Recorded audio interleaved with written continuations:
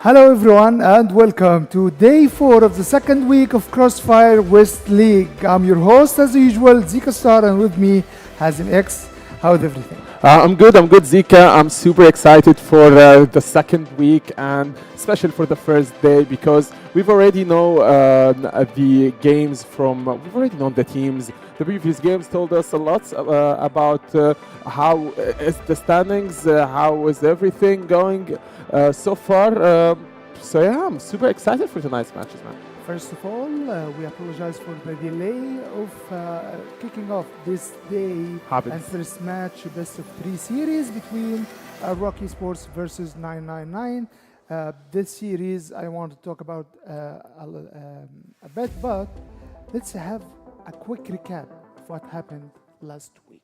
Yeah, speaking about what happened about last week games, obviously a lot happened, man. A lot happened for lots of teams.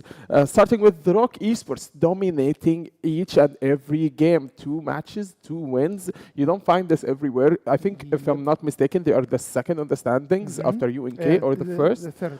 The first or the second for ROC Esports? First one is UNK, yes. Second is GG, third is... I think, ROC yeah, Esports. but all 3 teams won their matches. It's difference between the rounds. Differentiate between them the rounds by AP and rounds. Yeah, but for ROC, this was an insane run. If I'm not mistaken, most of their matches was 2-0, except one game, which went to 2-1, and that's for ROC Esports. Speaking about another team, let's speak about their competitor, 999. They struggled within their previous matches. Not a single win. I'm not speaking about the series. I'm not speaking about the matches itself. I mean, 999 need their first one. Losing to TBI 2-0. Clean sheet for TBI. Speak about TBI, by the way, they lost already 1 match, but they won another, so that, you know, makes up for it. Thanks to Penguin, Dirty, King, Poker, and especially the guy who looks like me, Hunt. Moving forward to GG, as you said, they are the second in the standings. They won against 999 with a score of 2-1. Actually, 999 did perform well against the boys of GG, but it was not enough. That's for GG Esports. UNK, of course, nothing to say about UNK. They played 2 matches, 2 wins against Anubis and GV. The standings speaks for itself. Zika, UNK the first place, GG the second place, and ROC Esports the third game. That's for the boys who won each and every match that they played. It's a difference between the AP and the round, which, okay, it does not make a huge difference within the second week of the game. But for TPI and Entropy and Anubis, it's a matter of wins and losses now, because TPI played 2 matches, won 1, same for Entropy. But the difference between the rounds and AP will make a huge difference with the standings and where are you in the league. I think everyone in this week, they want to make up for the first week. And for teams like ROC, GG, and EYG, I think their main goal is let's just farm more, let's win more, and ROC Esports starts their week with a solid game against 999. I think all the odds makes ROC Esports win this game, yes. But 999 they may work on their problem. They had some communication issues. They played really well. They performed really well versus GG. This game is going to be a tough game. It was a tough week for 999, but I think this start will give them more experience, and they want. We don't think about ROC Esports anymore. Yes. We played this game, we end this game. Now we're thinking about what's going on in this upcoming match. I think all eyes going to be on Team 999. As you said, not lots of eyes going to be on ROC Esports because it's the usual performance for them to win, and they are always seen as the champions of the West League. But as I said, all eyes going to be on the boys of 999, especially after losing to TBI, followed by another loss of GG. I can't believe that a team that has QGK, Dean, and CRS loses game after game after game after game. Maybe they did not play enough matches, but we need to see them. In a winning match. So The first week. But it was the first week also for ROC Esports. It was the first week also for Anubis, for GG. Yep. You have to get your first one eventually. Yes, but for a team like GV, for example, GV lost their 3 games in the first week. But that's another story for another time. ROC Esports on the screen. Boys locked and ready for the upcoming series. Yeah, the boys that we know and love, Tutson, Snare, Snake. By the way, Snare and Snake for me are seen as the golden boys, the combo that any and every team needs. Sometimes we see them with the double OP.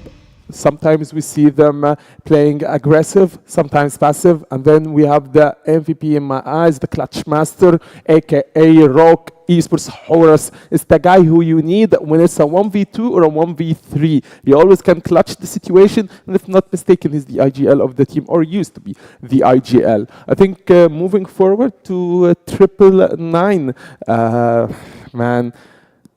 They are going against it's gonna be a tough game for 999, but 999 needs to focus on what they can get from this phase. Facing ROC Esports is a huge plus for gaining experience, knowing their play style. Yes. Getting you ready for a second week that needs all the work. As you can see, the 999 boys are here ready to, try and get their first one. Maybe it's a tough match for them, but still, I do believe in the 999 supremacy because... Yeah, especially QGK. Yes, and QGK, Dean. we saw him on the MVP. We saw him on the head-to-heads. Great numbers, great performance.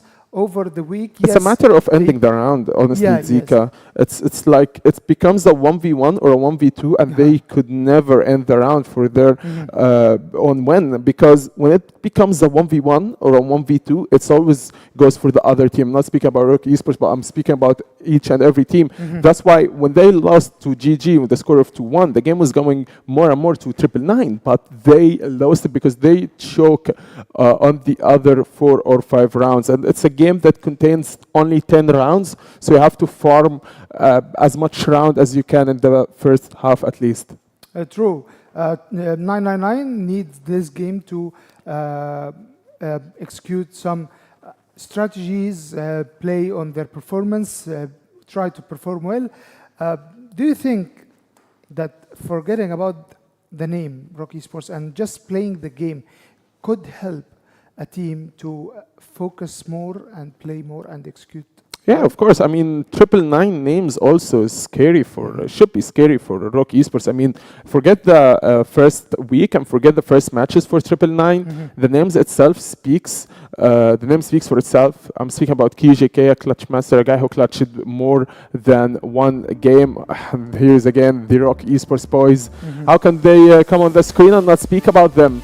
Dots, Horus, Snare, Snake, the boys already locked. And back to our point, the team like 999, I think they have big names going here. They can get their own rounds. Sometimes the game is going back and forth, but to be honest, it's not for long until ROC Esports, gets a clean sweep on how it goes.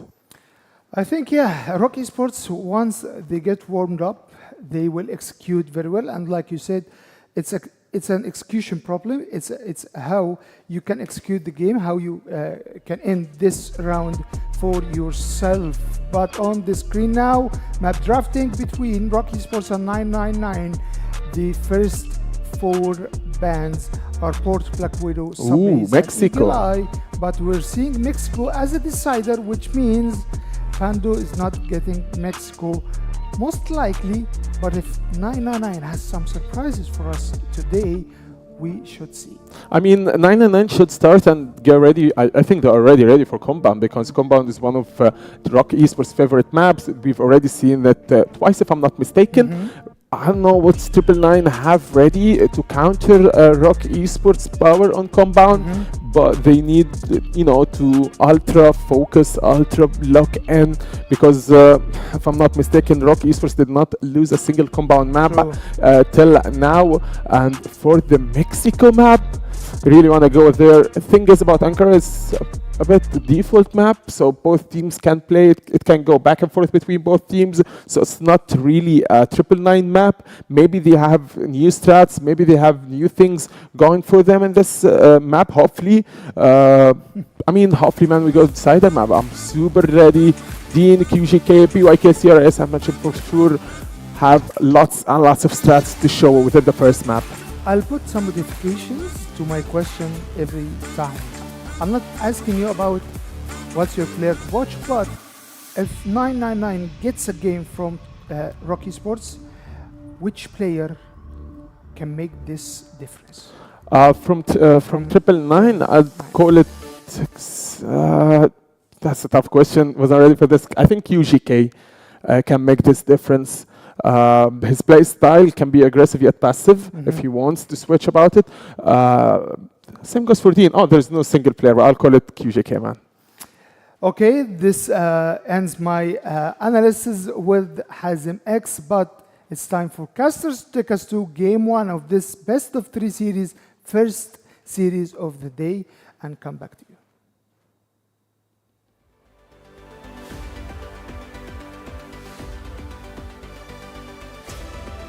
Here on CFWL for the week, and it's now Kai, of course, joined by Pandoxin for today. So, we've already kind of had the analyst breakdown a little bit in towards this first series, and expectations, Pandoxin, that this one should be pretty quick. It should be, yeah. Hello and welcome, everyone. Mexico, right? Let's go! But yeah, maybe not, I guess. So yeah, there was a lot of, delay, a lot of talking already, so I'm just really excited to jump into this game. And to be fair, like Hazem and Zika said before, I feel like ROC Gaming will have a very good day today. But, you never know. Maybe 999 has something in store we just don't know about yet. It's true, right? And, maybe they've been able to do a little bit of preparation, a little bit of counter-strategy coming in to a pretty important game. If you can scout one of the big boys at the top, right, it makes your season as a whole considerably easier. But that is a lot easier said than done. We will be getting underway, hopefully, in just a moment. We've got pretty standard maps to kickstart things, of course, like the Compound, for example. But you did touch that Mexico, and that could be very interesting. If you get towards Mexico, it's a considerably more different map in the way that you approach it to a lot of the rest that are more standard and picked in more regular. So if you do get towards the third map in this best of 3, there is a decent chance that 99 could just have a few awkward strats up their sleeve, because it is a difficult map to play against sometimes.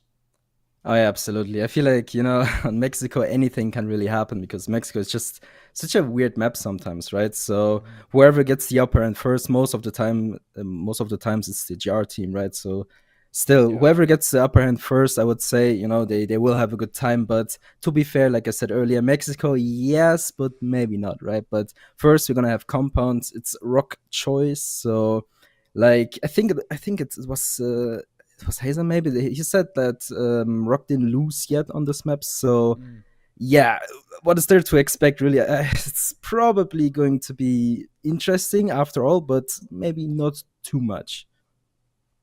Yeah. I think, when we talk about it, Mexico, while it would be a sort of a fun map in a sense to go to, it definitely feels completely sort of unlikely in also the other sense, right? ROC are such a solid side, of course, not only now sort of domestically with the CFWL, but we've seen in the grand finals, we've seen them in Vietnam for the Summer Championships as well, where they've been able to prove just how scary they can be internationally as well. But we are live to get this show on the road.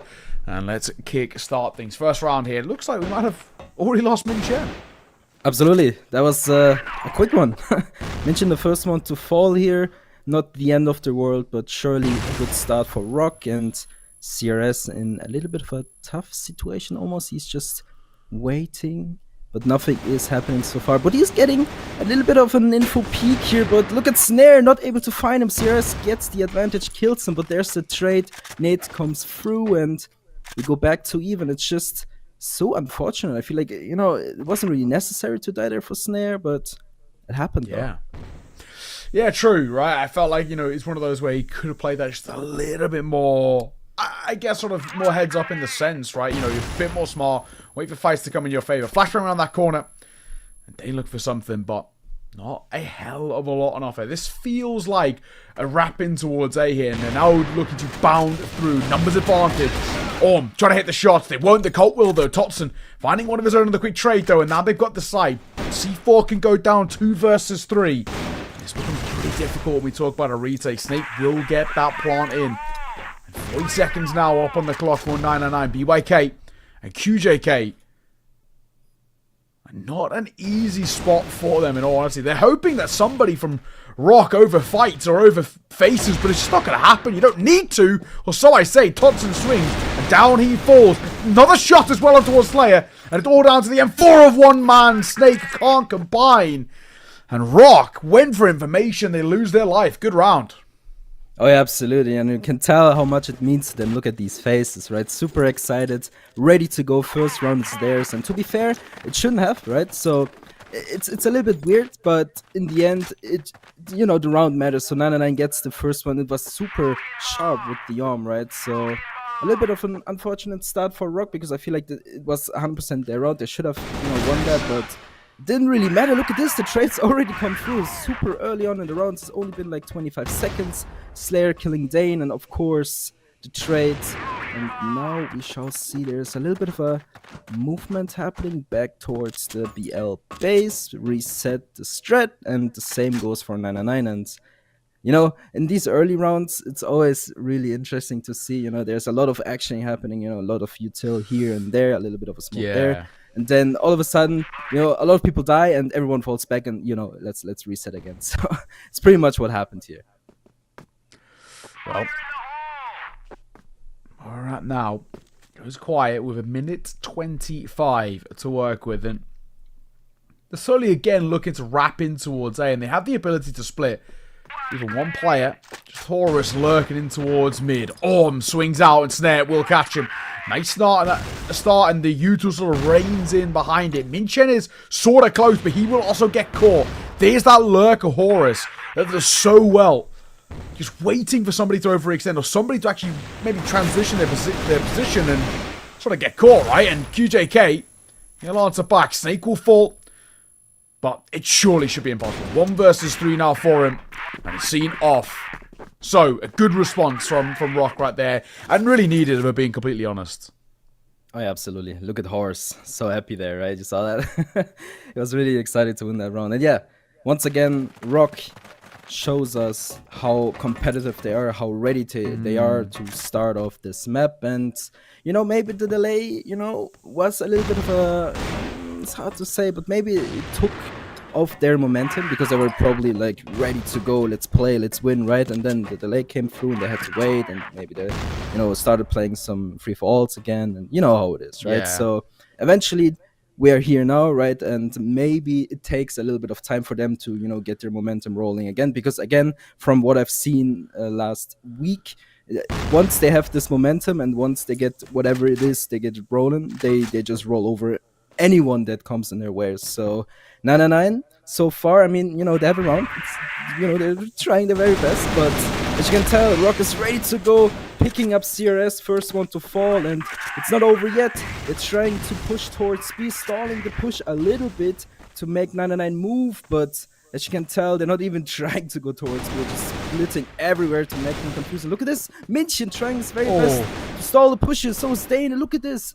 It's just back and forth all the way. Now a 2 versus 2 situation. Snare and Slayer trying their very best, and now it's only QJK to save the round for 999. It's difficult.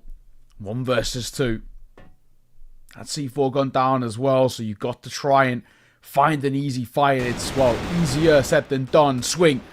And QJK now spotted out as well, and they're going to bound around that corner. And they Might do a little bit of damage to soften up Snare, but even still, actually it doesn't. Snare going for another peak, but it's Slayer who sees it off. Good work for ROC Esports, continuing just to build on this gap and build on this lead and try and sort of do what you can to pull far away now, right? You've got a 1-round advantage. You just got to keep a bit of consistency up and put, you know, that pressure on towards 999. Make them feel uncomfortable in this opening map. Yeah, absolutely. And it seems like we are going to have a little bit of a pause as we switch to the player cams. Taking a good look towards ROC here. Just chilling, you know, just waiting. Waiting for anything to happen. Probably gonna jump back into the game very soon. And here we are at 999. A little bit of a different scenario here, I would say, right? I mean, when we look at, you know, the players of Team ROC, you see everyone is kind of like focused, like smiling a little bit here and there. And at 999, a little bit of a different story if you ask me, but maybe it's just, you know, maybe it's just a picture I'm getting. Not sure though. Yeah, a little bit more sort of serious in a way, but seems like some sort of tech issue, I think, is the problem. But at least we can still sort of see everyone's PC in a way, so that'll help. You know, everyone is still like logged into the cameras. There's still good internet. That's at least a somewhat solid sign, I guess, that, you know, maybe things aren't too drastic. Maybe it's just a quick little server change or whatnot. But hopefully we'll get back underway as soon as. Yeah, absolutely. I mean, we all know CrossFire. We all love this game, right? But sometimes, you know, sometimes it can get a little rough, but it's not the end of the world, right? We have some time to look at everyone, you know, take a closer look, I would say, you know, look at Horus, you know, scratching his nose. But yeah, let's just, you know, talk about the game. So far, you know, 999 had a very strong round 1, even though it was very close, but then all of a sudden, you know, obviously kind of ROC came back, got, I think it was like 2 rounds in a row for them, and yeah, so far it's kind of going according to the plan, I would say, kind of, but you never know until it's really, you know, over. So let's see. True. Someone's got up there in the middle for 999, so that might be where our tech issue lies. But like I said, the camera's still there, so it's not an internet issue. Hopefully something that we can get back underway. But yeah, so far, early start here. Not too much to read into. It seems like, for the most part, ROC liking those A hits. Retakes, bar 1 round, haven't been too great just yet for 999. But, you know, like you said, it's still pretty early doors. Well, as we have some time, how would you rate the jerseys 1 to 10? Oh, I can't really see that much, because it seems like as well. Oh no, actually no. I was gonna say it seems like there's 2 different ones, but no, there's just a white strip which I can now see on Horus's. I quite like the I like the color purple. I think that's pretty sick. I don't know. I'm assuming on the flip side of 99 they don't have jerseys. Well, they're not wearing one that I can see. So no, they don't. No. Yeah, but ROC, I like it. I give it like a 6. 6? Just because the reason why is I have like a rule, and it's something that I've been tweeting about a lot with a lot of organizations, that I don't like jerseys that their main primary color is black, because every esports team just makes a black jersey, either black or white, right? So I want, like, if this jersey was like all purple, I'd be super with it, because that's you know, that's the colors and that's the identity in a way, right? So that's what I sort of wish it was, but yeah, no, I don't like jerseys that are like, you know, that their main color, I guess, in a way, the staple color is black, because I think it's quite boring. No, I totally understand. I mean, the color is nice, you know, it's something else, right? Yeah. You don't see like purple all that often, but of course you're not wrong about the, you know, black and white thing. So it's kind of common, I would say, but kind of depends on the design for me, to be honest. But yeah, like if it was purple with black, like, you know, accents, I can get behind it, but it's sort of the other way. Absolutely, it's kind of kind of sad that 99 doesn't really have jerseys, because I feel like with that name and that logo, you can do a lot, right? At least out of my Yeah. perspective, right? But they don't really do have any jerseys. I think they have like a T-shirt maybe, but we are back into the game. Hell yeah, let's go. So let's see any movements. Nope. So far, everyone is back in their position. It's a little bit of a standard play, I would say. You know, have a little bit of a stack towards belong here from ROC. Probably going for a little bit of a peekaboo, as I think it's QJK. Yeah, it's him just, waiting together with, who's that? Yeah, with BYK. So they're just, waiting for anything to happen, and they will eventually have a little bit of a contact here. Look at this snare slowly approaching towards section here. Is he gonna spot anyone? Oh, this looks a little bit too close for comfort. Oh, what is my he God, doing? no way. What is he doing? And now everything might fall apart here. It's just BYK here saving the day almost, but now there's Tots and Horace cleaning them up. And to be fair, this was a major issue here, switching to the smoke, letting anyone just enter the section there by himself. And look at this. Yeah, Horace now cleaning Dane up. And to be fair, that was a mistake. I'm speechless, really. Yeah, that's a crucial mistake to be making like that. And, at that sort of time, just as they're jumping through the window, and, gotta give credit to Snare. That's an incredible reaction from him, right? To be able to flick in towards his right-hand side, get that kill, and then kind of continue moving forward, but never should happen. So 3-1 for ROC to start off. That's what you want to see, right? This is a side who we have big expectations for. They are considered the best in the region for a reason, and we expect them to kind of dominate most series they play. Now this time around, a little bit of a different approach. I think he felt the smoke there.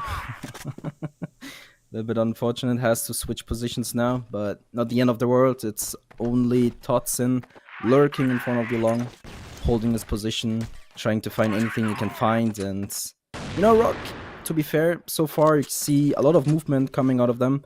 A lot of switching towards B, towards mid. Not too much on A, to be fair, but you're gonna see a pop flash coming out from Snake, opening the way for ROC to enter the mid. And yeah, it's almost the same scenario as we had, I think, like 2 rounds ago. Yeah, I think it was 2 rounds ago. Same scenario, yeah. Grouping up in front of GR, just see what you can see, try your very best, and there comes the flash from CRS, but it's not going to stall them all that much as the smoke comes out. Minchin going for the peak, instantly gets shut down. So is CRS. Horus with a clean double kill. Not even a challenge for this guy at this point. And look at Dane trying, but to be fair, Horus is on a run. He's just cleaning him up one by one. That's right. Bomb down and no, QJK. Not a lot we can expect from him. Down he goes. Simple way to close. Totson sees it off. So 4-1. This is ROC showing their dominance and actually showing their sort of level right now. We know and we expect really big things out from this side, and we're seeing it in these rounds. They are just looking very, very comfortable indeed. And it's tough, man. It's tough. I think for 99, obviously, expectations are quite minimal for them in this series. And Slayer, what a start from him. A sort of a fadeaway flick to the right-hand side. We'll get an opener. CRS tried to go aggro and it didn't work out for him. Well, CRS very, very aggro towards mid there at the container. He even had support by Dane with Sniper, but didn't really work out. He wasn't even traded. A little bit of a weird outcome, if you ask me, because if CRS dies, it's not the end of the world because it's like really deep, right? But Dane should have, maybe traded at least, but, didn't really work out this way. But for me, it's just a little bit weird. But yeah, here we are. CRS down 0-3, not the best performance so far. On the other side, of course, ROC. You have Horus. I think it was Zika or maybe Hayes, I'm not sure. They were always like talking about Horus, right? How good he is, how sharp he is with his shots, right? And I mean, they're not wrong, right? We are here again. Horus 5-1, really stepping up to the plate once again for his team, And to be fair, I think Horus is like one of the best players in this season we have so far. Yeah, I gotta agree. He did a lot as well, sort of internationally on LAN. He looked really, really solid. Slayer will find Min Chen. Important kill to open things up. And now they're starting to wrap over towards B. BYK is over there alone. Actually, they might try to go back. They sort of go into the stack a little bit, and Dane not doing too bad. Puts it in towards a round for 999 as he just shuts it down. I felt like they sort of felt there might be more presence over towards B, so they're wrapping in towards A, and they just get a little flustered by the mow down, the spray down, and credit to 999. All they had to do was sit on the site and wait, and the fights came to them. Yeah, maybe a little bit of a miscommunication coming out of ROC because no one was watching Z. So everyone is kind of looking towards Bombay side, but Dane, once again, starting off, picking up Snare, good start.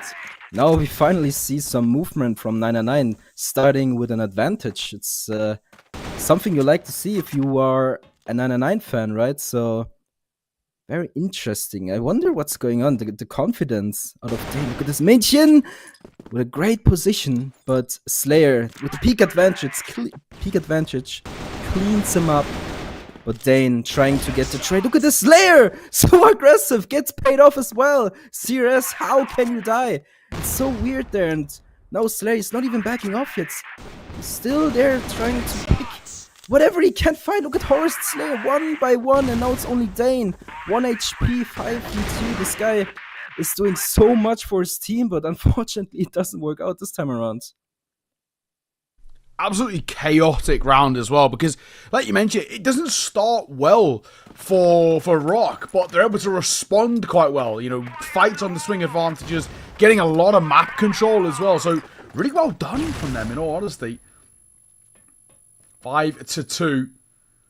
It's already not a bad start for ROC, and the way they're playing, you can probably expect maybe even, you know, 1, potentially 2 more rounds to be added here, which would be pretty wild, in all fairness.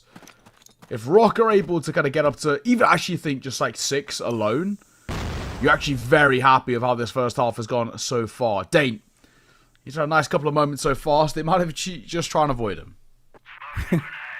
Maybe, yeah, no, you're absolutely right. I mean, Horus, 8-2, he's so ready to go. He wants this to be over. But we are so early, you know, there's so much left to do for both of these teams. And to be fair, Horus almost getting the frag on BYK there was almost, you know, was close enough, but now ROC grouping in front of B once again, and you know, for me it feels like they do a lot of the same things all the time, right? So we always see them grouping out in front of GR. They might go back, they might, you know, as well push B. So it's a lot of back and forth, but in general, I would say they prefer to go towards mid and then, you know, work their way from there. But, you know, you also have the options with A long and B long, right? They don't really use that, and it seems like 999 doesn't really know what to do about that. And look at this, the trades come through once again, super sharp here from CRS, but look at this, Dane once again, good for 2, and it just goes back and forth. Snare, good for 3. Now it's only BYK, 1 versus 1 situation.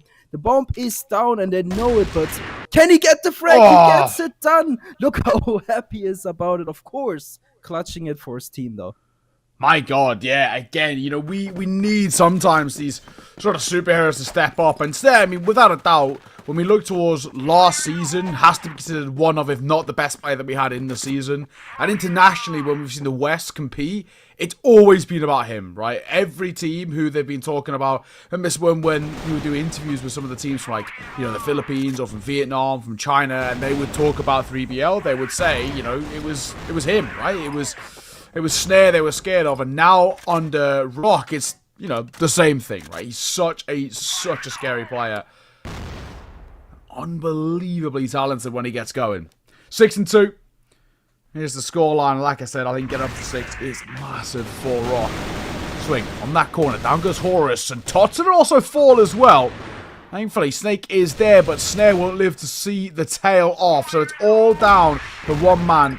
And he's seen off by the goal, so good response by BYK, might I say, shuts it down for a third for 999. Absolutely, yeah. So, I think 3 rounds for 999 is pretty much the best, you know, they could have done here. And it's absolutely deserved, of course, you know, not to be too unfair towards them, but I really gotta say, ROC looks really good so far, right? So the way they move together, the way they, you know, play together as a team is just so much better in comparison to 999, right? So far, so good. But of course, we have the second half coming our way, you know, some switching happening in the back. So we're gonna look at the player camps once again, and you can really tell everyone from 999 just super focused now. Of course, the same goes for ROC. But to be fair, I think ROC has a little bit of a better time, right? Of course, you know, you have Horus in your bag, you have Tots, and all of these players, key and star players, right? So if you have a star team like ROC, you don't have to worry about anything, right? You lose 3 rounds, whatever, right? So you just move on, win another couple of rounds, and then, you know, map win. Yeah, exactly. You're not under, you know, too much pressure right now. You're already the majority of the way towards the finish line of a ROC. It's all about just closing out this map and closing it out, you know, comfortably. I think is the main thing. Like we spoke about with ROC, and we look at them in the scope of this season, they're a side who should actually win the vast majority, if not all, series 2-0, right? That's just the level that they can play, and that's the level that they've sort of proved in a way as well. So yeah, I mean, this sort of a game against 999, they should be taking 2-0 and comfortably every day of the week. So the scoreline we're seeing right now is, yeah, it's spot on.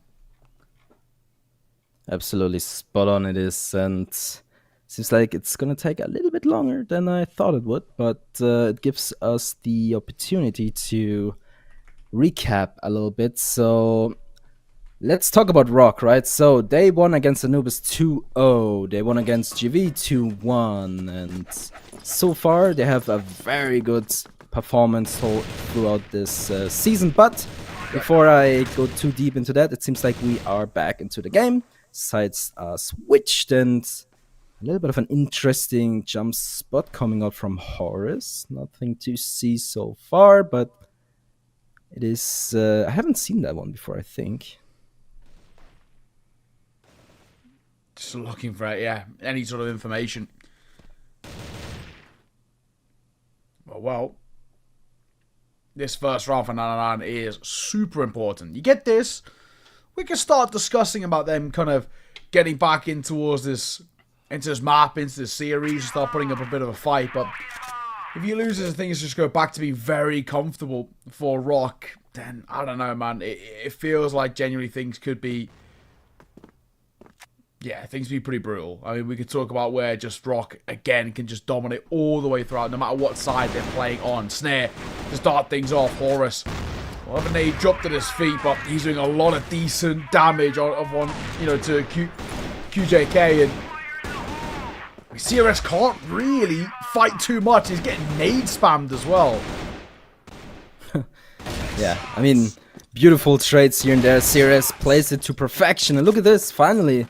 Some more aggression coming out from 999, but CRS too aggressive, I would say. But look at this, Dane not stopping anyway either. So already securing the bomb side A, but there's no C4. But it seems like they don't even need it. They just clean up every ROC member they can find. And to be fair, this was a really strong round from 999. It looked a little bit scary at some point, but look at these kills, right? So they're ready to go, ready for the second half. And you know what?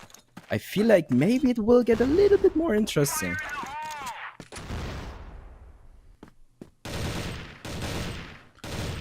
Well. 6-4, so a 2-round game.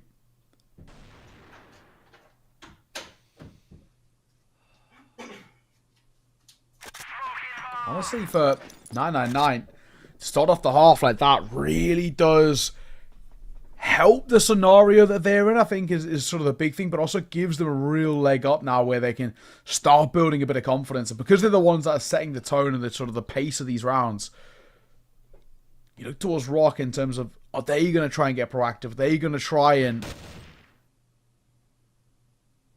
you know, I guess, in a way, try and fight fire with fire? You can't really allow 999 to just run rampant in the early part.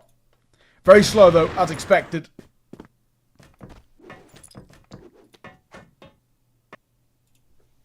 Yeah. Very slow round so far. I mean, no dead bodies on the floor yet.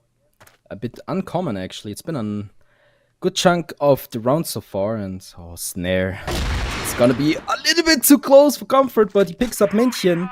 Knows potentially there are probably some more players on the way as well, so obviously he's gonna fall back for a little bit, but knowing him, he's probably gonna re-peak eventually. But look at this, 99 stacking up in front of mid. They're trying to make their way towards mid.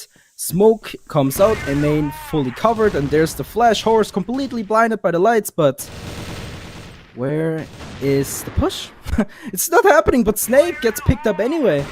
It's a little bit weird, but Horus picks up Dane, and he picks up a second as well. Now Slayer trying to fight his way. You know, it's just back and forth so much, and Slayer, it's just, I'm a bit speechless. The push is being stalled so much. I mean, you know, there's some dead bodies on the floor, but the push was so slow and confusing to me. So yeah, ROC anyway picks up the round, and obviously you can tell by the player faces here, right? They're a little bit confused as well, like what happened, why didn't we push instantly, right? So yeah, a little bit of a weird round, but it is what it is, right? I feel like the comms really fell apart there. I'm being completely frank. For 999, it felt like the communication was so lackluster. Question being as well, for them, can they respond straight back into this? Because, you know, when you have a bad round like that, the worst possible thing is that you get a little tilted or get into your own head about it. It does put you in a, you know, a really tough spot. So, I don't know, they've got to try and respond as soon as and put pressure back onto us, ROC. Yep, and you can tell ROC ready to go. A lot of aggression towards mid there, especially in the very early round there, right? So everyone is kind of grouping up there, just eventually falling back, and it's only Snare still standing there, now backs up. I think he leg shot BYK there. By the way, BYK 6-1, really stepping up for his team. I didn't even realize that, but he's almost playing alone there. Look at München finally putting some frags on the board as well as he gets traded out. And a little bit unfortunate. I mean, yeah, he got a frag, but now it's instantly traded again. Dane missing a crucial shot here, not able to get anything done from his position. Horus taking him out, but to be fair, it's a 3 versus 3 situation. Obviously, a little bit of an upper hand for ROC because of the HP of BYK, but look at this. They're missing a crucial shot as well, and now Sirius picks him up, cleans up the A side. Now it's clear. Now it's only Snake they have to find, and so it will happen. Now Totson all alone gets 2. Is it possible or not? It's a 1 versus 1. Sirius trying his very best, but he can't fight Totson. Totson is just so good on his shots. So yeah, huge shout out to him though. I can't believe that Totson gets away with that.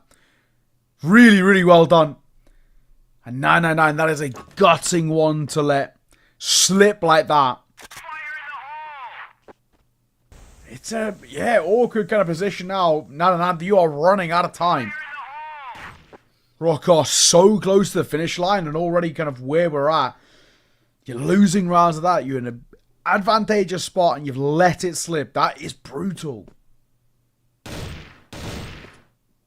So ROC for them. A couple of rounds away now.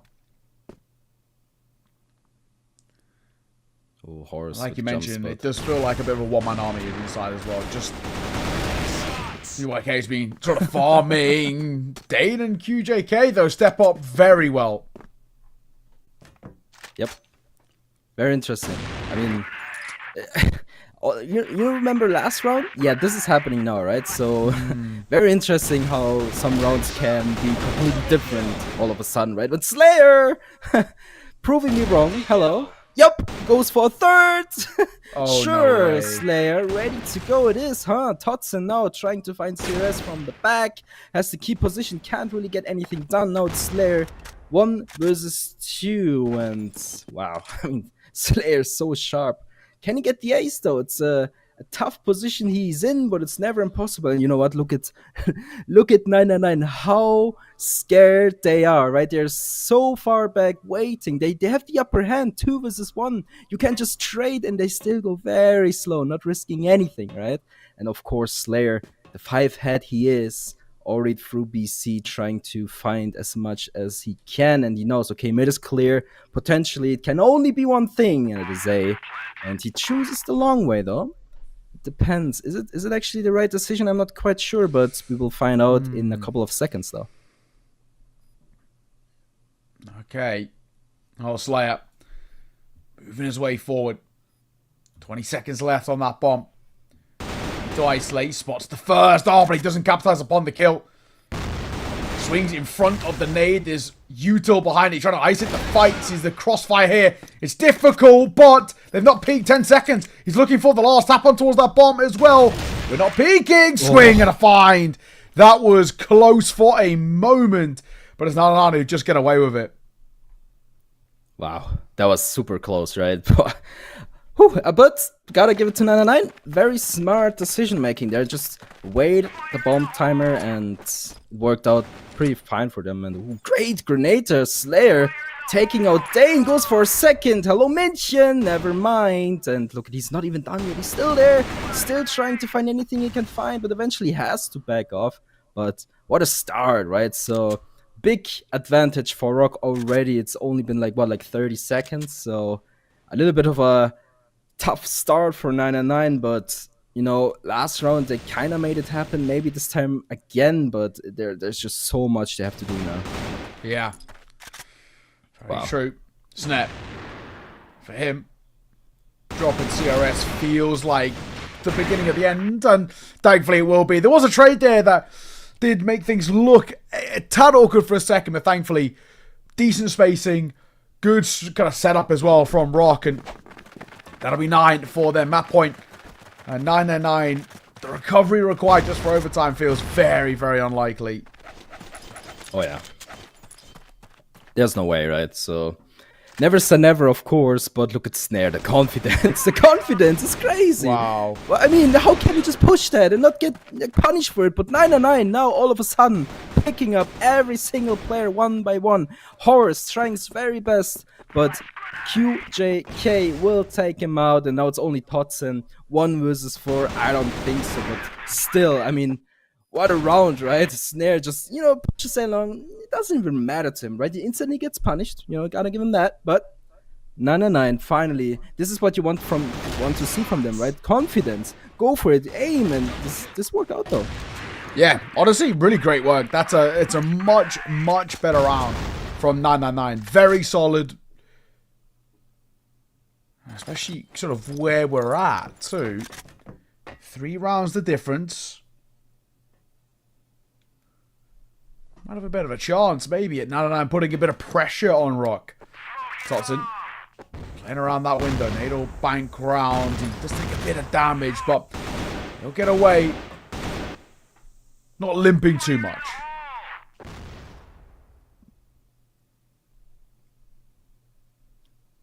Yeah, so we are back to this, right? Stalling, waiting. Yeah. Anything can happen from here, right? But 999, finally with a little bit of a different approach, I would say. But is it going to work out for them? I mean, Totson probably spotted them already. Look how ready they are. But, of course, 999, they know they're just waiting, right? So, stalling a bit longer.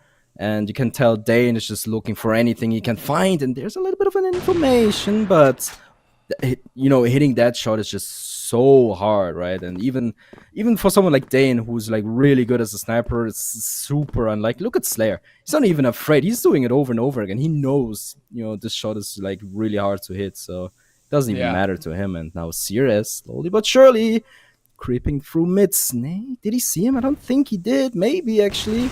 There's a smoke coming out, and there's a flash. Snake swings, but can't find anything, and the camera a little bit unfortunate there. Cirrus picks him up. Slayer now waiting for his potential trade. The flash is so good. He's completely blinded by the lights, but Cirrus doesn't check the corner, and now it's all up to Totson. Can he get this done? I mean, it looks so good already. Snare, and of course Totson as well, cleaning up all of these players one by one. Now it's a 1 versus 3 for the clutch, and to be fair, as much as BYK has proven that he can be a good player here and there, it's very unlikely. And look at this, he's not even able to get anything done from his position, and what can we say? This is it. Yeah, I mean, really well done from ROC. I think, you know, a tad bit closer maybe than they would have wanted, but I think for the most part, comfortable, great work, going through the kind of the protocols that we expect of them, and actually just playing to a very, very solid level. So, you know, the opening map going their way, it's as expected, right? This is a side who we always assume are going to be able to be dominant, especially against oppositions like 999, but it's good that they're able to sort of prove it to themselves. So fantastic work.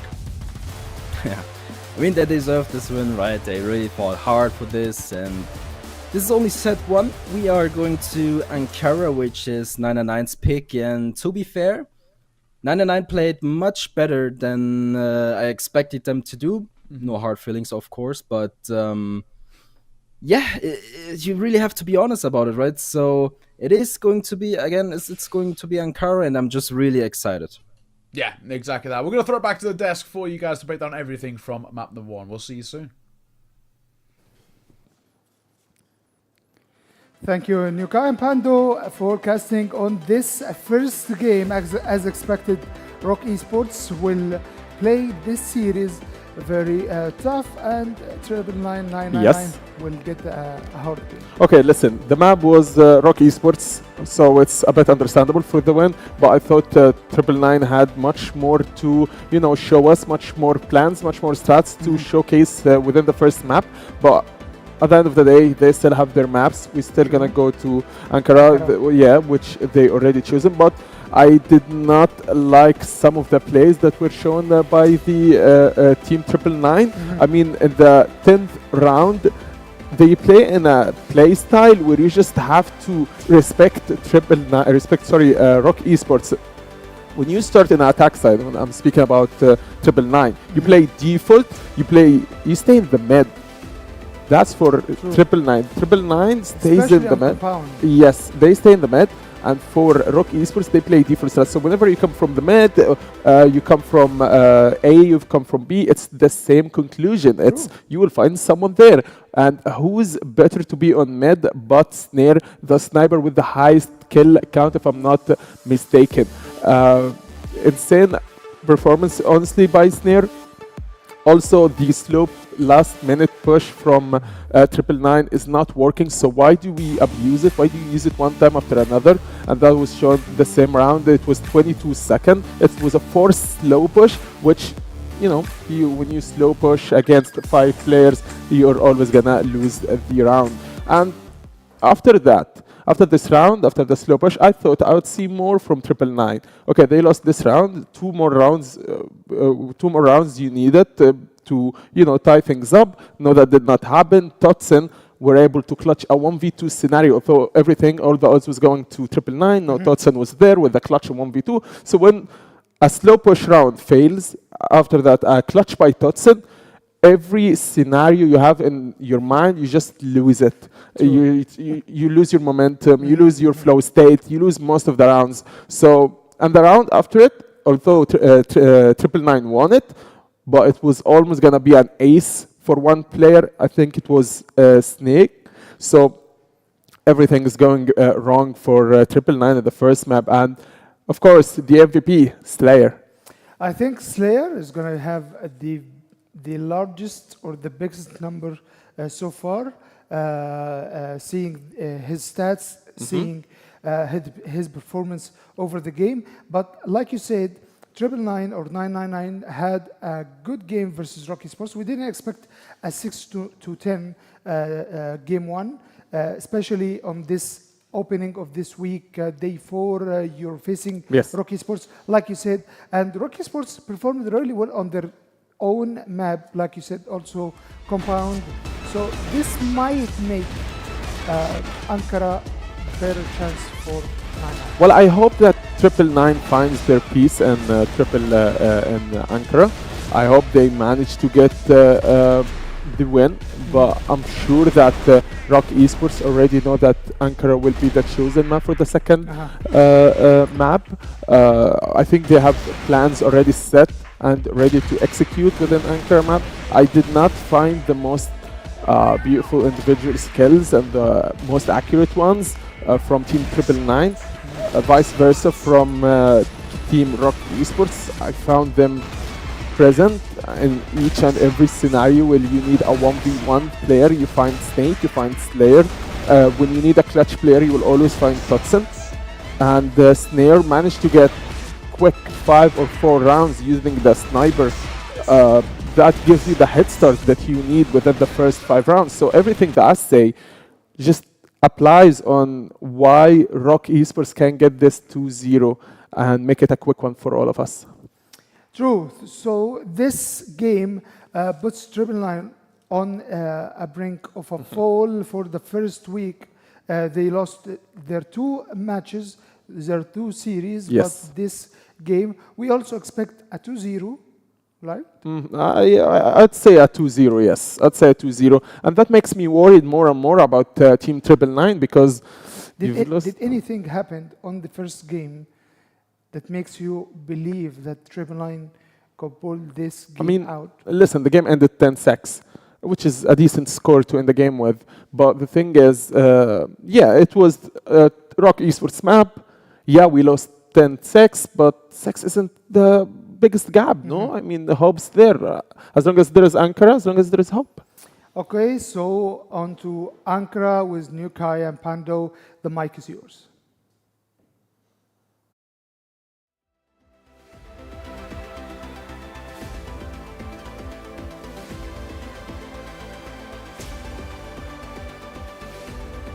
I guess for me, I start to get a little bit excited, I think, for maybe the level we can see out for ROC now, right? I think this is a side who, obviously, I think this is a map they played a lot internationally. They look very, very solid on it. This is a map in which they've been able to get under their belt. And I think, for 999, they obviously don't have that experience, right? They don't have the Grand Finals. They don't have Summer Championships. And that's where you probably look at this and say, things should actually start to into place very well. Kind of, as the guys on the desk were talking about, this feels like it should be a very quick 2-0. We kind of make up for the delay that we had a little bit earlier, make up a bit of that schedule, don't finish too late at the end of the night and all the rest. And I think ROC are in a pretty prime position to do exactly that.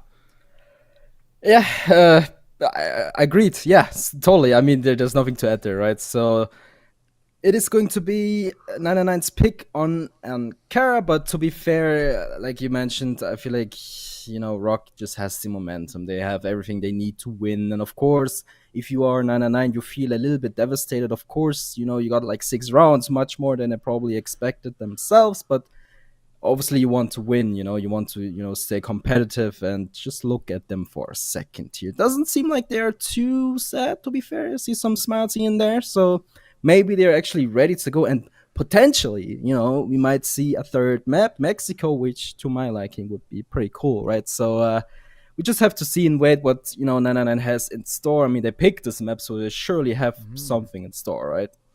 Yeah, exactly. That is the hope at the very least.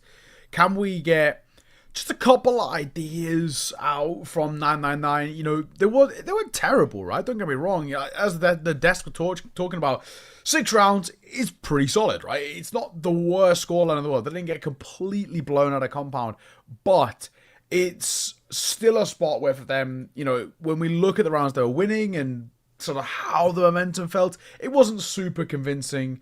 So yeah, tough predicament I think we're in. I think 99 have got a lot to do to prove to not only ourselves, themselves, but to us, right? That they actually can compete here against ROC. It's a big ask. Yep, and as we are in-game, we can tell Totson already good for 1, picking up BYK towards a main. Wonder what happened there. Probably just like a very ballsy P from Totson, just, go for it. Hello, peekaboo, killed some, and that's probably what happened there. I mean, Totson, right? He does that all the time, and now you can tell. 99 gets a lot of map control. They have so much information. They have to know it's gonna be A, and there goes all the utility in the world. But Dane, what can he do? He picks up 1, but there's the threat. Sierra's first one to fall, and a little bit of a dink here onto Slayer, just smoking off a main again, and yeah, Dane finally picks him off. A good start, makes things more possible to go their way, and now it's going to be A retake situation for 999. Time is running down. 25 seconds on the bomb. And eventually they have to make a move. And there it goes. Mitchen, first one to fall there. Nice shot on his head. Now Dane, good for one. Horus can't really do anything either. And it goes back and forth all the way. But in the end, it is going to be Totson. Good for 3 overall. A good start of the round though. Yeah, exactly that. Very nice hit as well. The execute, very solid. What you want to see, and I think for 999, on the flip side, this could be sort of a tale for them. I think we do worry about, the position that they're in. Because I think, for 999, they've obviously got to have a really good game plan. But I think another thing for them is that they, in terms of their individuals, sure, they've got a couple of good moments here and there in towards map number 1, but I'm still not convinced that if we just talk about raw head-to-head duels, that 99 can compete at the moment with ROC. And so even if the game plan's there, and even if things do go, sort of in some ways in their favor, I'm still not super convinced that they're going to be able to take this map and push us towards a third. Yeah, to be realistic, it's very unlikely. Look at this! There! Hello, Peekaboo Peek once again, so aggressive, but of course, with all the confidence they have right now, there is no wonder, right? So, you can do it once or twice, but you will eventually get punished for it, as he did. Now, again, it is going to be Totson, 4-0 though. Really trying his very best, and he's really doing a lot for his team, but now he is going to have, he's going to have a very hard time against Free. And he just peeks, he just peeks. He doesn't even try to go for like a long rotation or whatever. He's just like, yeah, you know what, whatever, go next. And another round for 999, looking, I would say, a lot better. But obviously it's their map pick, so they have to look better, right? This is something they have to do, and this is the case for now at least. And we shall see and wait what happens. There's no main smoke to my surprise. A little bit weird though. I mean, ROC just crossing without any fear though, and look at this, they're just gonna jump in straight, no time waste at all. CRS blinded to the lights here, and look at this, 2 straight kills from ROC, cleaning up the A set here. And I mean, what a push. There was no main smoke, no, nothing whatsoever. And 999, they didn't even use it to their, advantage. And now this is all falling apart. One by one, Dane dies to Snake, and now it's Minchi and QJK left alone versus 5, and to be fair, I don't see them winning. This is just too much of an ask for them, and they're just stalling time at this point. Maybe, you never say never, but there it goes, another frag, Minchi last man standing, and this is just over. Yeah, it is. Good work as well from ROC, and not only doing it, but doing it dominantly too is, sort of what you want to see. We're starting again to show a little bit of form and show that consistency out for ROC. And if they can start putting up consecutive rounds on the board, that's where things do, again, become difficult. But 999 wanted to try and fight. It's not going to work out well for Dane or for CRS. Well, mention creeping in the AC connector, but okay, well, wasn't really able to find anything.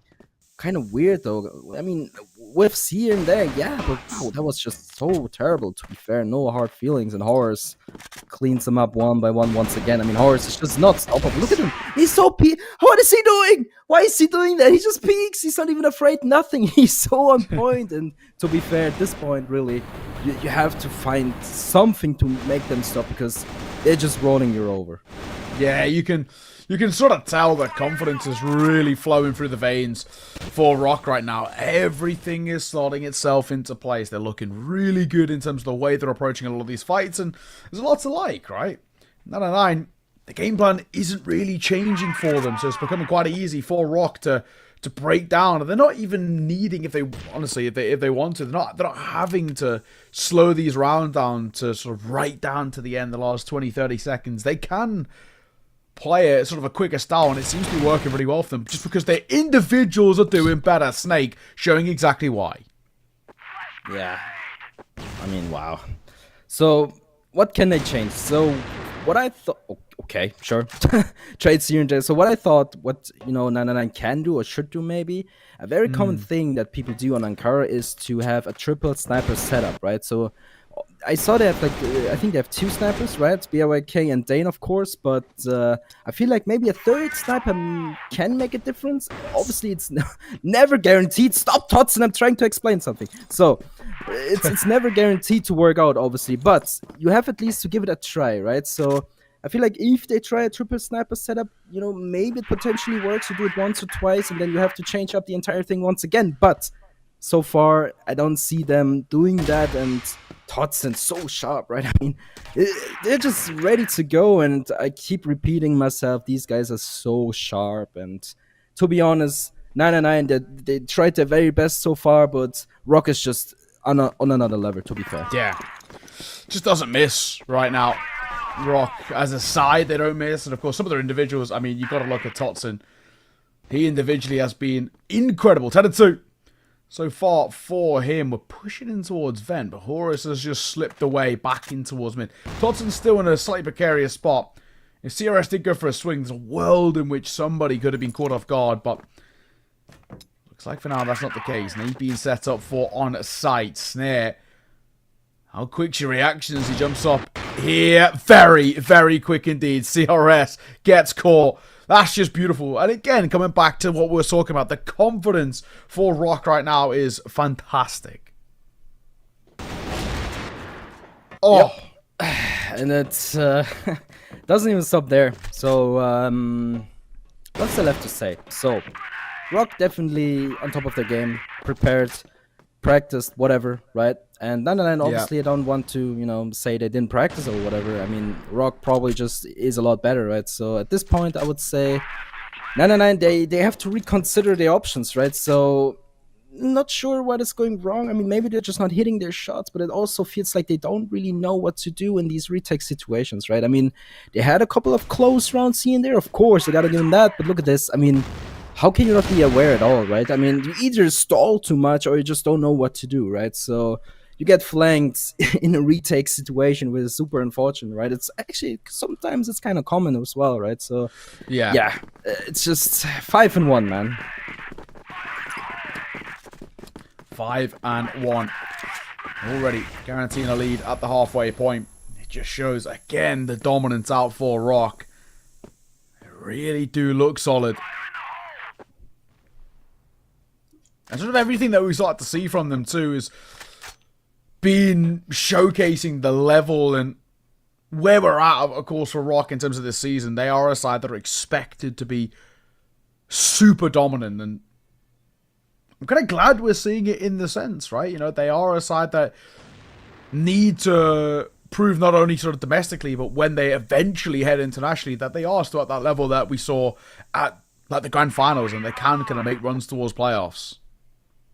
You know what? I'm actually kind of glad you bring it up, because I was thinking the same thing. Exactly. I mean, ROC, maybe they're actually like super competitive to, some of these CFS teams, and wow, once again, we see a back and forth, but 999 slowly but surely getting the upper hand only by 1, but as I mentioned, that Totson already trying to make things their way, and not quite this time around. I mean, there's a trade once again. Now it's Dane with a snare in a 1v1 situation. 1 minute on the clock, no bomb, probably no hope either, but Dane, he's holding his spot, he's holding, waiting, but eventually has to make a move. This is the case here. 17 HP, and I'm pretty sure Snare knows this is why he has his pistol out. He's just trying to find him. Dane, he's just, taking his time. No need to over-aggress, because he knows one shot and he's dead. And this is why Snare's actually still looking. He's just, running around with his pistol. He knows 25 seconds. He has so much to work with. There you go. Finally, smoke goes down. You will get the bomb onto the ground eventually. Now, Dane, 1 hit is what it takes for him, and it goes the other way around as well if he hits a sniper shot. So still a very winnable situation for Dane. Look at Snare. This position might be a little bit weird for him eventually. I mean, just a matter of seconds, but look at this. He gets the frag anyway, and you can tell how happy they are about it. Yeah. Oh man, this you see the kind of the chuckles and the laughs that come through. A scrappy round and a little bit of a weird, tumultuous ending there, but it is still ROC. 6-1 and 4 rounds away from the map and the series. And do you know what, honestly, quite quickly too as well. Oh yeah. Quickly it is. Yep. And it's a little bit unfortunate for 999 because they made their way out of the open league. They showed that, they kind of proved to us that they are absolutely worthy to be here. And so far they had nothing but a hard time, to be fair. Let's take a quick look. So they advanced out of the open league. They lost against Gaimin Gladiators 1-2. Obviously, you have to give them credit because they won one map. I think it was the first map as well in overtime. It was very close, but they won against Gaimin Gladiators, former LCK lineup. So that's a big thing, right? But after that, they lost 2 maps, like brutally, right? And they also lost 2-0 to TBI. So losing another match 2-0 is just such a tough, cookie to crumble. So to be fair, I hope they can make it work eventually. I don't know how, but look at Snare once again. Out of nowhere, he's just in the middle of the enemies. Look at here, he gets mentioned, but BYK, he's not showing himself, actually. He's hiding. Did he see him? 100%, right? What? Snare! I mean, what is there left to say? I'm speechless. Classic Snare, honestly. Just continues to be so difficult to deal with. Totson obviously had a fantastic map himself, and that will also continue as QJK gets caught. Horus going to see off the last. And a 7th for ROC, and they're making it look easy. Yeah, it's unfortunate for 999. Of course, a pretty commendable run from the open sort of season to get here, right? But it's a different caliber of opponent that you get in towards CFWO, and we are seeing it right now. They look fantastic. 7-1 for ROC. They are loving life in the server. Yep. Is it too rude to say it's a little bit of a warm-up? No, of course it is. So, yeah, 7-1, and looking at some of these scores, CRS 1-8, Minchin 2-7, and yeah, tough time, tough match, tough day, and tough season.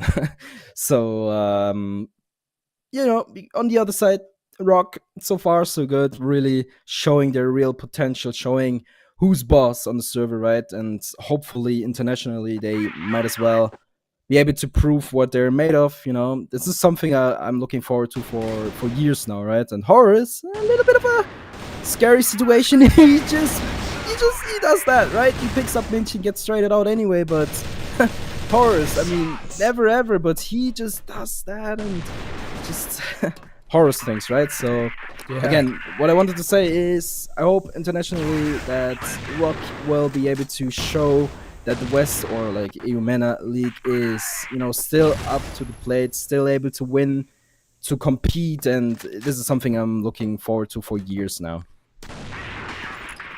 Swing and a find by Snare, and yeah, this one already feels like it sort of hit its conclusion. It really, unfortunately, looks like 999 have mentally checked out, if you know what I mean. I mean, they're in a spot where for them it just feels like everything that they're trying to bring to the table just isn't working. And, it is one of those where credit where it's due for ROC, right? They are just proving sort of just their level, right? We know that they're such a high-performing side, and we expect big things from them this year, right? We're talking about EWC, we're talking about the Grand Finals later in the year.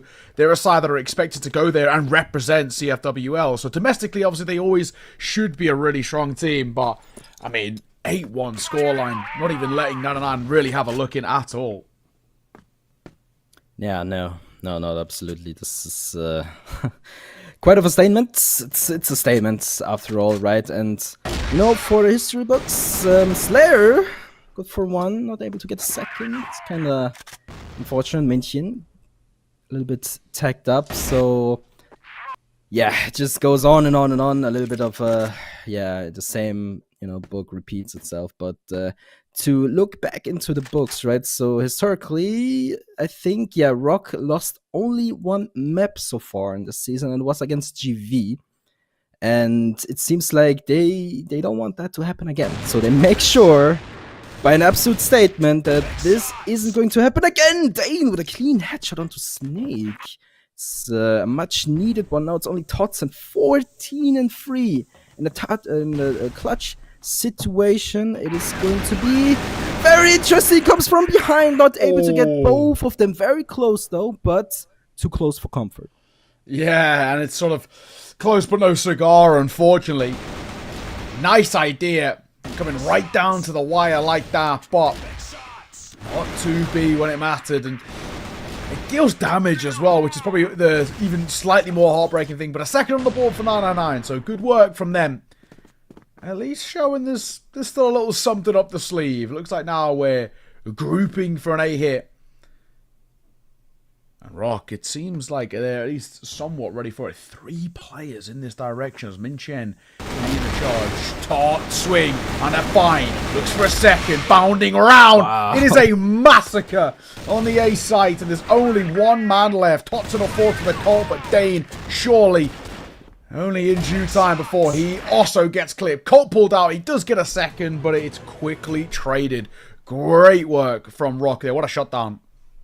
Oh yeah, I mean, that was, I'm just speechless. It goes on and on and on. I mean, 999, they're still trying. You gotta give them that. You know, they haven't given up yet. They're not just pushing mid randomly, right? So there's still some fire in them, right? So BYK here picking up snares, a good start, a little bit of an advantage to this round. But what was that?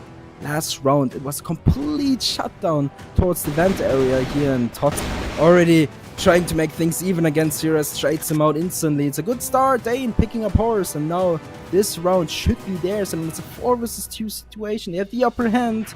No bomb though, it's still in the BL spawn, and Sirius, is he able to find Snake? He will. Gets the kill, gets the bomb set as well. Now it's only Slayer, but only Slayer feels wrong, right? It is Slayer they have to fight against, but as I mentioned, that BYK cleans them up, and another round for 999. Yeah, okay. At least showing they've got a few tricks up their sleeve and, you know, something to work with. There's still life left in them at the moment, I think is the main thing. So, where we're at, 999, of course, still quite the recovery required. No two ways about it. They are still 6 rounds in the hole. They can't afford to make any mistakes at all, as ROC are on map and series point. But it's the fact that we are seeing some pretty decent rounds come out that show they've still got a few tricks up their sleeve. They're not dead just yet, and they're not going to just roll over and die and sort of let it happen. They at least want to put up a bit of a fight. Horus are going to get caught to open things up. Yep. And it continues to be the case that 999 gets the upper hand very early on in the round, and so far it works out for them. I think it was 2 rounds in a row now, so make it the 3rd, maybe.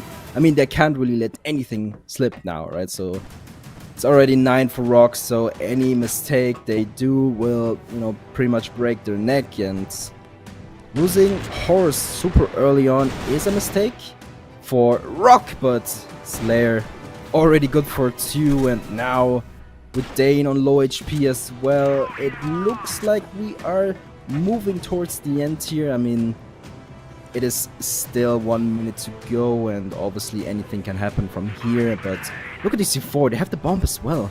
So 999 in a really tough position. Now the smoke comes out, Slayer very close, wrapping around eventually, but there's Dane holding the angle, but Slayer makes it so hard to kill, and wow, I mean, Sirius last man standing. Well done. This is it.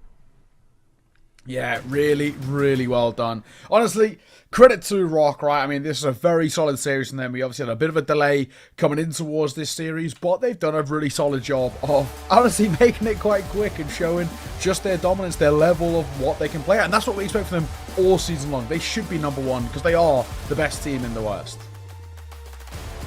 Yeah, at least for now, and you can tell, look, they're really happy about it, right? They, you know, they won.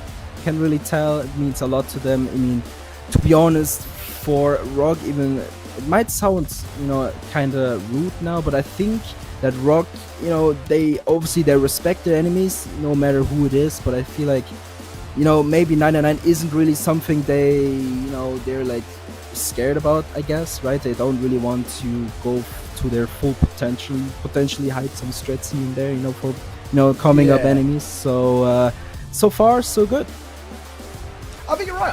I think there's probably a pretty valid thing to talk about sort of, not having to delve too deep into the strat book, if we're being completely frank, right? Because they don't have to. You're spot on. I think, where they're at, you save it for some of these teams towards the top end who actually can be quite scary, or if we're being, really honest, you're actually just saving them for the lands. You're saving them for international, because there isn't that many VODs and demos to kind of go over of teams, especially when we get to things like EWC in August or the grand finals in China. There's not loads of tape to go off. So I think if you have a few pocket strats that you've kind of figured out over the break between kind of the grand finals in December until sort of now, you save them, right? Save them to EWC for August. Or maybe if you really want, you try them in practice and scrims, but you don't want to be using them in unofficial right now if you don't have to, right? Maybe against some of these teams all the top end. And we know there's some fairly scary teams in their own regards. Kind of Gaimin Gladiators have a nice kind of couple of tricks up their sleeves. unKnights also can be quite scary, but I think you're spot on. Right now for 99, I just don't think they're a team that are worthy of sort of forcing ROC into the depth of their strat book. And credit to them, a very, very quick series and very good series. Yeah, I'm actually glad you bring that up, right? So in the end, ROC showing a very dominant performance, and 99, they have to go back to the scratch, I guess. So for them, I feel like they just have to improve somewhere. I can't really tell where, because everything was kind of falling apart. But guys, don't go anywhere. We are going to a short break. See you soon.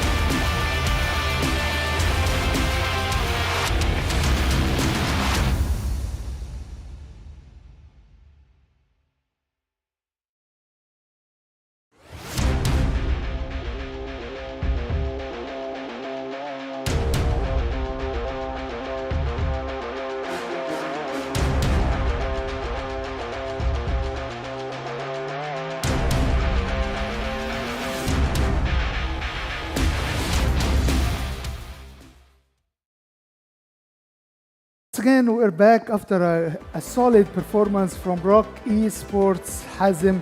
This was a game that we expected.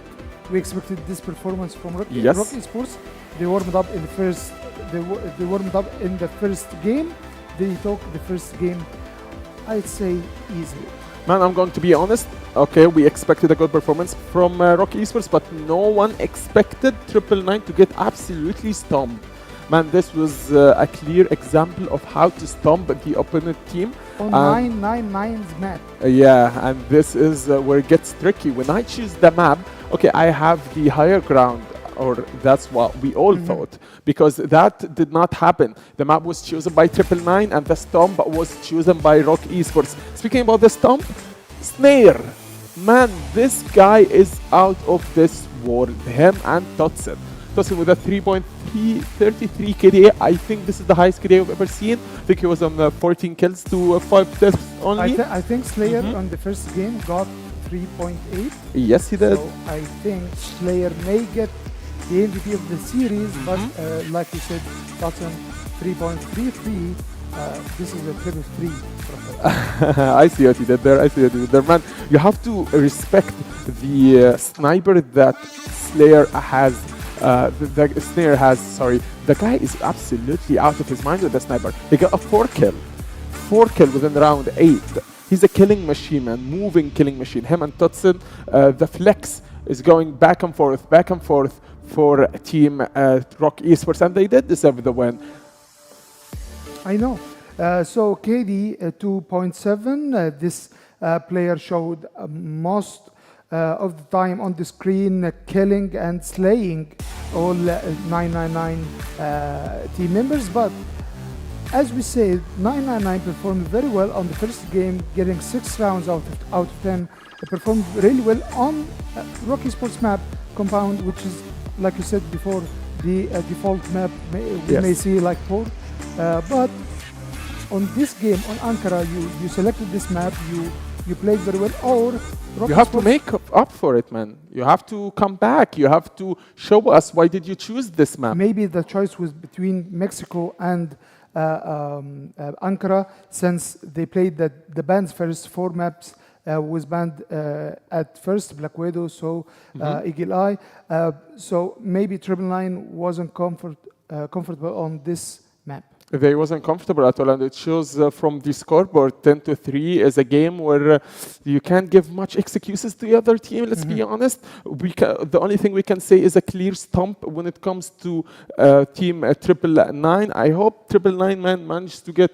I mean, we have 2 days left. I think we will see them playing again within the next days. And this is one of the toughest matchups in this tournament. You're facing ROC Esports. You expect this kind of performance from them. You expect this kind of maybe stops. Yeah, when you play versus the first team of the standings, the first team of the champions, that and season 1 they won towards because of the West League, you have to think twice before doing any sudden moves, any new strats against such teams as ROC Esports. I mean, thing is with ROC Esports, every player, every team, every player and every name has his own weight, has his own thinking and his own reaction and decision making, which makes them one step ahead from any other team. And that's with the that's with the ROC Esports. Thing is with 999 Esports that they are, you know, a bit disconnected, comes in the best, and they need to get their hands on their first win. At least the first win will give you the head start to, you know, enter this flow state, this momentum where you start building it round by round and a win by win. But them and ROC Esports did not manage to get a first win to redeem themselves. For me, 999 faced 3 out of 4, let's say, from my perspective, the most difficult teams in this competition. They faced on GG the matchup against ROC Esports and TBI. So this games we expect a 2-0 on 999. They have one match that's UNK, but that's for another time. But UNK stays with us as we start the second series of this day 4, in week 2 in CrossFire West League. we're continuing the day with you on UNK versus GG. These teams, the first one and the second on our standings, except for ROC Esports now is temporarily on the head of the standing table. These teams performed really well on the last week. Yes. They performed really well on their games. Both teams, I think, 1-1. Yeah. The thing is with UNK versus GG, this is a match where we can call Clasico, a derby between two of the best, if not the best, on the standings, them and ROC Esports. So both teams did win against GG, won against 999, and for UNK, they won 2 matches, one against Anubis and the other against GV. So they had a really solid start. GV took a game from UNK. It was 2-1, right? yes, as you Yeah. said. So both teams did play good their first week.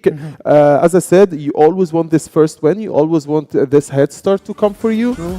And when you get a good head start, it gives you a good reading of what can we do next and how we can, improve from there. And this will differentiate between who will stays on top, because one of these teams will remain on the third, maybe the fourth if we get some wins today. So UNK or GG may stay on the first or the second place. ROC Esports now secured their first win in this second week, and they are on the top of the ladder now. UNK, if they win this game, they stay on the top. GG backwards a bit. So GG needs this win. UNK needs this win. And speaking about GG, last series for them, we expected them to had a hard time, but they won 2-0. They performed really, really well on this match, and suddenly they surprise us. Yeah, that's the things that you love to see from a team as big as GG. They always surprise us. And the thing is with GG, they have, in my opinion, the best sniper in EU, which is Spoxy. The guy showed us insane gameplay in the first week. True. He's ready to show us more and more within the next weeks. And I'm super excited.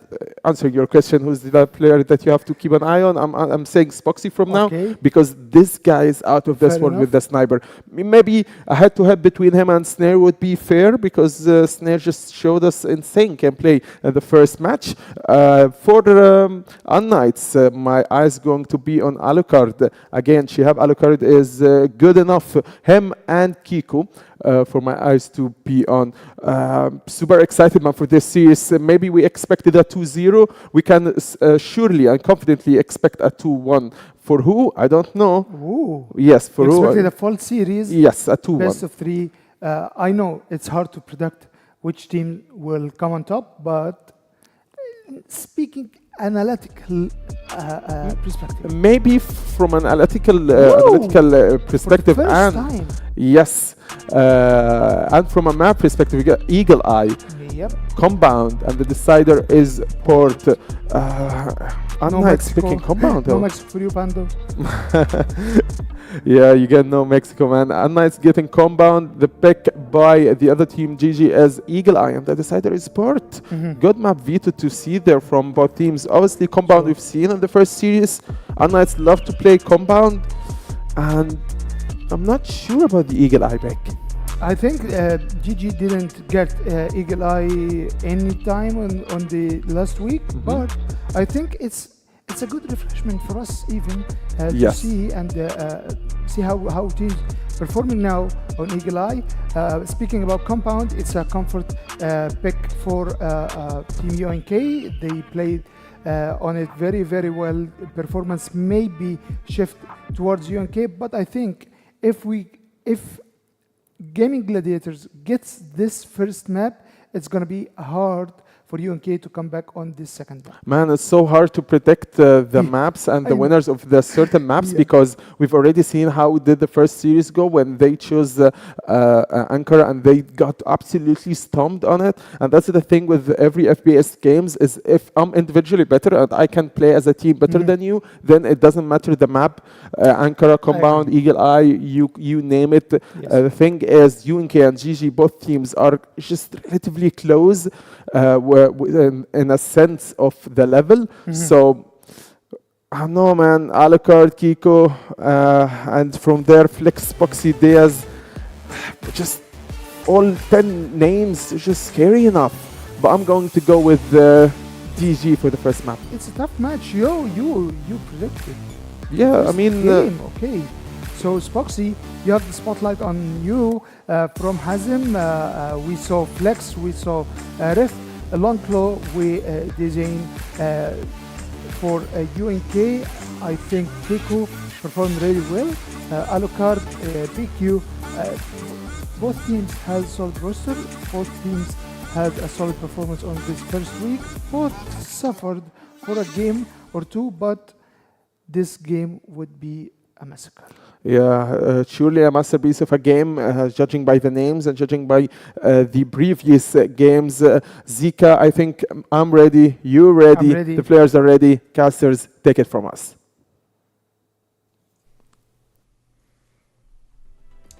All right, thank you very much, guys. We're looking forward to this one. This is a bit of a clash of the titans here. We've just had a pretty one-sided match. Let's not sort of beat around the bush there. Nothing really got going, Pando, right? So this is one that actually feels like it should go 3 maps, right? It's 2 sides at the top end of the CFWL, and this, in a way, I know it's very early in the season, but you could actually probably consider this matchup being the battle for second place overall for kind of season 1.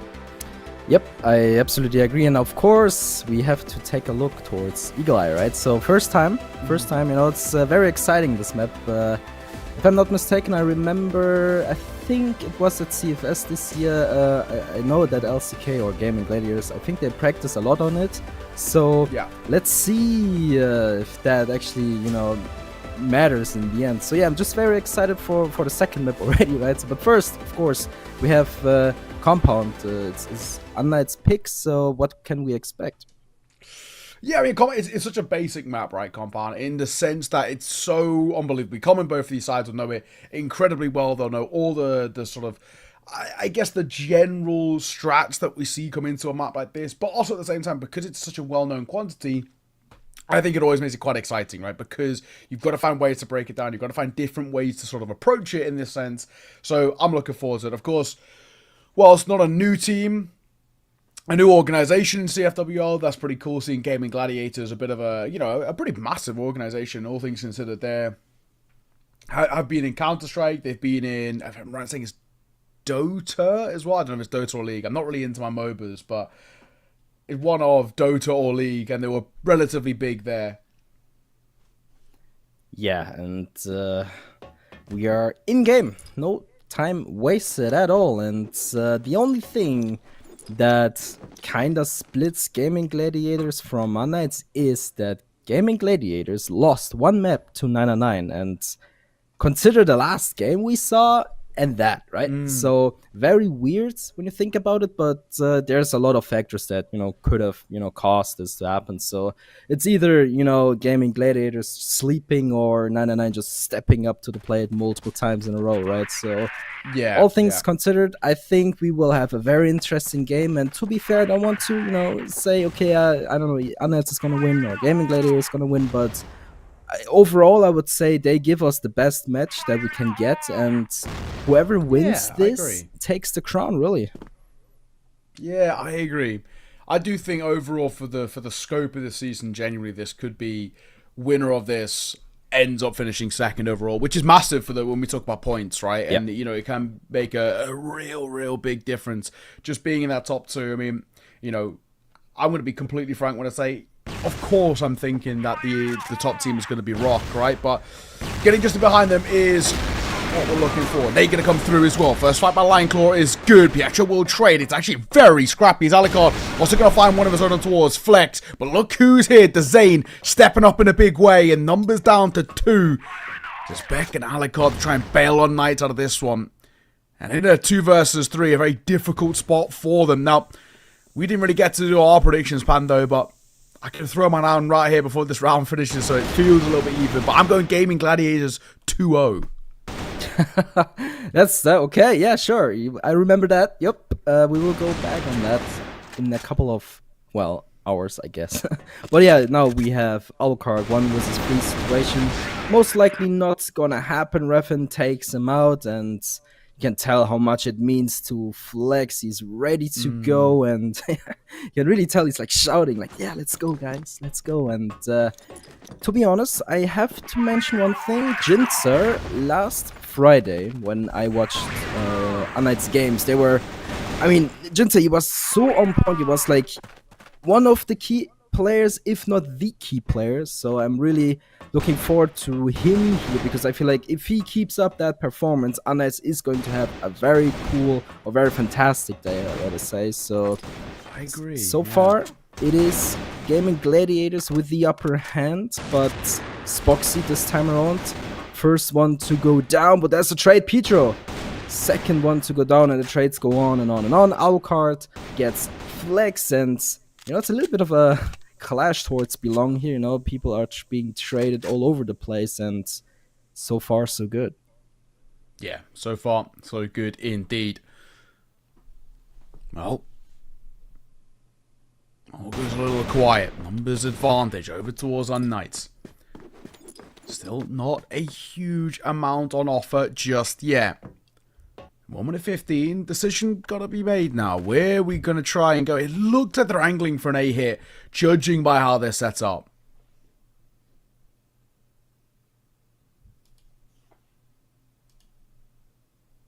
Slowly but surely creeping up towards A long, but Refin already has an idea. Smart he is, and let's see if he's able to get anything done from this angle. He's not. Jinzer takes him out instantly, and this is a big mistake by Refin. You're not even able to get a single frag. Now it's the Zane and Lionclaw, two of the, you know, best players from LCK, obviously, but still, it's a tough ass one, a 2 versus 4 rather. Zane already close on the bomb, so it gets wallbanged all over the place. Now it's only Lionclaw left alone, and let's be real, probably not gonna happen. He has to take out Alucard, Kiko, Jinzer, and back at the same time. Bomb is ticking 15 seconds. Lionclaw, what can you do? What is there left to say? I mean, he gets one, Kiko. Ooh. But in the end, it is going to be unKnights winning this round. And you know what? It was a good start. You can tell here it was a bit of a back and forth, but Jinzer so sharp on Refin there, opening up the A side and, you know, potentially winning this round. Yeah, very chaotic as well so far in this game. Triple nade coming through to open things up by Pillars. But again, nothing massively on offer just yet. Still a slower approach. But, you know, when we look towards us in terms of this game, we have pretty big expectations, you know, what going forward of both of these two sides throughout the season, because obviously they know each other so well. Yeah. It makes this game, I think, quite exciting for us, right? Just in terms of who's actually learned a lot from the tail end of last year, coming in towards this new season, who's been able to improve their game. You know, it's sort of a weird headspace, I think, to be in when you're always that side who's considered, or you're one of the sides considered, you know, you're a top team, but you're not the best team, right? And it's about trying to actually not only catch up to that team at the top, but actually try and really prove yourself as that gap between the rest. And that's something, especially for unKnights and Gaimin Gladiators, that they've been trying to do. An opener by Lionclaw flying into the fight, and Spock's going to find one of his own. Yeah, a little bit of a whiff here coming out of the Zane, but might not even matter as they still have the upper hand. Time is ticking though, 1 minute to go. Refin with the key position once again. Can he get anything done? No, once again it's Jinzer taking him out twice now, so that must be very devastating for him. But the round is not over yet. Spoxy still trying his very best, but he will get traded out by Alucard, and now it's Kiko and Alucard versus Lionclaw and Flex. And you know, 35 seconds on the bomb, fresh as new, and now they have to do something. But Alucard already good for one. There's Kiko to help him out, and this was just a clean round though. Well, still really, really good to see in the back and forth, and in the, I guess, the awkwardness of this game, in a sense, that are getting to see just where these sides, I guess, you know, showcase their little fortunes and sort of how they can play in a way. Nice opener. Be killing towards Jinzer early. So there's one big difference for me already in this matchup. So it's a lot more competitive, right? So the rounds are much closer, the angles are much tighter, and you don't see Horus getting these crazy triple kills or Slayer, right? So this time around, Yeah. it's much more closer. Everyone is doing their part. No crazy triple, like quarter kills, whatever. This is really what I look forward to. Very close games. And Raffin with a little bit of a jump spot there.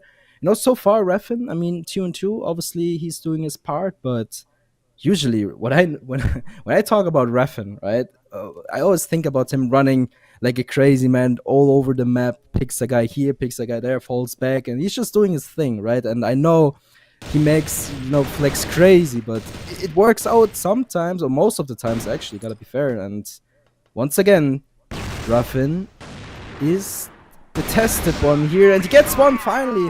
Good for one, but the trades are good, and now it's only back left alone. Can he really do anything from this position? I don't think so. No bomb, no hope, no round win. Yeah, well done. Well done. I think, again, shutting it down. You can see the chaos that sort of ensued right at the end there, where there's panic coming through and nothing could be sort of brought forward. So, in the position that we are in, first of all, I've got to say, I like what I see. Flex, very aggro, and it works very well. Kiko gonna get caught. Can we talk about that? Like, what? Yeah. That was so sharp. I mean, Really nice shot. The way he just got away as well, right? Unfazed. He's just like, yeah, let me grab Kiko real quick and fall back, right? So, yeah, definitely a very strong start to the rounds here. And, I mean, even though the rounds are very close, the confidence is still there, right? So, definitely a good start for Flex. And, you know what? I feel like... No, okay, never mind. I thought they were gonna, you know, group up quickly towards mid and push, but once again, you see a little bit of a standard play here. You know, get as much info as you can grab, and Lionclaw, I think he spotted him.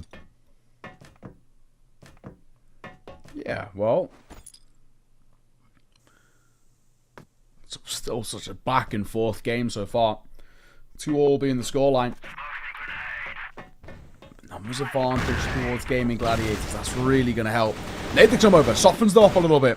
Wanted to fight, and Lionclaw, I think quite smartly, not choosing to overextend here.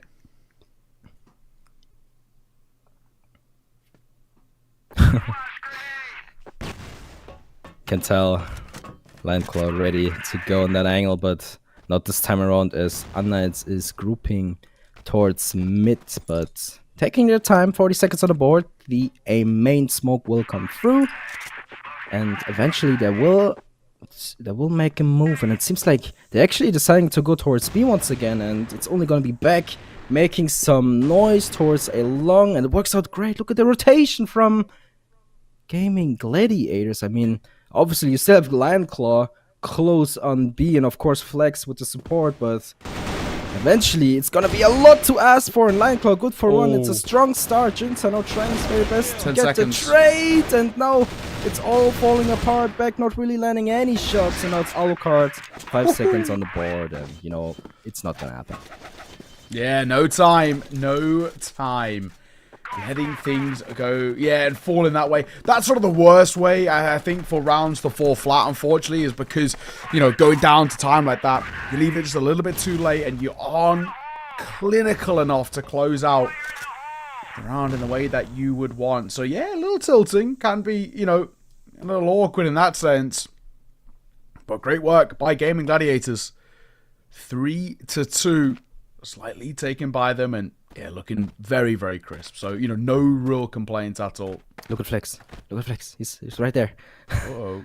Oh, he actually gets Petro there. This is such a tilter. 1-6 Petro gets caught off guard once again. And oh, it's just so awkward, man. Like, Flex, he's still super aggressive. Gets instantly punished for it as well. Kiko takes him out. And, wow. I mean, obviously, a very strong idea, I would say, a very smart idea from Flex, right? He pushes all the way like through Belong, takes out one player, Petro, obviously the IGL as well, so it's a big kill, right? So falls back, gets a little bit too aggressive towards BC, gets punished for it, but now back to, you know, pretty much a default setting again.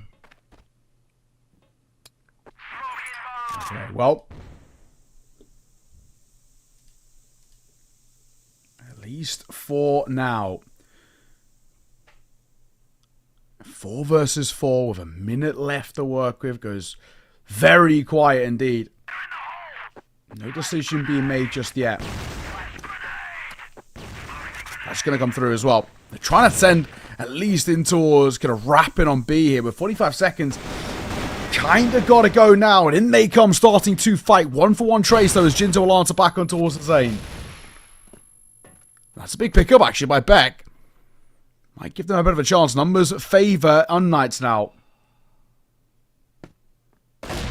Boxy now left alone on side, gets 2 all by himself, not the third though. Jinza takes him out, 1 HP left. 1 HP, but there's Lion Claw already already pushing him from behind, and you can tell how much it means to him. He was really shouting, right? So definitely a big win for them, much needed one as well. And to be honest, I wanted to say it much earlier, but on last Friday we had the scenario 4 times where the time just ran out, right? So, and yeah, that's something that never ever happens, and we had that like 4 times on the first day, right? So we haven't had that like today yet. It was really close once, right? But true. I feel like, you know, the teams now they take much longer, I would say, to make a move, but they don't take too long, right? So eventually they get onto the side, they get some frags, or either the punt bomb, right? So definitely a big change up from, you know, in comparison to last week. So yeah, so far Gaimin Gladiators 2 rounds ahead, and already in this round Jinzer a little bit of a weird, you know, first kill, I would say, but it is the advantage for Gaimin Gladiators. Yeah, well, let's see. From what we've seen thus far, it's Gaimin Gladiators have got, you know, a fairly significant edge, I think is probably a good way of putting it. They actually do look really, really solid in the way they're approaching things. So yeah, maybe a little bit of a tough predicament. I think, still. Yeah, I think Jinza got killed while crossing towards BC there. You can tell on the map. Yeah. It looks kind of weird. I was wondering, you know, why he died, but no, I see that, you know, the bomb is still there, so I guess he just got sniped or whatever. But yeah, happens, it's just a weird, you know, scenario to die. And look at the timer, 35 seconds. It's true. Gotta go. I don't see, you know, a movement coming out of unKnights. I mean, they're slowly but surely grouping towards Belong. It seems like Kiko already lining up, and I feel like it's just the, you know, the better decision to do here, but let's see what it takes to get the bomb down. Flex already good for 1, takes out back. Huge kill. Landclaw takes out another one. Gets a second. Now it's only Alucard versus 4. And again, 10 seconds on the board. I mean, he's trying his very best, but the timer is just too low. The, you know, the disadvantage is too big. And again, another round for Gaimin Gladiators. Yeah, Gaimin Gladiators looking so good, right? They're not, you know, they're not sort of succumbing to the issues. They're not falling flat here. And they're playing really, really good Crossfire. And, you know, now already up to 5. This is exactly sort of what you want to see. This side playing to this level and showcasing, again, just how good they can be. We said this feels like a real battle for second place. And guys, like they're getting it. These are 2 really solid sides. This ain't a flex. Going to show us exactly why. Yeah, much different approach from unKnights, not working out at all. I mean, look at this, 1 by 1 by 1. Alucard trying to make things work their way, but it's only Lion Claw to fall. And yeah, last man standing, Alucard, 7 HP in a dream, and Spoxy takes him out. And look at his face. He's like, you know what? Doesn't really matter. So very interesting approach, gotta give him that. But it didn't really work out in their favor. And yeah, 6-2, very interesting scoreline. Didn't expect that though. Yeah, they're getting hyped up. I love to see it. That's exactly what I want to see. These 2 sides starting to really sort of get at each other, but, you know, get fired up and prove, you know, we are the better. I mean, we said this is sort of such a big sort of bragging rights game. It's awesome to see. 6-2 though, it is, as much as it is bragging rights and all the rest, it's bragging rights that are actually feeling very one-sided. There's no 2 ways about that. No, not at all. And kind of thing that I want to mention is that Peter and Beck are kind of falling behind, right? So 1-8, 1-7, a little bit of a tough spot or situation for them to be in, and I think if if unKnights gets one more round, making this making this a 6-3 is a much more winnable situation than 7-2, right? So they need this round. This is basically what I want to say, right? They need this round to make things more winnable for them. But if it goes towards Gaimin Gladiators, which kind of seems to be happening here, it's gonna be very rough for them to bring back this game, right? The set one. And to be fair, Peter down 1-9.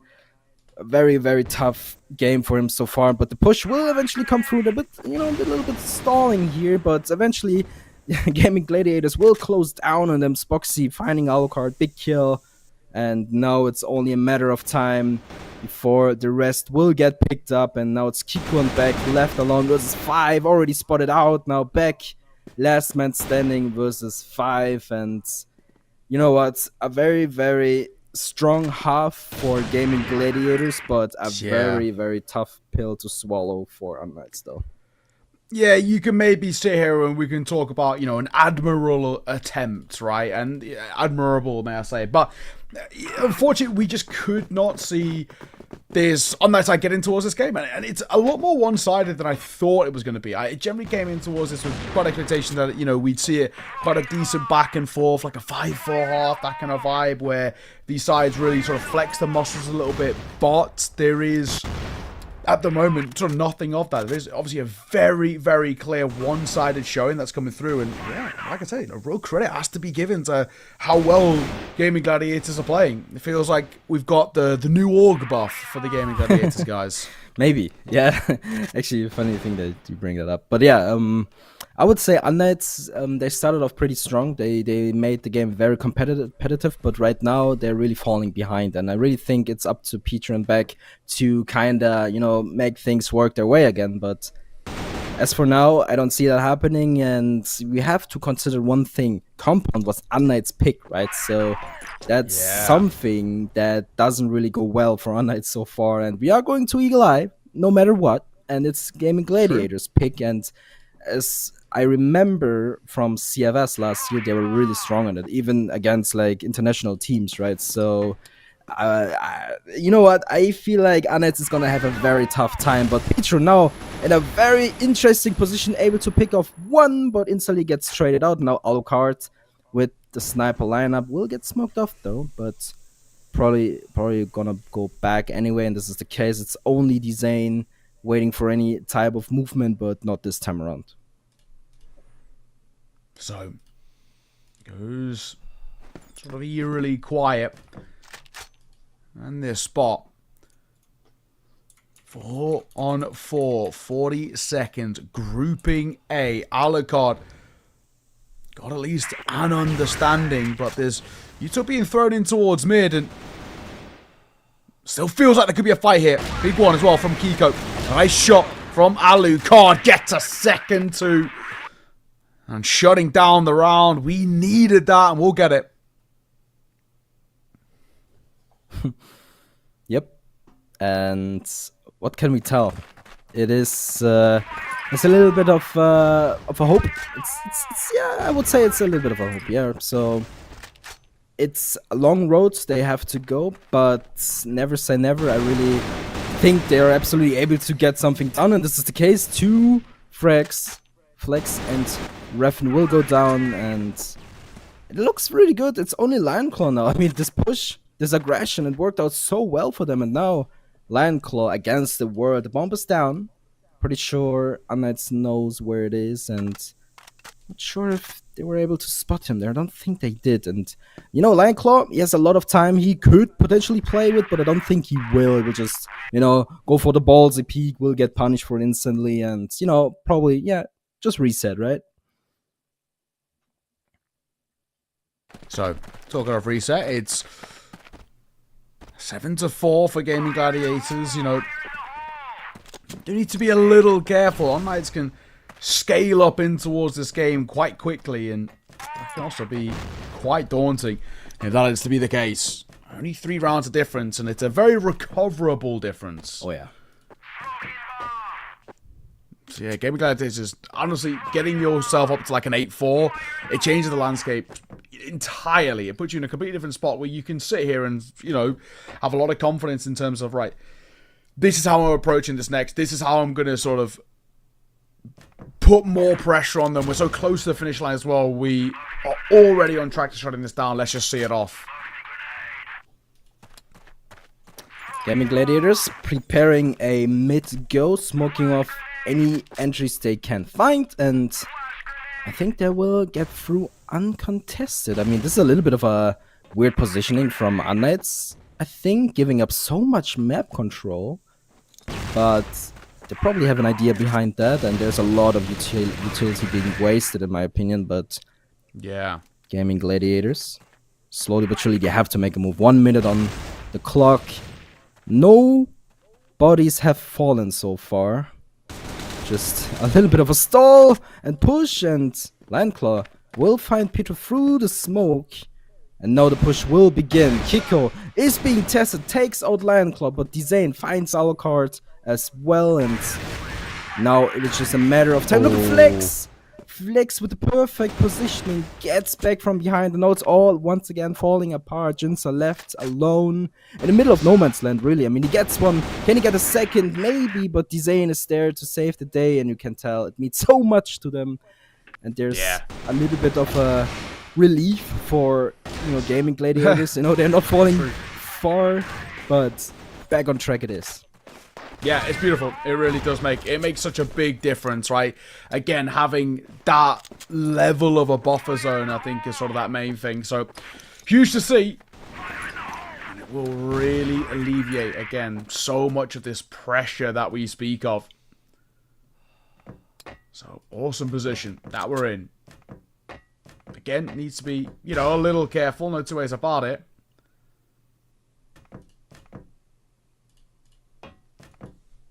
Knights for them.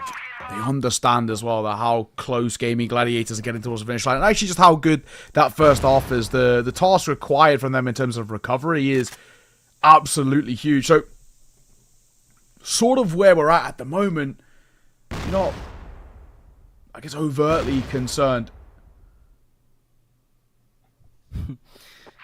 Yep. Jinza just holding his position, you know. It always looks funny on the map, right? So he's just like, he's holding, looking into nothing, right? And behind some of these walls, you have like 3 or 4 people just waiting for anything to happen. He spots them though, gets the info, falls back, smart decision, I think. Ooh, this is ballsy. This is a ballsy position, a little bit of an off angle, I would almost say, but yeah, this was kind of what I expected from that position. But Dzane, strong with the one tap on his head. Kiko now has everything to do, but look at this. Raffing good for 2. Petro left alone, and to be honest, no hard feelings. 2-12, not very likely to win this round, and it is just amazing to see how Gaimin Gladiators, how good they play together. The teamwork is next to perfect, and you know, unKnights, you really gotta give it to them. You know, they play well as well, right? But something is off. It's true. Yeah, it's true. It's true. You know, credit where it's due, right? When we've seen sort of these ideas, I guess probably the way to put it for unKnights, they've had moments of it, but it's just not good enough right now. I mean, at least they've got an opening kill here. Lionclaw going to get caught in the early part. That'll definitely at least help a tad, but Gaimin Gladiators, map point on the opening map just to kickstart this series. We said this feels like the battle for second place as well between these two. If ROC are considered the favourites and the best team in the West, being that team to, I guess, you know, book yourself as the second best is not too bad of a spot to be in. No, not at all. I mean, to be fair, of course they want to, you know, own the crown, right? Have the... Yeah. You know, have the status, I guess, right? But second... it sounds weird, right? But I think seconds is fine as well, right? So, not the end of the world. Whoever loses here, right? So far, it looks like Gaimin Gladiators will win set 1, but they had a little bit of a comeback. So, I think it's never impossible. But Petro, once again, is dead here, but it's an even situation so far, I would say, and yeah, Gaimin Gladiators, they just have a very strong compound so far. I'm really excited for Eagle Eye after.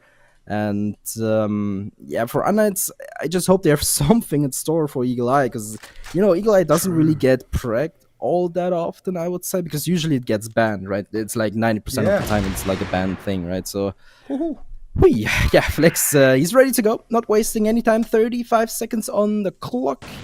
Eventually able to get something done, and if at this point, to be honest, 1 by 1, Spoxy picks up Kiko here. It's 2 versus 4, not very likely for unKnights to go their way, but it's Alucard in the Z position here, gets one. Can he find a second? Would be huge. He gets a second. Can he find a third? Are they gonna push him? No, they're gonna fall back, plant the bomb eventually. 10 seconds on the board. They have to get it down, and now it's a retake situation. Yeah, it's off for sure, but made something of this.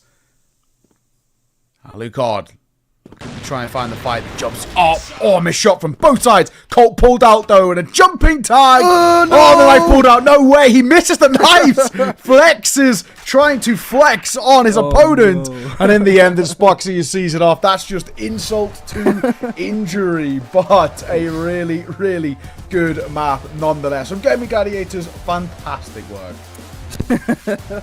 Flex. Yeah, I get it. Okay, fair enough. You know, you gotta give him that. But come on, stay respectful a little bit, right? But yeah, it was a 1v2 as well. It was very close to being lost. Yeah, I mean, they haven't won. They haven't won the round yet, right? So it's a very risky thing to do. But of course, why not? Give it a try, I guess. But yeah, in the end, Gaimin Gladiators, they are your winners here. They played pretty well. You gotta give them that. unKnights as well, of course.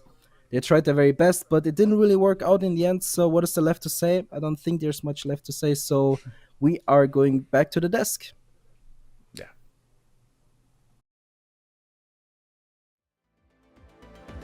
Way to end the first game in the second series between Gaimin Gladiators and unKnights.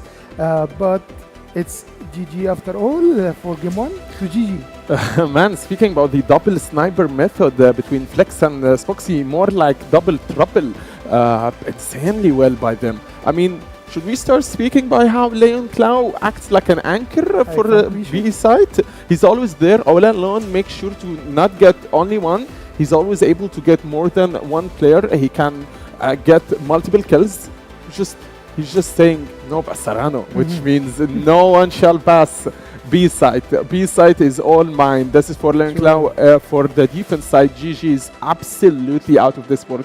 That was solid defense. Everywhere you can find GG. Let me go mid. Oh, there's someone from GG. There is Leon Clow. Let me go A side. Oh, Flex is holding with a sniper. Another sniper is on the A side by the one and only, the man, the myth, the legend, which is Spoxy. The thing is, once there is a round or a potential round for unKnights, it's always doomed with a clutch from Spoxy, who's up there with a 233 KDA, Flex, who's there with the 144. So, thing is, this is their map.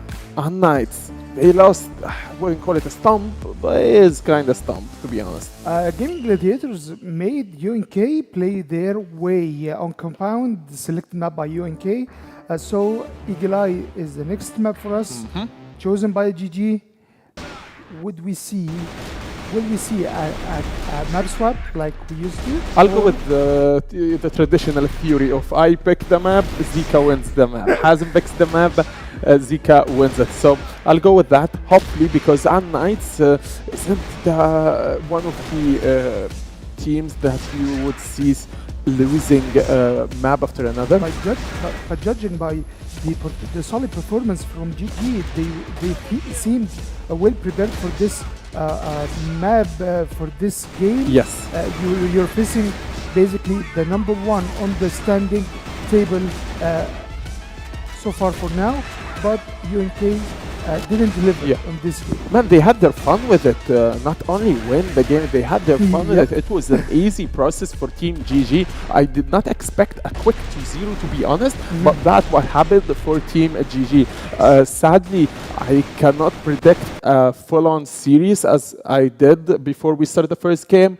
The thing is with the first map, especially when it's picked by the losing team, which is unKnights, it always gives you a heads up of the nature of the team that is facing you, and that is Team GG. Absolutely destroyed them with the double sniper method. Flex and Spoxy showed us lots of insane and planned gameplay, so I'm looking more to see from Flex. And as you say, the one team that gets this series will secure its position on the standing Yes. table. So GG is 1 point away from being on the top of the ladder, staying with ROC Esports. And UNK is in a deep situation, getting this second map, and the first time we see Eagle Eye on this split on this season. I expected more from team, not from GG, but I expected overall gameplay from both teams. I mean, how can unKnights not perform as good? How can unKnights lose this big amount of rounds? I feel like they were 4 to 10. disconnected. Yeah, I feel like a they huge were gap. disconnected. The comms wasn't there. They were lost amongst the map. They were taking lots of trades with Spoxy, who is playing sniper. So among round 4, you should not play against a sniper like a face-to-face. Spoxy will always spot you. Flex will always spot you. So you can't be playing a 1v1 without utilizing your flash, without utilizing your smoke, which is the only counter for a sniper, or a flash grenade, or a quick rotation between sides. I did not see a lot of fakes from team unKnights, vice versa from team G.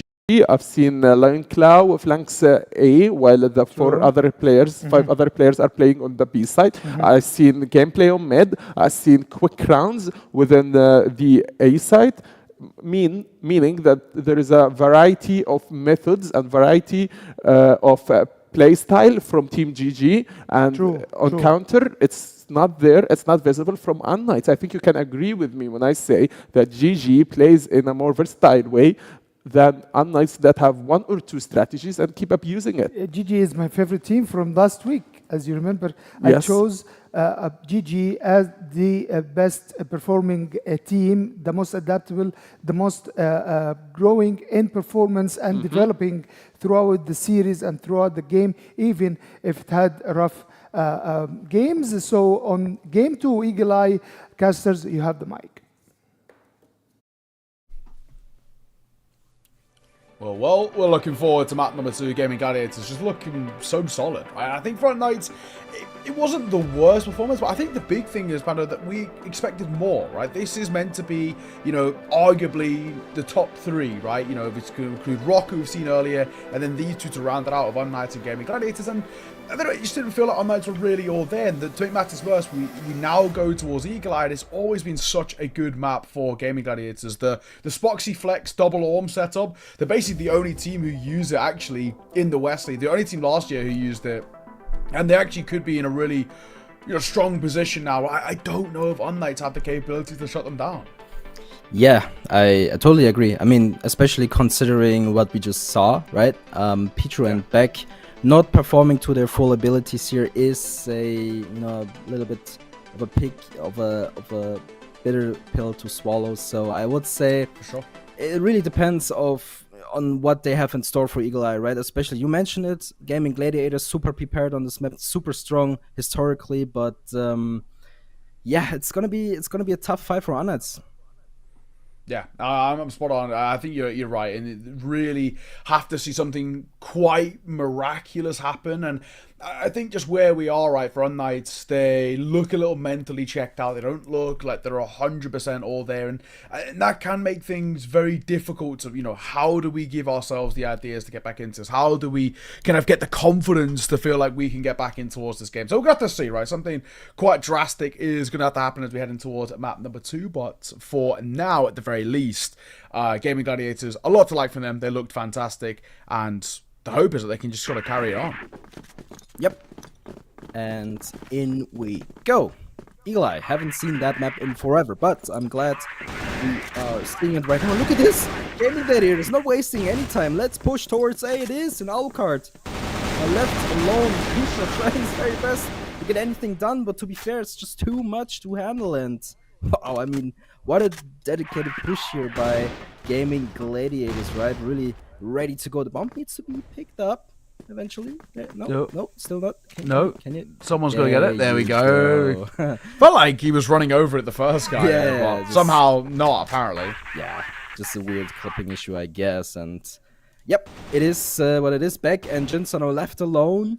Beck good for one. He gets another one. Good shot. A very winnable situation. Now Raffen left alone. Perfectly positioned for Beck. And this is a very strong start for unKnights, though. Yeah, really, really decent retake coming through. One that can sort of massively bolster up your confidence, right? So, awesome stuff. Really solid to see. And, of course, the big thing is now is the question of, can we get this level of consistency out for unKnights, right? Can we start to see them prove that throughout this map, the level that they've got to sort of to work with, right? We know they're a good side, and we know they've got some good protocols. We just, for some reason, never saw it in towards map number 1. Once again, going quick though. Same will open things up. There's a trading towards Lion Claw, but it's a very, very quick move that just does so well towards A. Yeah, I mean,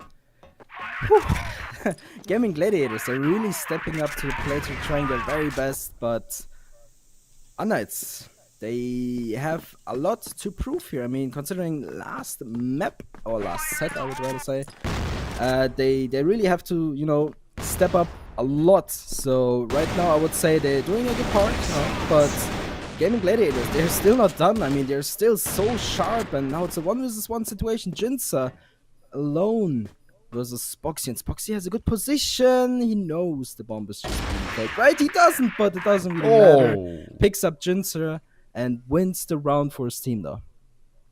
Yeah, great work. Great work indeed. So, where we're at, now we get to see, again, a little bit of the, I don't know, you know, flexing the muscles, I guess is probably one way of putting it. For Gaimin Gladiators, we know they've got great protocols in this map. We know they've got fantastic ideas, and I guess we are sort of seeing it. So, sick work. And now, all tied square, nice and early. unKnights. In this first half, with them being on the defense, right, we need some big things from them. Yep. And so far, you can tell Gaimin Gladiators, they are super prepared. Look at this push. Look at this push. It's just happening. Eventually, they're gonna have to fight Jinser, but no one checks for Kiko. He gets one, but he's instantly traded out, and this is a free bomb site B. And you know what? You can really tell how prepared Gaimin Gladiators were. I mean, the pushes might not look as special as they are, but you know, they're just pushing long, shifting slowly but surely towards B, and it works out because no one really does that, right? So beautifully executed. Now it's Peter and Alucard left alone versus free in a retake situation, but they're already close, already prepared. And what is this guy doing in the hotel? Okay, he's coming. Okay, there you go. Helping your teammates is key here. And now it's a 1 versus 2. Alucard, what can you do? The clutch master, really, you gotta give him that name. Sniper out, will eventually take the bomb. Is he gonna stick it though? No piece. Is he going for it? He gets one. Can he get the second? Not this time around. Spoxy with a sharp kill. It was a good attempt for Alucard, but Gaimin Gladiators ready to go. Yeah, good work. Great work indeed. So, Gaimin Gladiators again putting, you know, a lot of that pressure on that we expect of them. We know the level that they can play at, and we know the sort of prowess that they've really got to work with, and, you know, we're seeing it here. So, yeah, solid work. But, yeah, tough predicament. I think no two ways about it for unKnights, because you start well, but you immediately start to feel a lot of pressure, and that's going to make life feel very difficult in this game. Well, apparently this round is almost over. It's only back against free.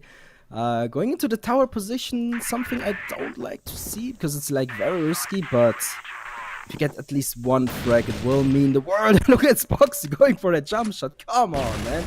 Never ever gonna hit that, right? But like the attempt, I just like the attempt, I guess. So Design just going for the jump spots here. Not really necessary, to be honest, but why not? 1 versus 3, might as well go for it. And now back, 18 seconds on the board, 2 people to find, and not this time around. Spoxy takes him out, and again, Gaimin Gladiators, they look so prepared on this map compared to unKnights. I mean, they are starting on the BL side here, right? They have to do these fancy strats here and there, right? I think the JR side of things is a lot easier, in my opinion, on Eagle Eye at least. Sure. So far, I would say Gaimin Gladiators just so much better. Look at this Lion Claw, good for 2, Wow. good for 3. Lion Claw not gonna stop there, and Kiko and Jinx are left alone. We are rolling through the rounds right now. This is, again, the level that we can get out from Gaimin Gladiators. And if you're a Knight, what do you even actually do? Legitimately, you're in such a difficult spot. Obviously, you give this a go, but 2 versus 4 retake odds are stacked so heavily against you.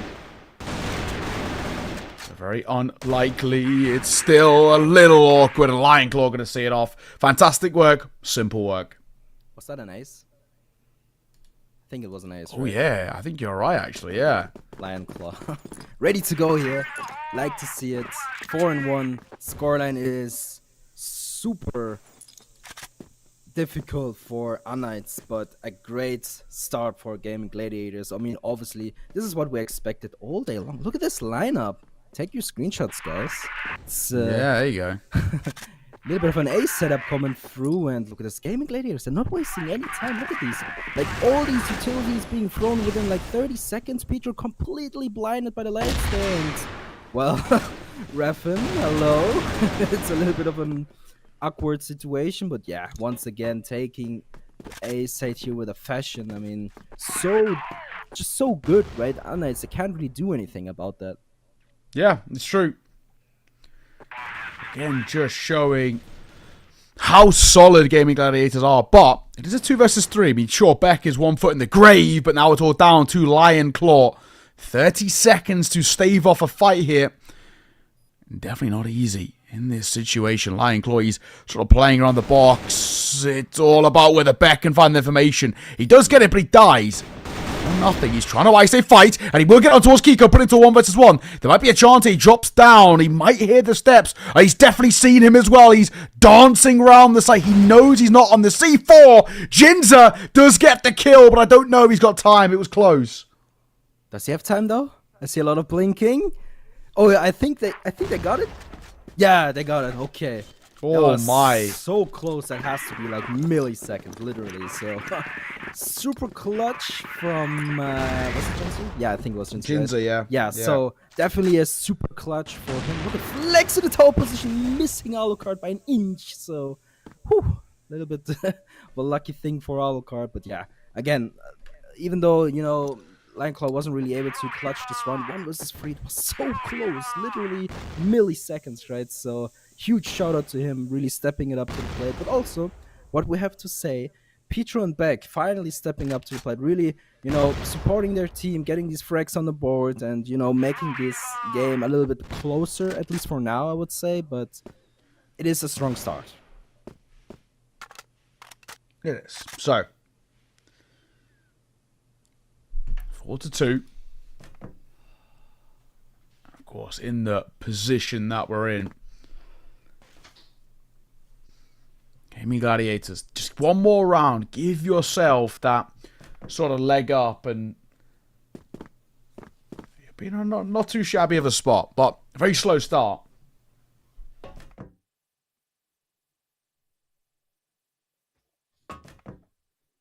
Look at Spoxy. Very close.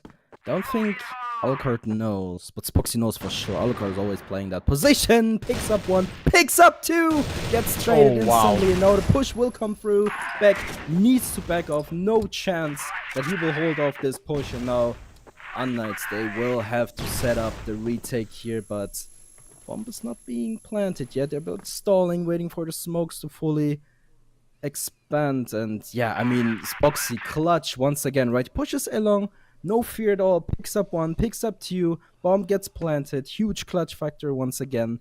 And unKnights, I mean, they really show that they're absolutely capable of, you know, fighting Gaimin Gladiators here, right? They make it really interesting here again, right? So, but there's this little bit of, you know, something is missing that, you know, actually make these rounds go very close, right? But now it's only Kiko left alone versus Stu. A very winnable situation for him. Only Refin left alone. 9 seconds on the board. He has to make a move eventually. The nade gets thrown, but is it gonna be enough? The defuse will come through, and he will stick it. He has to stick it. He's got it. Yeah, nice. Fantastically worked, really, at the end there. That's the second time that's happened too, where it's gone right down to the wire, but it has been seen off. So, perfectly done, perfectly won, and you've got to now start to maybe worry a little bit, you know, in a sense, for Gaimin Gladiators letting rounds like these slip away. Yep. And there's really nothing you can do about it, right? I mean, No, so yeah. close. And they have to scratch their heads like, what is happening? Why are we losing these rounds? They're totally ours, right? So 4-3, unKnights finally, you know, stepping up, getting these rounds closer, as I, you know, just mentioned, like, yeah, I don't know, but now they come, right? So yeah, Gaimin Gladiators 4 rounds, 1 round ahead of unKnights, but again, I feel like once they go towards the GR side of things, you know, it will get a lot easier for Gaimin Gladiators, in my opinion, but we will wait and see what happens. Maybe unKnights is super prepared as well and just, you know, rolls over Gaimin Gladiators. It's not very likely, but it's not very unlikely either. So yeah, right now you can already tell unKnights 2 versus 5 already down those numbers, and yeah, the A push will come through. Yeah, good work. unKnights, unfortunately, not a lot to expect out of them in this one. It's a very difficult round to convert. Whew. Nice. All right, though. Pietro with a double. Hang on a moment. 2 versus 3. There might be life still left there.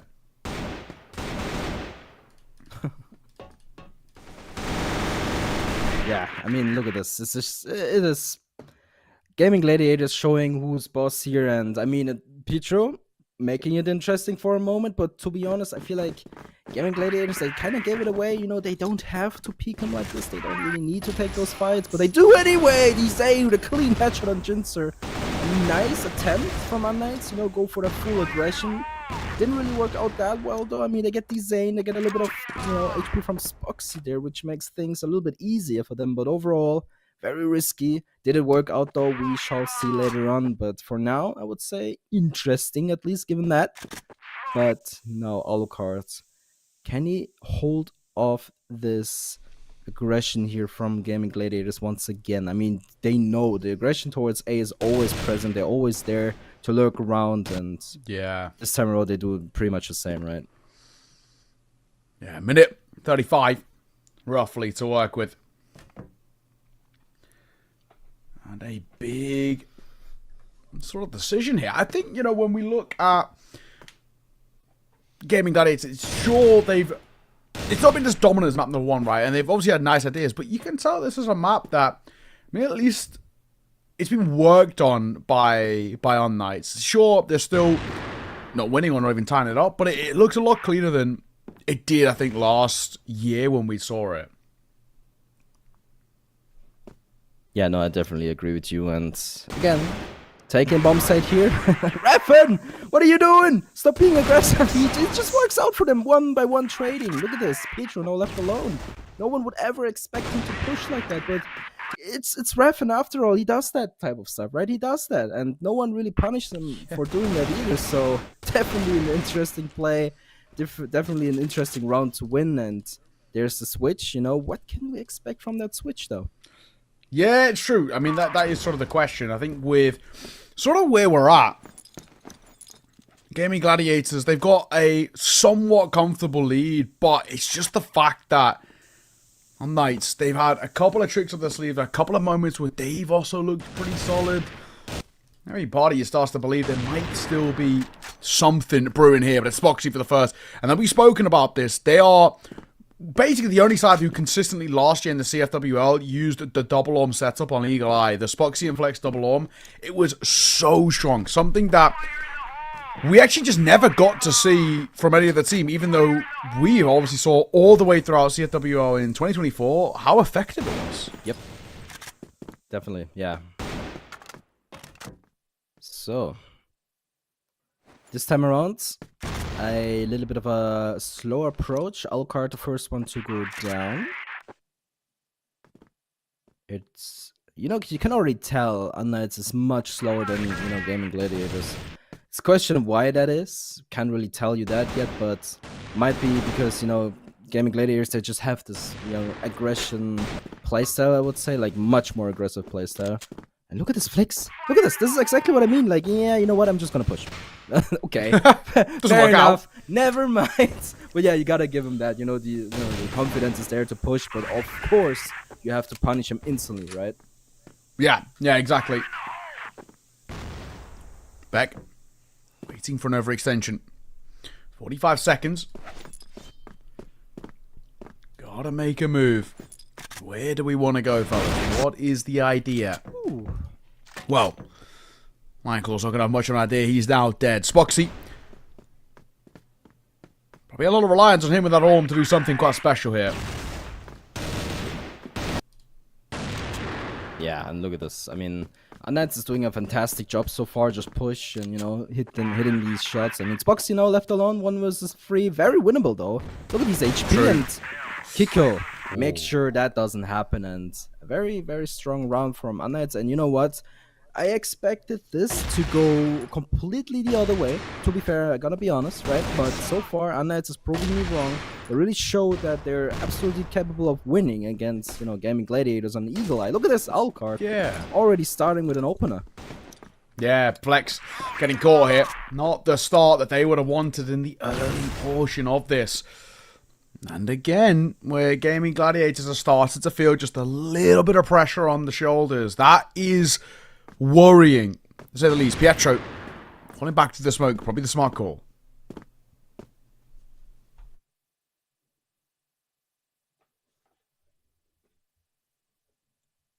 Design creeping up in the hotel area, not finding anything yet. He will eventually find Jinzer.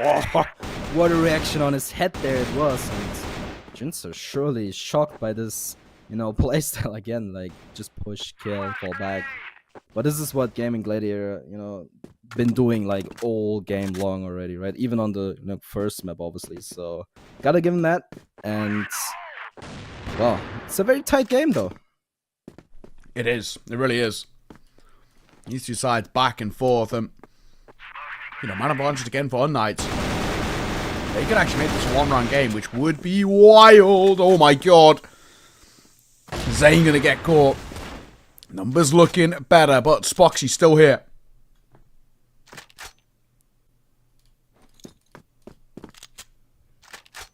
Spoxy. 1 versus 3 situation. Again, very winnable. Whenever there's a clutch and it's Spoxy on the other side, I think it's very winnable. Even a 1v5, I know it sounds ballsy, but it is a thing he has done in the past multiple times. So, never say never when it comes to Spoxy. A very talented player. Very, True. very talented. I mean, he has proven They're just not himself. fighting, are they, though? Look at them. They're just shelled up here. I think they also realize the same thing. They're like, don't give him anything. Do Yeah. not let this guy 1v3 us. We know his level. We know how good he can be. That's actually really well played. I think, just as you were talking about, they're also sort of equally as, you know, intimidated by the Spoxy factor. So, smart call, shy away, don't play for the fights that you just don't need to. It's not worth it. If you were to lose a 1v3 like that, that is, you know, it's crushing. Oh yeah, it's not only crushing, it's devastating, right? You completely kill your momentum, your spirit, or whatever you can lose, right? So I actually like this decision here to just, you know, group together, go for the trade, whatever it takes to win, right? Because again, it could go the other way easily, especially with Spoxy on, you know, the clutch. So yeah, good decision making True. here, and we are going to get ready, it seems like. Yeah, I think we're just switching, you know, the positions. So it's all good. Yeah. Slowly but surely making our way into the server again. Yeah, nice, right? I think, you know, this has been, at least so far, actually a really sort of quite exciting game. You know, both of these sides are sort of showcasing their levels quite quite emphatically, and sort of, I think, again, in this sort of spot we're in, it's still quite difficult to predict where we expect this to go. But there's been a lot to like. I think, unKnights, credit to them, they've actually scaled back in to this game, I think, incredibly well. So, super well done. Very effective, very fun to watch in their own regard too. Yeah. And interesting game. One thing I want to mention, you can tell everyone is playing in a dark room except Kiko, right? Is that a thing that people do? I never do that. I don't like to play in the dark. Yeah, I don't either. I don't know why they do it. Gamers. Yeah, no, it's something I see a lot, especially with I think it was GV. Every single one of them plays in the dark, right? So, yeah. Is it maybe like because your room's bright, you sort of like you're sorry, if your monitor's bright and your room's bright, maybe you don't notice as much. Maybe it's just like a comfort thing, right? They've been doing it for so long, so that's just what they're used to. Like whereas for us, we've not, right? We've always kind of been with the lights on, so that's what we're used to in a way. But yeah, maybe it's some sort of tunnel vision. Maybe they want to have like the only like source of light is the screen, and there's nothing else in the world that can kind of like yeah, exactly. Yeah, so I think that's what's happening here, and I wonder what the others are doing. We don't get to see them right now. Oh, never mind. Sorry, never mind. So yeah, same thing goes for Gaimin Gladiators. I mean, it's only Raffen really sitting in the light here, comfortable.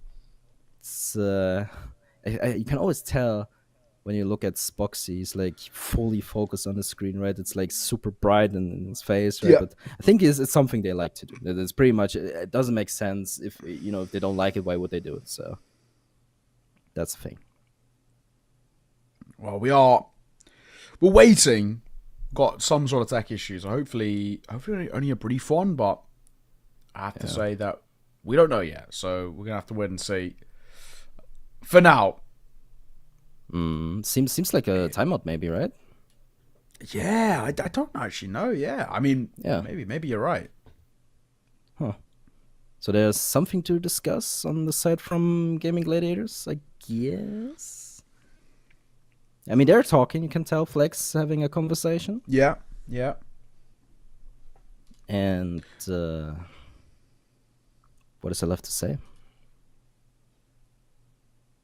So yeah, it is. We've got confirmation. It is attack pause as well.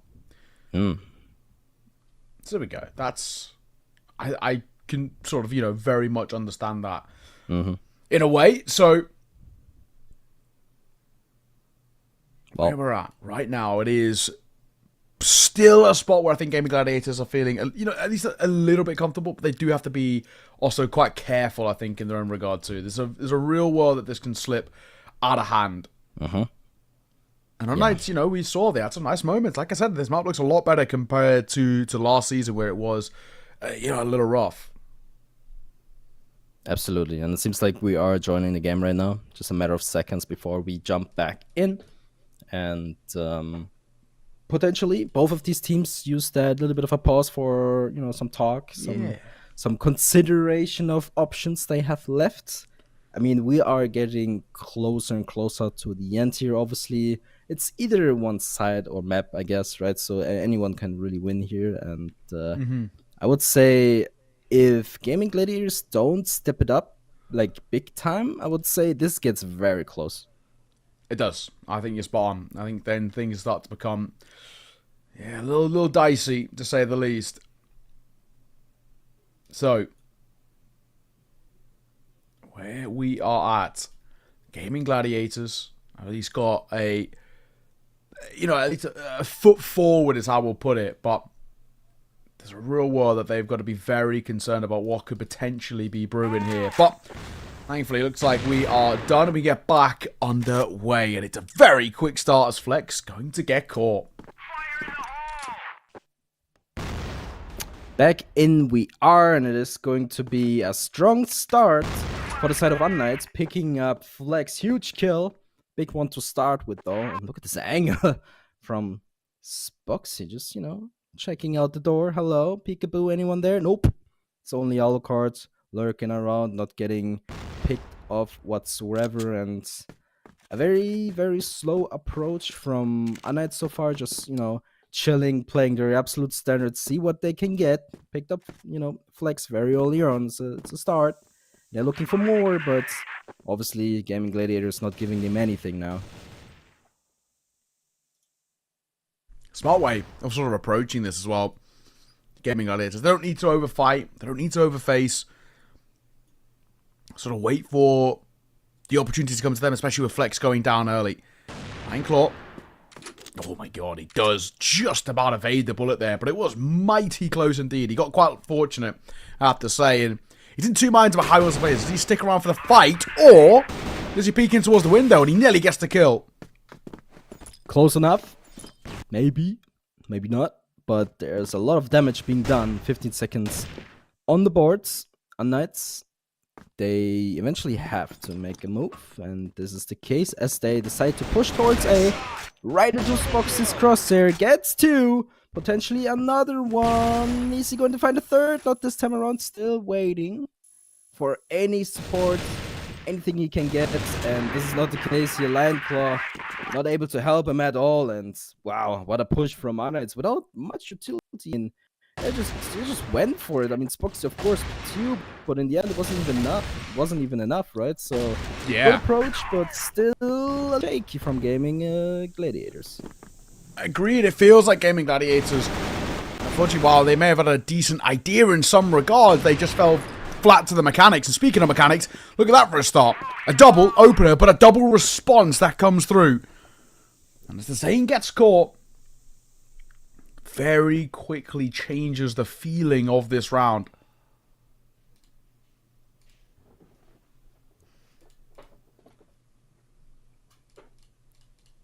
Very quiet all of a sudden. Lots of, movements being done here, and look at this position by Ref, and I think this is actually a key position if they don't check. I don't feel like they're gonna check his position there, but he swings eventually, and look at this. Oh, not even close. And Ref, and he had a good position there, didn't really use it to its full potential, in my opinion. And same here goes for Jinx. I mean, look at where he is. He's just chilling in a hotel there, having a good time. No one is gonna find him there yet, and eventually he's gonna make a move right into Flex here. Flex, unfortunately, not able to find the shot onto Jinzer. Look at this. They're just grouping together. There's a little bit of an info play. Jinzer, not ready at all, and he runs straight into them. Flex gonna die here. Spoxy left alone. If he's only able to get one, it's not gonna happen. Kick him. Wow. He's just on point right now. Crazy round. Very back and forth. But again, for Gaimin Gladiators, I do start to worry a little bit for them, right? Because not only, of course, unKnights back into sort of a lead, or into a lead, for what I'm saying is that this is sort of the first time they're running saying properly in this series, right? And the issue being is that for this unKnights side, bar the opening kind of round for them, I really haven't been kind of convinced that they might have a chance in this map just because it's Eagle Eye, and it's been always such a good map for Gaimin Gladiators, but now I'm starting to see with Gaimin Gladiators they're falling really flat. unKnights now in the lead. Very, very interesting outcome. Never ever expected that. Nope, not even close. But we're here now. unKnights potentially pushing to a map 3 here.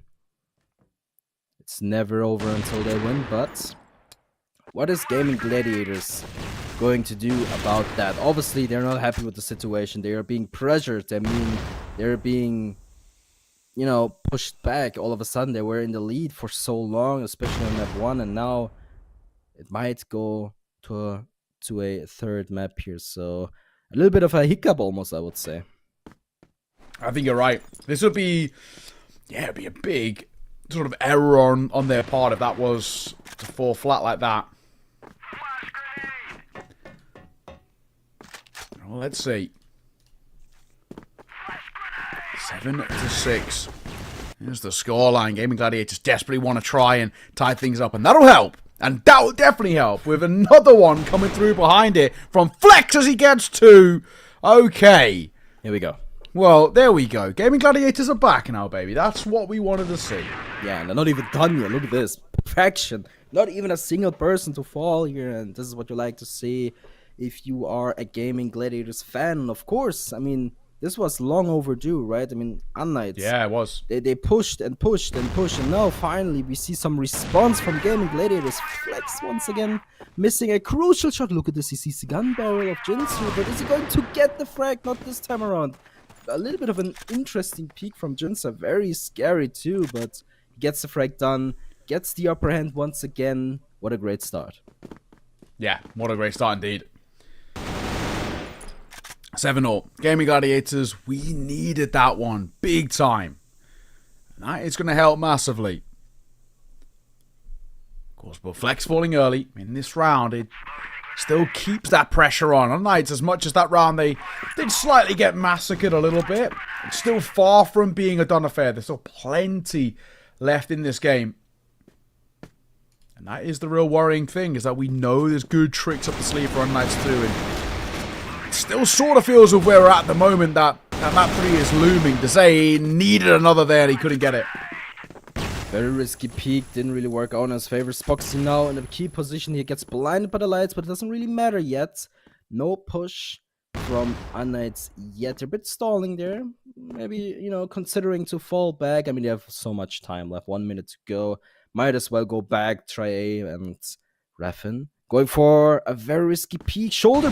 He spots the barrel through the wall. A huge mistake from Alucard. Should know better, but this now is becoming a very winnable situation for Gaimin Gladiators, all because of Alucard doing a huge mistake there. Now they actually decide to go towards a bit of a stall coming through, but eventually they have to run into Raffin here, and Raffin now in the key position has to do something for his team. He has to get at least one, maybe two, not even one, but it doesn't matter. Spoxy good for two. A very winnable situation now. 1 versus 1. Jinsu, half HP, but not this time around. He finds him through the smoke, gets the frag for the round win. A very important one though. My God, for a moment there, that was really, really on edge. But I honestly thought with that double that gets found, the collat, we might have had a bit of a chance, but again, the lead taken by unKnights. 2 away from pushes towards a third, but Lion Claw's got other ideas. He says, I'm not done with this one just yet, and he wants to stay and fight, and it works on the opener. So, what does that mean? Is that frustration? Is that, a little bit of a response we're seeing from Lion Claw? It's either. Doesn't really matter what it is. It worked out this time around, and you can really tell Lion Claw not happy with the situation. Really wanted to, have this round on his side, and yeah, unKnights 2 away. And, Gaimin Gladiators, they have to step it up now or never. They don't want a third map to go, No. towards unKnights here, but it is going to be a very interesting peekaboo peek from Petro there. Gets instantly traded out, but what happened there? I think the good thing at the very least is even when things go a little south, we're playing together, Gaimin Gladiators, so they are able to trade. As long as Gaimin Gladiators get the opening kill, it generally feels like these rounds should go in their favor, just because of their sort of approach, right? We're seeing them, I don't know, like at the very least, be able to trade each other, I think, really, really effectively. So that's a really positive sign for me. Definitely is. 45 seconds on the clock as unKnights decide to just, flip around their way and flex 1 versus 2. If he gets Alucard, it's a huge kill. He knows he can fall back. Doesn't have to take this fight. Let them plant. Doesn't matter. Flex will take a better position, retake the bomb eventually, and will take the fight against Beck here. And look at Beck. He's already considering the options. Where might Flex be? And look at this timing eventually. Does it matter? Nope.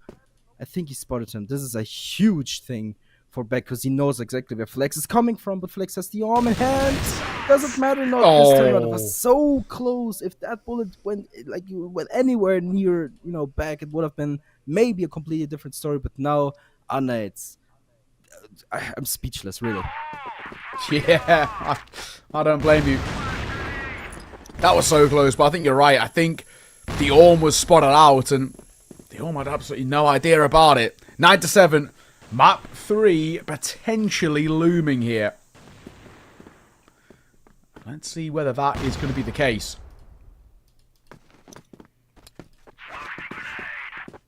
Gaimin Gladiators, we always expected them to take this map and to sort of take it with ease, especially off the back of how map number 1 was played, but apparently not. And unKnights, they have looked absolutely fantastic.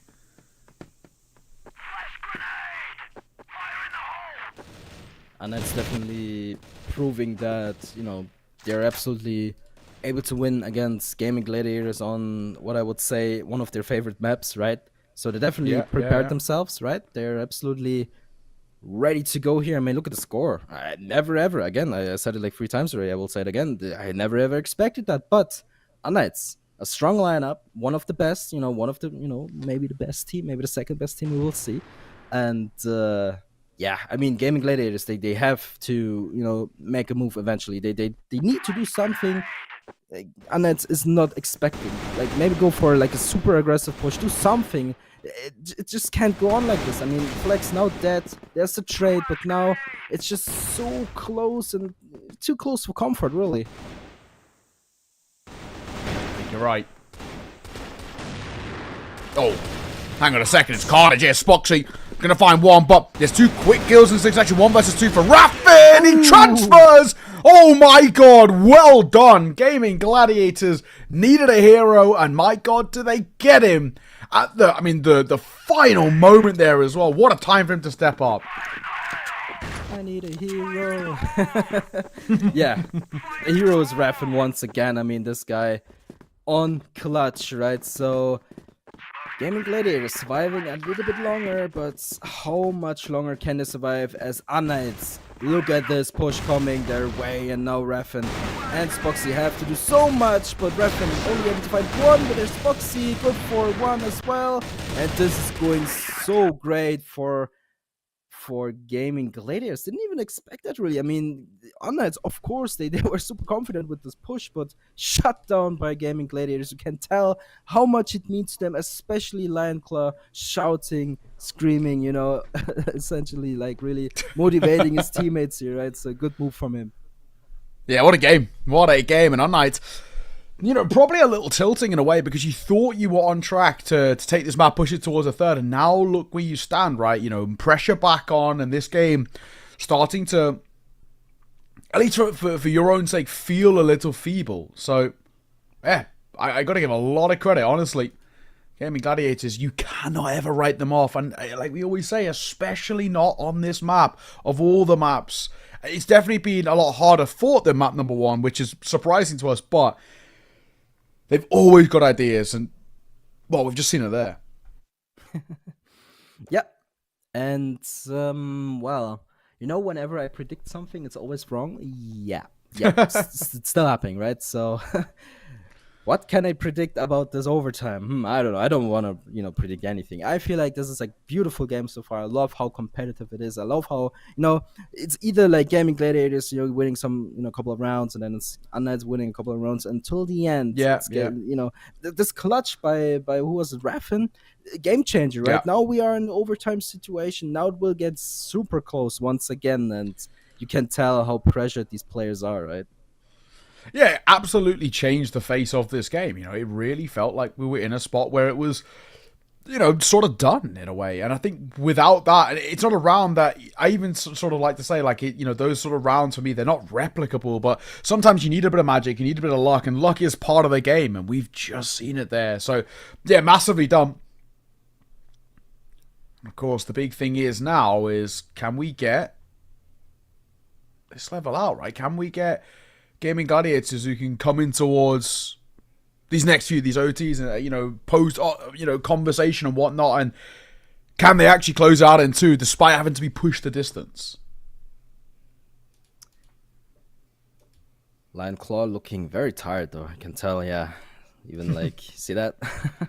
Yeah, very grueling tired. game. Yeah, I mean, it is, and it's not over yet. It could even go through to a 3rd map, right? So a long day for him, of course, but maybe not. Maybe they can, you know, change things their way to make it work, and yeah, he's just super tired though.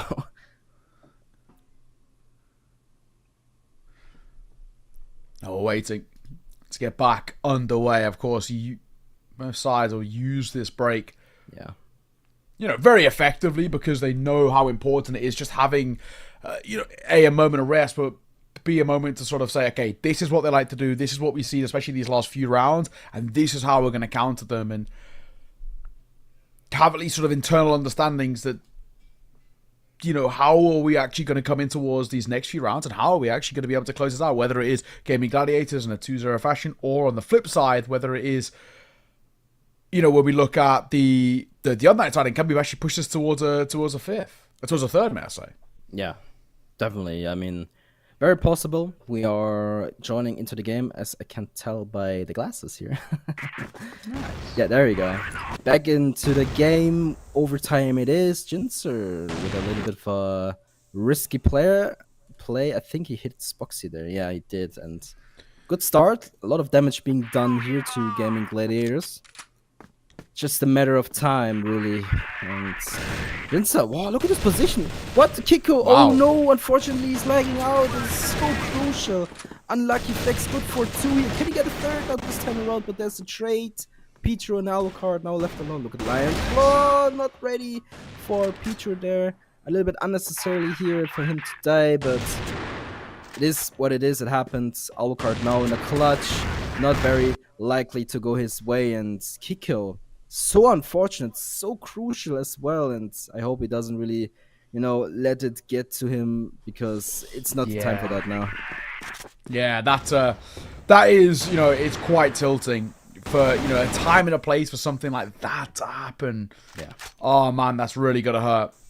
Yeah, like you said, right, the big hope is that it just doesn't affect the mental, but you'd sort of be understanding in a little bit, in a little way if it did, right? It's overtime, and it's such an important position and such an important time, and for that sort of a thing to happen, it is, it's brutal. Yep.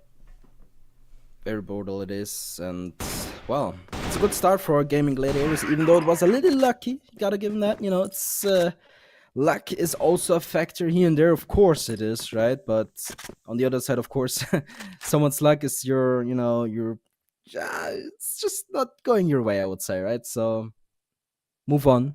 Don't get it get to you. Spoxy now slowly but surely approaching towards the hotel area here. Ooh, back. Did he see anything there? Was that a little bit of info? Maybe, but Gaimin Gladiators slowly but surely pushing towards B here, not wasting any time. Look at Raffen here, just pushing his way. Somehow, Kiko still able to get so much HP off Lion Claw here, and they get the bomb site though. Now, Lion Claw on the peak, gonna get caught by Alucard. Not a bad job, numbers advantage. But of course, still take to pull off. Where are we going, Dezane? Where are we going there? Raffinov's going to get caught as well. Hold on to Spoxy, no chance, surely. Not on a 1 versus 4, but he's being overwhelmed. Great work, great response there from unKnights. Yeah, I wonder what happened there. It seemed like Gaimin Gladiators, they just went a little bit too aggressive in the end round here. You can see here Dezane pushing Hotel, Raffen pushing the GR base. Obviously, it's a good move here and there, and it's not something you would expect, but this time around it didn't really work out their way, and you can really tell 10 rounds for each side, so we keep it very close, very competitive, and Flex in the tower position here, a little bit weird, maybe just stalling a bit of time here. I'm not sure what the idea is, but yeah, I mean, so far so good. We keep it close, keep them coming. Okay, so pop shot being taken, nothing really behind it as well. These opening duels have been unbelievably important, and it is, one of those things for us where we do have to look, if it's sort of Gaimin Gladiators, they are so good at playing off the back of the trades and so good at playing together, something that they've done all throughout. So, flying in, it's Beck for the first, can't quite get the second as well, the same more trade, despite being blinded there.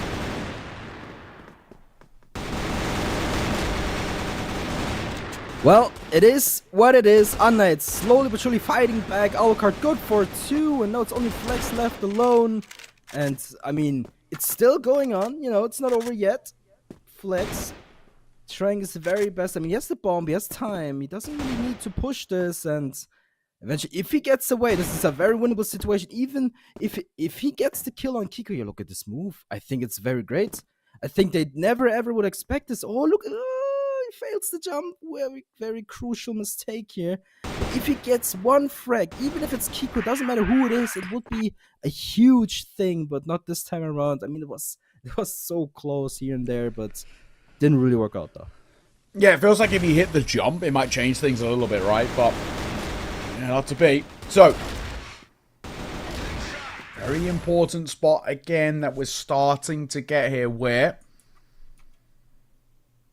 these sides are becoming sort of difficult to break down. And I do wonder to a degree as well for unKnights how deep the, you know, like the strat pool actually goes for this side. You know, we know they've got some sort of nice ideas up their sleeve, and we've seen them so far as well, and they've been pretty crucial to sort of helping out get to where we are. But it's one of those where I wonder how much of it is kind of just down to the mechanical side of things. Just they've had some big individual moments where they've popped off, and a couple of people have got, you know, multi-frags. It's making a massive difference in this game, and that's the awkward thing for unKnights. I just do wonder how deep their strat pool actually goes. True. And remember, like, when we talked about, you know, showing your strats or not showing your strats, at this point, I think both of these teams are, like, completely invested, right? They completely went all in with their strats, especially Gaimin Gladiators. You can really tell.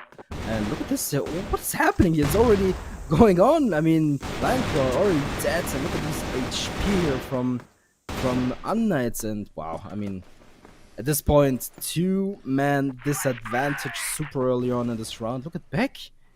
Little bit, I thought he might as well push mid there, but he doesn't. Goes the safe way. And Dizane potentially making things more even. Oh. That was a little bit too close for comfort, but if Beck does not check the corner, he does. Doesn't matter, Reffen picks him off anyway. And now we are back to a very even situation here. Alucard 1 HP with the arm.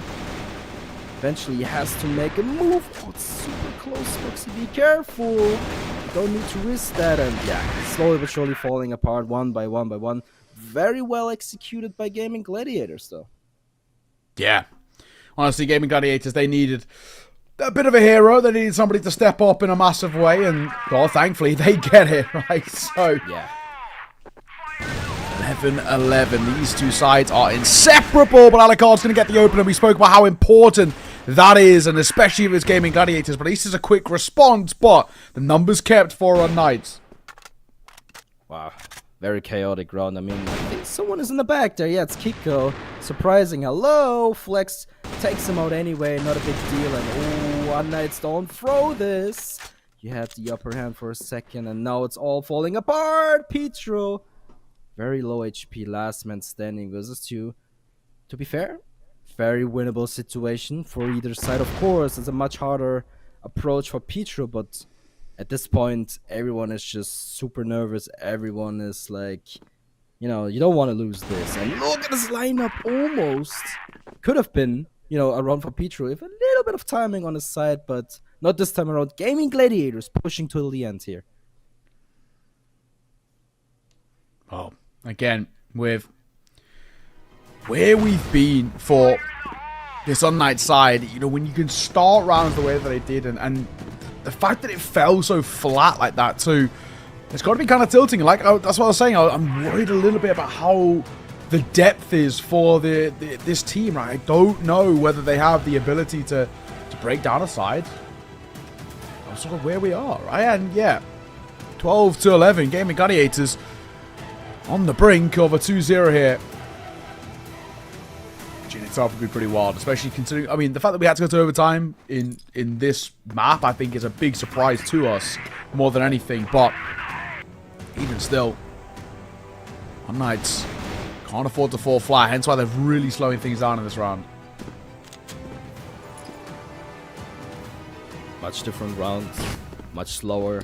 much more safe, right? So no one really wants to take a big risk here. I mean, obviously, unKnights, they have to because they're one round behind. But on the other side, of course, Gaimin Gladiators, not comfortable, but, well, a little bit more, I would say, right? A little bit more chill, I would say. Yeah, so Flex picking up Alucard, huge kill. Huge. Can't even describe how big that kill is, but this is gonna be enough, right? So 1 minute to go. Bomb is towards B, and it seems like, yeah, I think Gaimin Gladiators, they have an idea where this might end up, and someone is on that bridge. Someone is about to peek Petro. Oh, he drops down. Do they even know? Oh. Flex, he just does that thing again. Jinza falls down. Now Petro in the middle of no man's land with the bomb as well. But Flex, I don't think Flex knows either. No way. No way we're falling flat like this for unKnights right at the tail end, right when everything is on the line. It's out of 2. We've already seen someone leave the server as well, so maybe they've given up and that would be the right call. Gaimin Gladiators. My God, for a moment that felt like things were going to fall flat and it felt like we were going to go towards a third, but other ideas. Super, super well done right at the end like that. Yeah, I mean, you can tell how much it means to them, especially Lionfly here. Super excited, like, come on, man. What do you guys want, huh? Not even close! Yeah, it was super close, actually. It was way too close. But, gotta give him that. The victory goes to Gaimin Gladiators, but let's please have a moment for unKnights. How close was that? And it's, you know, 2-0, it doesn't really tell the story. No, not at all, not at all. Fantastic performance from Gaimin Gladiators. And what a game, actually, as well, I think is the big thing. You know, we saw these two sides really sort of duke out, really show kind of their own levels of sort of prowess. And I think, again, like we said, that's what we expected. That is, no matter which way you put it and which way you can debate who is second or third, that is the battle between 2 of the top 3, with ROC being the number 1. It is that battle, like you said, for second place. And a win like this, even though it's so early in the season, genuinely can have a massive impact later down the line. So I think that's super important, the way in which it was taken, and yeah, real credit. So we're going to throw us onto a little bit of a break. We've got one more series to bring you before we're done for the day here, so sit tight. We'll see you soon.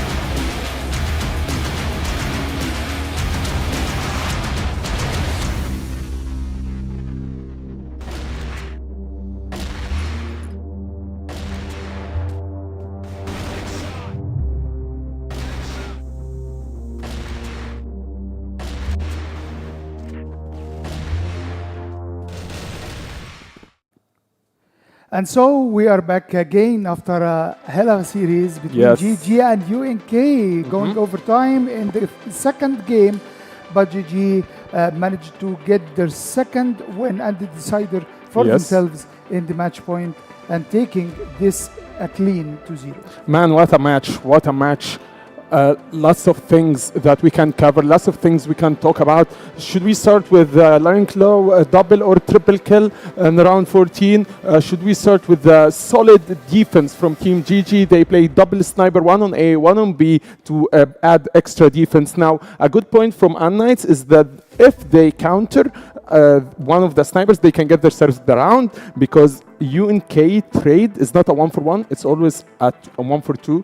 1-for-3, so they are able to expand more and more in the game. And what a surprise from second place so far to taking out the first place on the standing table. GG managed to get a victory from the Lion's Mouth with Lion Claw, Exactly. taking this game to the overtime, but UNK didn't manage to get it 1-1. Man, you need to highlight Ruffin. Ruffin gameplay is just superior. The turning point in this game is from GG Ruffin. When you become 1 round distant from victory, 1 round distant from winning it all, from going to map 3, and you know what? If you win map 2, you're 100% winning map 3 because you already lost map 1. So you have this head start. You are ready, you're focused, you're ultra rocked in, but that did not happen in Ruffin box. He just came back to the game. He won the match, and with an insane KDA, Ruffin with a 1 KDA and Spoxy with 177. I mean, game ended 13-11 thanks to man of the match, GG Ruffin. I mean, looking to the numbers, GG managed to get this game easily, would manage to get, especially on Spoxy, but we go for overtime, we go for UNK adapting on this map very well, Eagle Eye. Then Ref gets GG to the overtime. We saw it map swapped. We saw it UNK winning on Eagle Eye, but finally GG gets the win. Man, honestly, I'm super excited for more to come and more to see GG. Like, the question stays and the question persists and asks itself, what team can stop GG from winning? GG is just in a continuous winning streak. I thought unKnights can put an end to that. I thought unKnights can, start their own winning streak. Obviously, both teams did not lose a game until now. GG just put an end for unKnights winning streak thanks to Spoxy, obviously the MVP, and the amount of highlights that this guy has, because again, I said it once, I'll say it again. In my opinion, this guy is the best sniper out there when it comes to quick scopes, hard scopes. The switch between the pistol and the sniper that gains him not only 1 kill but extra kills. Most of the highlights are sniper because he's a sniper main. So the guy is on another level, and he helped Ruffin, by the way, to build the momentum. So you know about the snowball effect. Once I win a round, win 2 rounds, it's snowball and it's a momentum game at the end of the day. So even though it was close for unKnights, this guy, Spoxy, Ruffin, and of course Leon Clow managed, and the rest of the team managed to build that momentum, managed to build that snowball and just roll with it, man. So congratulations to Team GG. What a close game for UNK, but GG gets the win and gets the series in the second week of CrossFire West League. So with me now, or in a minute, we'll have an interview from GG Esports, our Gaimin Gladiators, talking us about their strat, talking us about their hard matchup on this second game, especially going to third game. Like you said, the momentum would be with UNK. They could have closed the series for themselves, especially that UNK is a very adaptable team. But going with Lion Claw from Team Gaimin Gladiators. Hello. Yo, what's up? Hello. What's up? Hello, Lion. GG for the true GG for winning this game, especially the second game in this series was a bit difficult. So were you confident that you can pull this off? Yes, we were very confident about this matchup. We were pretty aware of what we were going to play today, the way they play, and what we could do to prevent them from winning this match. Yep. I think they are a great team, but today I don't think they played to their full potential. And even though I still think our team is yet to reach their full potential for this season, I think it agree. was a deserved win, and we hope to keep going. I called GG my best team in the first week. Gaimin Gladiator did a pretty good job. Like you said, you're climbing and adapting and developing your performance over the matches and over the games. But taking on the first team on the ladder, what preparations did you prepare for this match? The same as usual. unKnights is a team that has been in Elite League for a long time. We already knew which maps we are going to play, so you can prepare more detailed the maps that you really want to focus on. So the preparation in terms of the range of maps that you can play was easy. Of course, they go into much more detail than some other teams in the league. Yeah. But I think that we know each other pretty well, and it was True. it was we could figure out some stuff that could work on them. True. Hey, Lion, I want to ask you this. Obviously, the map pick was unKnights, was yours, sorry. The end of the game, it was super close between you guys, but yeah, judging by the score of the guys and judging by how the game was, it was going for map 3. What do you think was the switch points, the turning point that made you win the game? Among from rough and clutch. Okay, I was going to say rough in clutch, but I think it was just us starting shooting better, making better decisions, and being extra careful with them. They always have, like, they are doing a play, but they already have another play in mind in case the first one goes wrong. They always have some plan B all the times. They're a very prepared team, I would say. Yes. So we started being extra careful with that, not over rotating, etc. And then, yeah, we managed to close out the map. Wow, insane, man. Honestly, you guys played great. One more thing, it's not a question. Can you tell Rafin I said hi? Yeah, for sure. Thank you, man. Thank you, Line Claw. We wish you the best in the upcoming matches.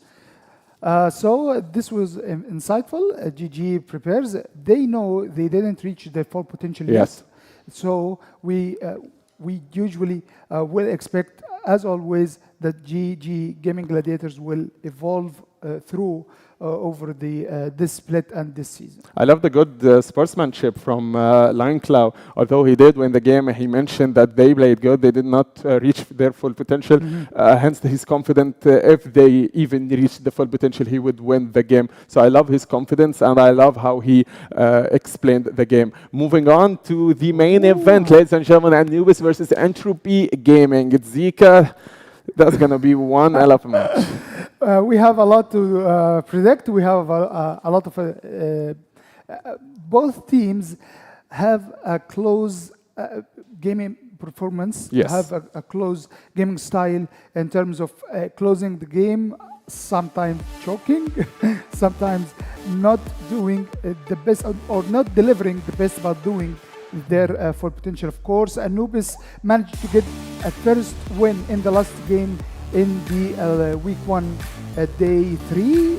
Anubis managed to get themselves a bit high from the tail of this standing table. The boys evolved a bit slower, but surely better in their last year. So the thing with Anubis is that they, as a 999, like the other teams, they need the win.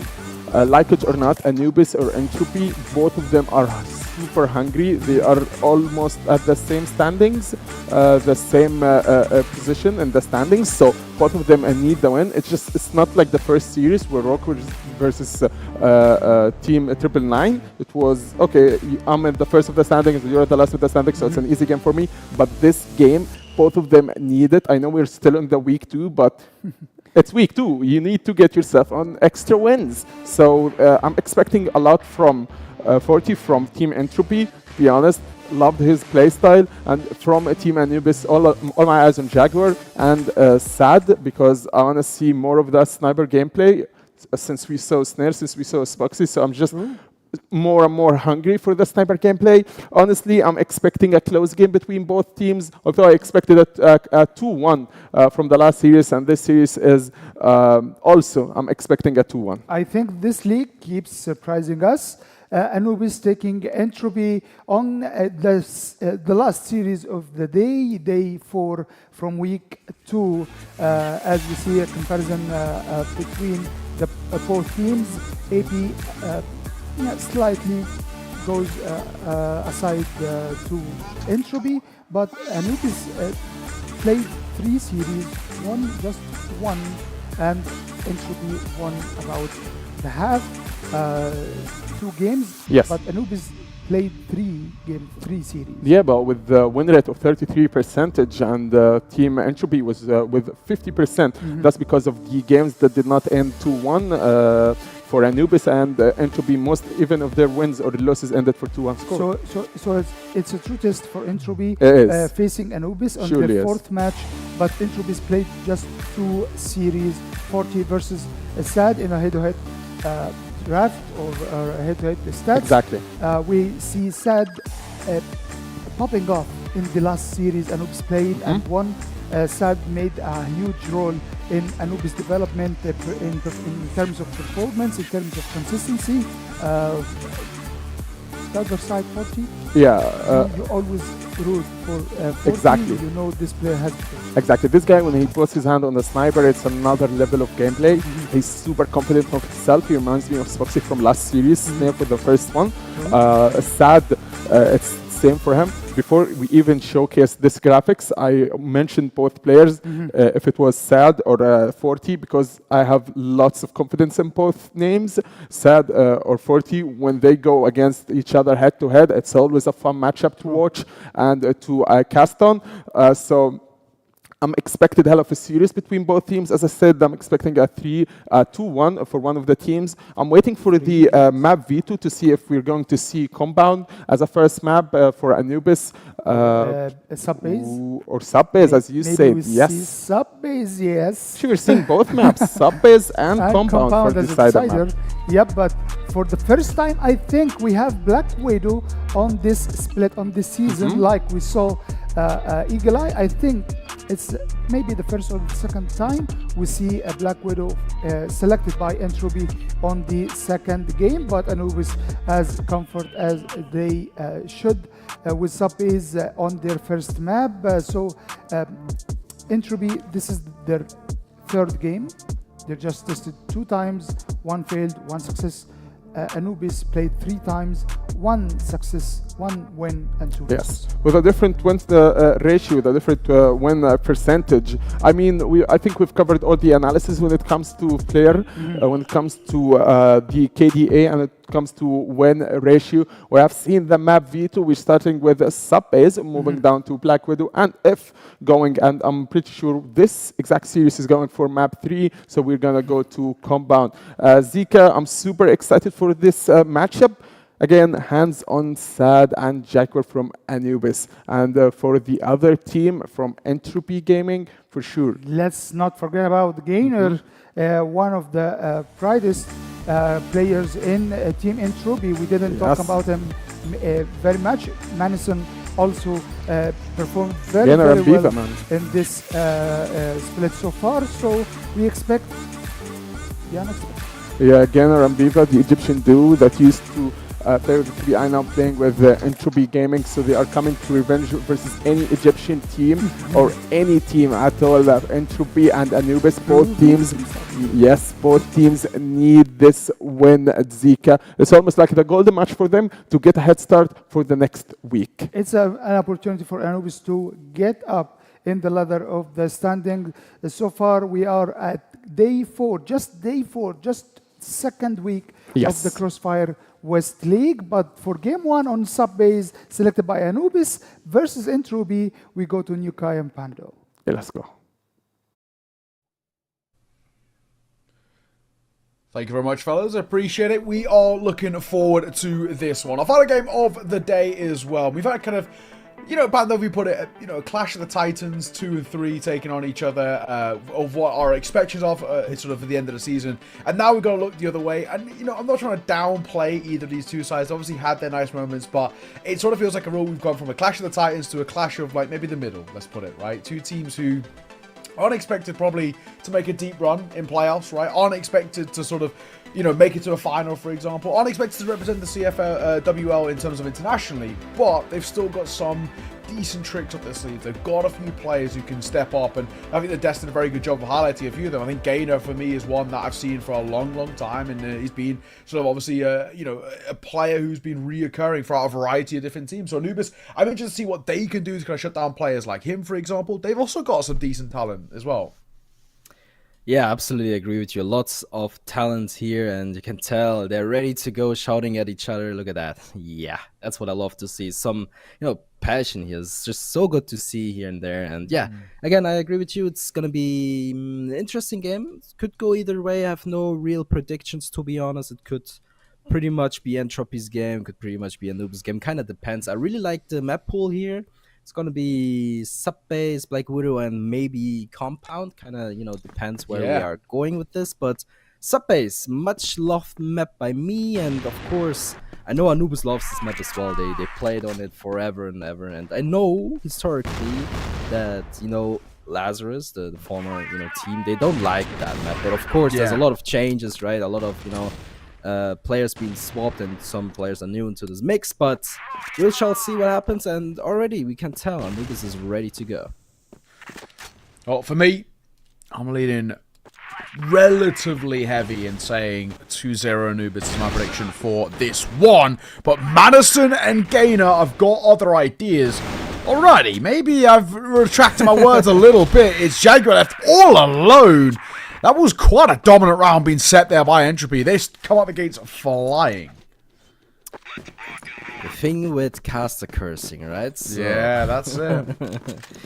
Yeah, what a strong start here from Entropy, right? I mean, wow, they started off pretty bad, I would almost say, like 2-man disadvantage, and all of a sudden, bam, back into this driving seat here. And yeah, Anubis, a little bit of a shall we say, it's been kind of a rough start here, but surely they have something else in store, right? So yeah, don't get too mad about it. It happens to the best of us, right? So they're preparing a little bit of an A go, I would say, maybe a peekaboo peek towards a down.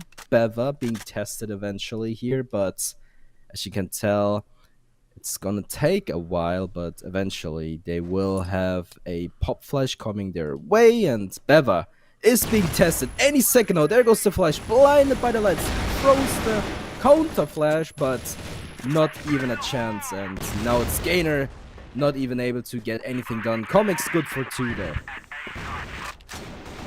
So, again, that bomb going down as well. It's 40 and Madison, 2 players with a lot of experience left to try and bail them out here, but all down to 1 man on a 1v4. Surely no chance in hell for 40. Surely gets a kill.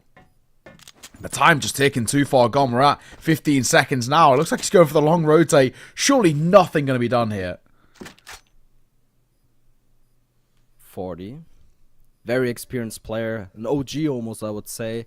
Lots of experience. The timer will run down. Not sure what he was thinking here. Not even going for it. Well, a little bit of a weird outcome, to be fair. But a very strong round from Anubis. And gotta give him that. You know, strong approach. Strong push. And a secured round for them. It's a much needed one. A much... you know, you always want to start off strong, right? So you have a little bit of confidence going into these rounds. So... already 1 man down is not what you're looking forward to, but it's not the end of the world as the push slowly but surely comes through. Madison being tested, throws a grenade into the woods location there, but doesn't really do too much damage though. So, 1-1 start and a little bit of back and forth, just trying to figure each other out, let's say, right? Trying to understand what is their sort of game plan. What's their idea? What should we sort of expect? And well, so far, seems like it is that somewhat slower approach that is very common in the CrossFire West League. Yeah, definitely. I think that happens once or twice, right? So see that all that often. But yeah, so far we have a very quick game. Lots of back and forth, right? So pretty much a standard sub-base, I would say. You know, you have a lot of peekaboos here, right? Yeah, wanting Here to and there. fight. Yeah, it's something I always look forward to because I like these close corners fights, right? It kind of gives these like strong aimers the opportunity to really, you know, step it up, and this is the case here, right? You can tell. Look at this. I mean, Doom taking the close corner fight by, it's not even, you know, not even a chance to respond to that, and now they will have the side, they will take the advantage, and it's not even done yet. Look at this Jaguar picking up Gainer, and now it's all falling apart. Eventually, I mean, bomb is not being planted yet. The pressure is still there. Look at that. Everyone is grouped up in the cage here, and eventually they're gonna have to move into Anubis here. Look at this. What is happening? How does he get away with that? Now the trades are being dealt with, and now it's only Menacin left alone. 1 versus 2. I mean, he's really stepping it up, but is it going to be enough to win this round? Most likely it's not, and yeah, it's a round for Anubis. Yeah, carnage in that one for damn sure. Really sort of scrappy and weird round, but all that matters again is just on that sort of flip side where Anubis are able to win a round, right? Able to build up a bit of a lead, especially in this first half, and give themselves just a bit of confidence. They might try and pop and push in towards Bever here.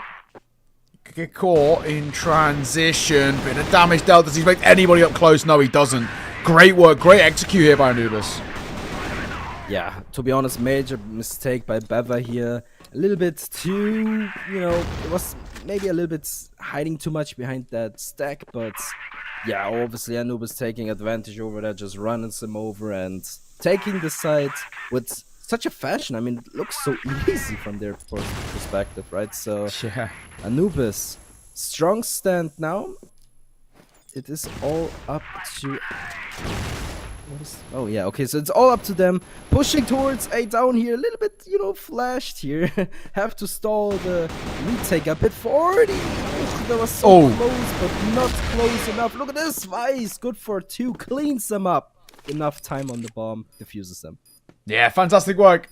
Really, really well done again. And, you know, reinstilling that sort of confidence within us that they do have these, you know, really solid ideas up their sleeve. It's a nice retake, and it's a nice little spray down at the end, again, to prove in a way that this is a matchup that feels like it could be quite even, and so far is the case. Back and forth, not only in the rounds, but the round score themselves. 2-2 is where we're at. And for Anubis, a bit of an awkward one to let slip, considering how well the sort of execute started for them. I think, you know, when we saw them fly out in towards that site and do a really decent execute, you're thinking, surely this is them just walking away with the round, but no. Anubis, to be fair, they have the easiest sides, in my opinion. It's, yeah, you know, it kind of depends, obviously, but I would still say, you know, JR side is a little bit more hard to hold because, you know, on sub-base you have so many entry points, you can't hold them all, you know, so definitely a hard, you know, a harder side for me at least. So it's really up to Anubis to take that advantage to them, you know, to, you know, kind of use that advantage rather. So Entropy really up to the plate here again. 40, good for 1, takes out Jaguar. He's having a hard time. 1-5 so far, not really the greatest performance so far, and we know he can play up to the plate, right? So a little bit of a shock for me at least. Yeah, agreed. Oh, Jaguar going down. All goes just a little eerily quiet. What is the play, I think, is sort of the thought process where I'm at. I mean, we're at 40 seconds. It's a 5-on-4, and this execute's got to be pretty stellar in this spot. Yeah. Not a lot of time here. Not 30 seconds, and as Dipsy gets caught, that's not going to help things. Sad going to get spotted out too, so already ideas started to fall a little flat. Gainer swing and a final towards Comics. Looking for second, he knows and spots one up close, and Gainer does really well. It's just Sad at range, which honestly he doesn't even need to deal with. Time alone would have won that round, but really, really well done. Yeah, absolutely. I mean, I'm kind of missing some vent boost, to be fair. I'm kind of used to see them all of the time, but right now, no vent boost, nothing. It's just empty vents. Don't like that. Please change, right? So that's something I'm looking forward to, and I think is Madison boosted now? Can't really tell.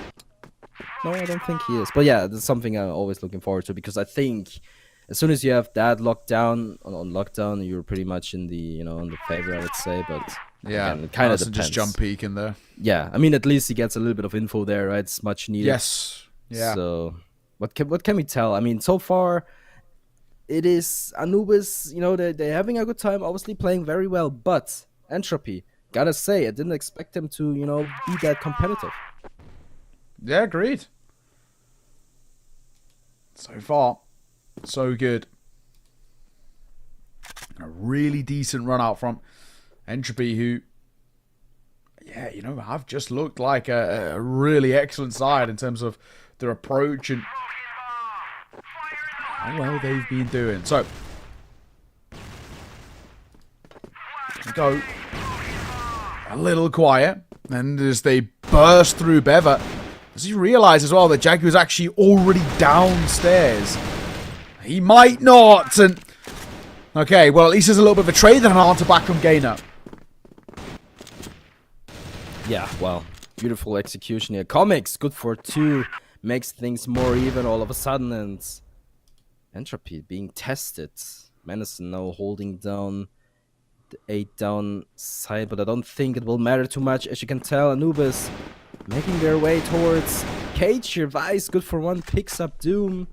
Makes things a little bit easier for them, but now sad if the timing wouldn't be awful. A little bit too close, but not really scary enough to make things uneven here. In the comics, once again, picks up another frag. Vice goes down. Now it's only Madison left alone. 1 versus 2 clutch once again. This guy has been very sharp with the AK so far, but is it going to be enough? He's spotted now, picks up Sad, makes things more winnable, but what can he do in this position? I mean, he could stick the bomb, but obviously Comics ready for it. Wow. Well done. Nice shot.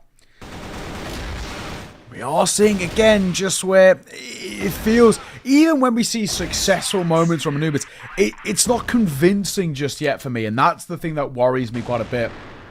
So, yeah, slightly tough predicament I think that we're in. I'm not fully convinced at the moment that they've got, the right ideas up their sleeve and they're going to be able to make this game stick for them. Do you know what I mean? So, yeah, I'm still a little worried, man. I'm still a little worried.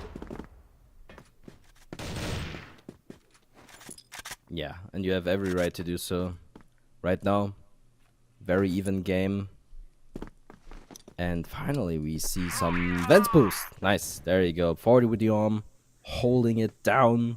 Whoever peeks that, he's dead, 100%. Unless I have seen people miss. I don't know how, but I have seen the best players in the world miss a shot in Vents. I know it sounds weird, but it is happening sometimes, right? So hopefully it's not gonna happen here. And so far, I don't think it will really matter. As you can tell, Anubis slowly but surely approaching towards Belong here, clearing out quads. All good, all safe, but maybe they're just, they're gonna leave Jaguar there with the bomb, maybe? Are they actually gonna leave him with the bomb? Okay, crazy. Didn't really expect that. Okay, they're just holding at this point, fair enough. So usually what teams tend to do here is, you clear quad, leave someone there, fall back, and work from there. But not this time around. So fall back and decide to do something else, I guess.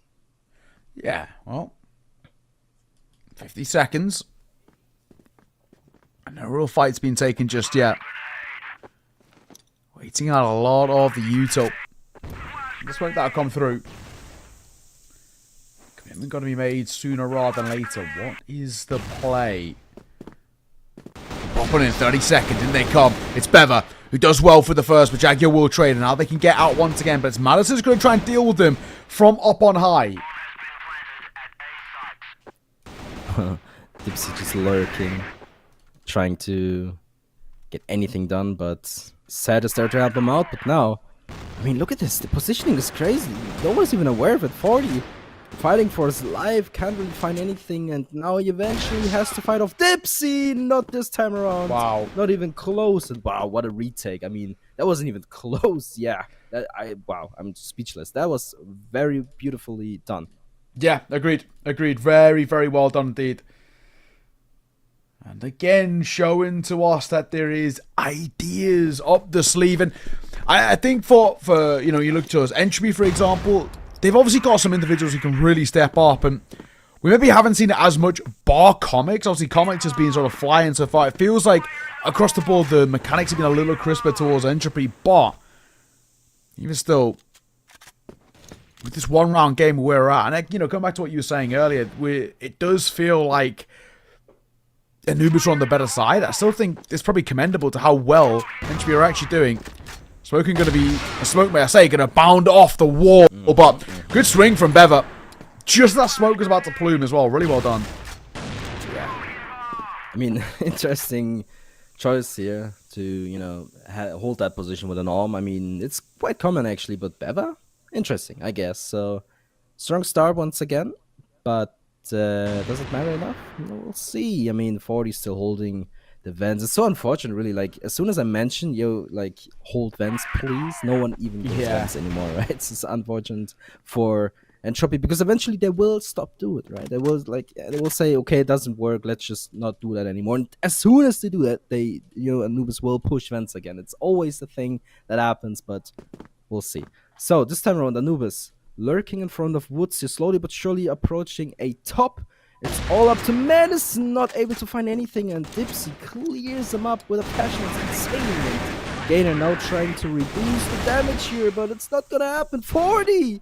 What are you doing? It's not even happening for him here. Comics takes him out, and to be fair, this is falling apart. It is. It really is. 3-on-3, 40 seconds. Decision got to be made. What is the plan? I mean, with Gainer getting caught, that'll change things. Bever, the damage dealt. Colt pulled out. He's trying to make it work, and he will. Down he falls, 1 versus 1. HP a little better over towards Vizor, but he will still fall. Doom on the swing and the find. That was really needed. Yeah, huge clutch here. Bever takes out 2 all by himself. Doom clears up the round. I mean, wow.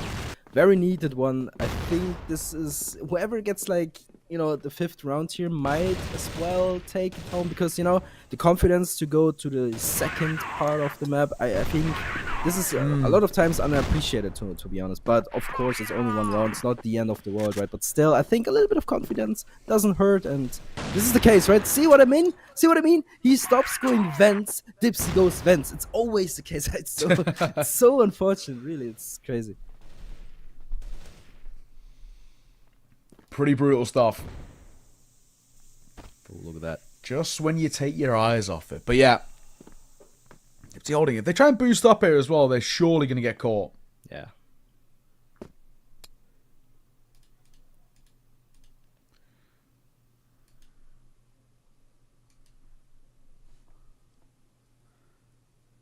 Good score. 1:25. Just a slow approach by Anubis. It's been sort of part and parcel of their, I guess, just the way they are approaching these rounds. But, you know, even with these slower rounds, that's what they're waiting for. They're waiting for somebody to overextend from Entropy, and yeah, they'll get it. Patience sometimes can be a little frustrating to play against. I don't, you know, arguably also to watch too, but in this instance, that's a smart move. They're waiting for the overextension, they get it, and they punish. So would you say it was a mistake from Gainer? I'm not sure though. I mean, peeking like that is always a, you know, a high risk to take there. And obviously it can work out here and there, but in a situation like this, probably unnecessary. You know, you could just wait. You know, obviously you want some, you know, some pieces of information to work with, but now you have the man disadvantage, and now you have to, you know, see what's going on. Anubis. This is exactly what I mentioned earlier, right? Jaguar just chilling there, gets the information, jumps into the side here, 40 good for 1, but is it going to be enough? Probably not. Madison takes him out. Now it's a back and forth. Comics takes out 2 all by himself. Now it's a 2 versus 2 situation. Comics so low in HP, but still running and gunning. Still not dead. There you go. Madison takes him out. Now it's only Seth versus Stu here, but finally takes out another one. The bomb has to be planted 0 seconds. Oh, it's not enough. Milliseconds once again. It's so unfortunate, though. That is tilting. It really is, but not good enough. My oh my! Again, just when we're coming down to the wire in the final moments, but you cannot afford to, lose on time like that. That's probably one of the most tilting ways to lose, by losing on time. Yeah, especially when it's like super close like that, right? I mean, it was literally less than a second. Yeah, so yeah, exactly. Only fractions. It's just when you think you might have it, you don't. So kind of weird, but move on. It is going to be Entropy with the round advantage here. Didn't really expect that, but again, it is what it is. Anubis, they have to step it up. They have to make a move. They need to improve to be able to, bring it home. But again, as I mentioned earlier, I think on the GR side of things, probably easier, right? Yeah, you'd assume so. You'd hope so, at the very least. Yep. 5-4. Look at this boost. Still there, yeah. Pretty good game. Will he get cleared? Looks like... No, he won't. Oh, he does. He gets a lot of information. He spots 3. So that, at the very least, is decent. But also, I guess, simultaneously also a little bit tilting, too. Yeah, I mean, good spot, but not good enough, I guess. I mean, I think it was Raffen last year, LCK. Yeah, I think he played it to perfection against GV, right? He always jumped down as soon as he spotted someone into the corner because they cleared it before, right? So now they think it's clear, but he jumps into the corner. No one even checks him and he clears up every single one, right? So if they play that to perfection, the spot is like unbeatable in my opinion. But back to the game, you see a lot of, trades here and there. Set picks up 40. Which I think 40 is so far a little bit underperforming. Obviously, as 10 kills, he's doing fine. But 40 is such a strong and an experienced player, right? So he has to be like one of the key players. But so far, I would say he's only like he's a good player, but not like star player like he used to be, right? Sure. Still trying to make something of this a little bit. I mean, again, where we've had such a showing from Anubis has been, I think, underwhelming on their own regard. I mean, Jaguar 3-10 for him, 5-7 for Sad, and he's out all that's left in a 1 versus 2. Running around this corner, yeah, he just doesn't clear the close left. Well played right at the end there.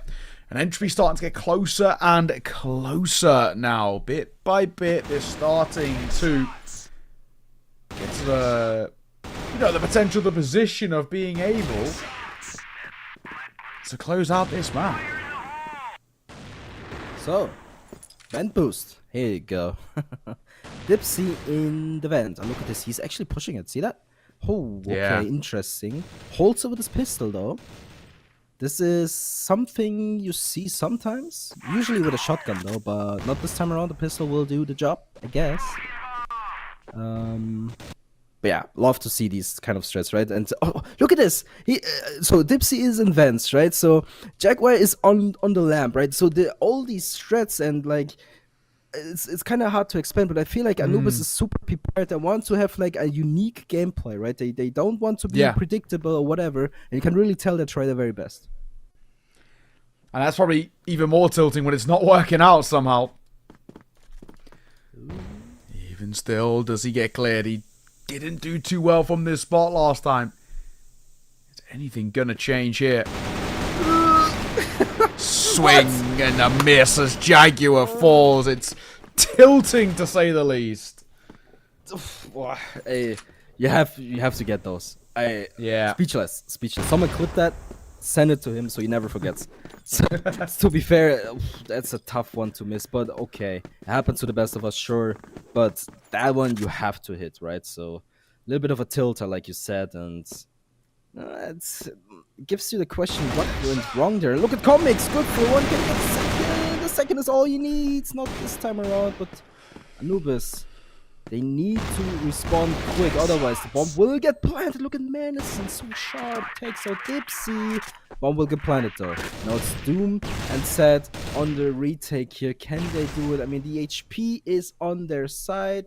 Some, beautifully placed utility earlier on did the job, and Now Menacin, I think he might have the key position for the set. Takes out Beva. Now it gets close. Is it going to be another round for Entropy? And this is the case, though. Yeah. Honestly, Entropy really, showcasing just their level, right? And showcasing just how solid they really can be. I mean, absolute credit to them. Yeah. And again, you got to look at Anubis, and this must be quite tilting. They're getting close in a few scenarios and a few situations, but it's just not close enough, and that's the big issue for them.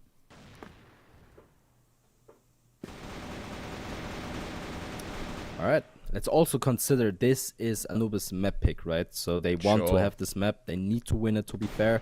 Because on Black Widow, I feel like Entropy might have the upper hand because, historically, I feel like I would say Anubis wasn't, like, they weren't really, the best team on Black Widow, I would say. Yeah. But of course, there's been, like, a lot of changes, so it's really hard to tell. But still, I would say if we go to Black Widow, I think, yeah, Anubis will have a hard time. That's basically what I'm trying to say. So we shall see and wait, and, it's gonna happen.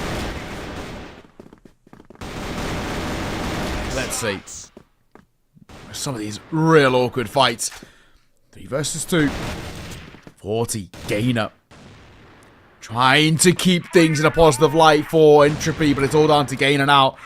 He's a known quantity too, so it should be impossible. They'd over towards stairs, but that's not the direction he's going for. He's trying to fight on towards Sad, but he's not being given the fight. 50 seconds trying to isolate in a 1v3. It is a massive task for him. Yeah, Sad is just stalling time. You're waiting for the backup to arrive, and yeah, he has a good spot there. Yeah, you can. Okay, so what he did there, you can kind of stand on like a ledge or something. Like you have a different position, right? So you're able to scope through the bomb, like through the what is it, like the sub base thingy, whatever. So you can tell, yeah, see it there. So you were able to like see the enemy, take him out, and it's really hard to see from the other side as well. So beautiful done, good positioning, very well played. Yeah, good work. 2-round game. Still a bit of fight on our hands here. And Anubis not dying just yet, in the sense of they're still putting up something which makes us, maybe ever so slightly believe in a way as well. Especially when they get an opening kill, it really starts to make you think they've got decent ideas, but Madison and Bevo are just so clean right now.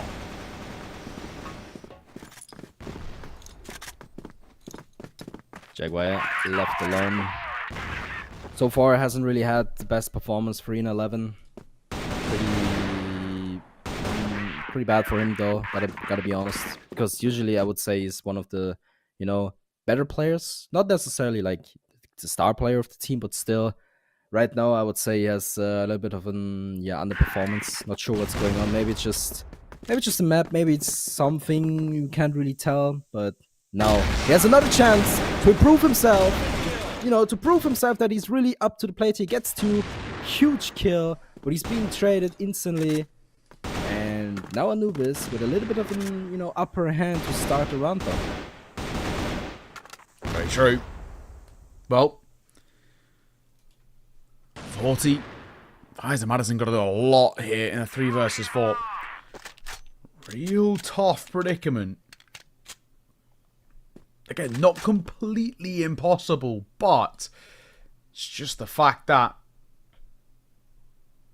things have been made considerably more difficult. And I think, for an Entropy, you're so close to the finish line, and that's where some teams can get just a little bit overconfident, a little bit too comfortable, and, obviously makes life very, very difficult. So, tough one for sure. Don't let this one slip away, though, for nothing, right? You've already built up a lead. You've done so well to keep this lead throughout this game. Don't let it falter for no reason. Yeah, Entropy is pushing to the end here. I mean, right now, man disadvantage, still round advantage overall. 3 rounds ahead. Menacin peeking into Dipsy, but on the other side, of course, Sad picking up Vice, so it's an even trade. But Bomb's been killed, so the bomb carrier is on the ground. What can they do? Madison actually makes numbers even now, all of a sudden. Doom not able to get anything done, but they're Sad. Again, returning the favor, and it goes on and on. No, it's 40 against Comics, and you know what? 30 seconds on the ball, on the time, I mean. Picks up the bomb, knows he has a little bit of time left. He can, if he want, he could have potentially make a run towards A, but obviously a very risky move. He goes the safe way, but Comics has another idea. The timing's a little bit off. The stairs are always scary. 40, he needs to back off. He's still alive though. Still running and gunning, potentially clutching this, but Comics, what can he do against 40? Super experienced player, but Comics this time around, just better. Crazy round again. It comes down to the wire. And you can see as well, Anubis are starting to get a bit of, internal belief, and they're starting to sort of understand that there is ideas here and there is moments where we're showcasing just how good actually we can be. And that's kind of sick to see. It makes you start to feel a little bit of, internal belief for them. It's just a question now, of course, for them, of can we, come alive, and can we find this form sort of when it matters most? 8-6. Only 2 rounds in this game. Entropy, we've spoken about it. This lead that they've built up is starting to falter quite rapidly. 40 and Menacin, both 15 kills, make it 30. If you combine them, pretty much, carrying the team so far. Obviously, the rest is also playing, trying their very best to win those rounds, but you gotta give him credit. Huge kill amounts, not what you see all day. Same for Comics, to be fair. It's there, he's really putting up these numbers, and now again, Entropy pushing to the end. Anubis, if they want to have a chance to bring this one home, they need to win sub-base, because again, on Black Widow, they're gonna have a hard time, I believe. But maybe I'm wrong. I've always been wrong, so it's always interesting. Vice clearing lamp there, but Jaguar this time around, a different position, much needed one, and look at this. It's going pretty well so far. Gainer tries to make things even once again, but so far, I would say it's an even outcome so far from the situation. Yeah, very true. Still, where we are at,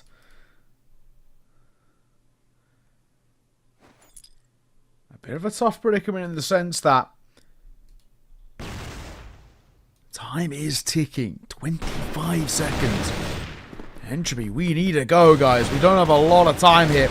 And they're struggling to catch it towards Jacko. They will get there in the end, but at the same time, Sad's still delivering with the Orm.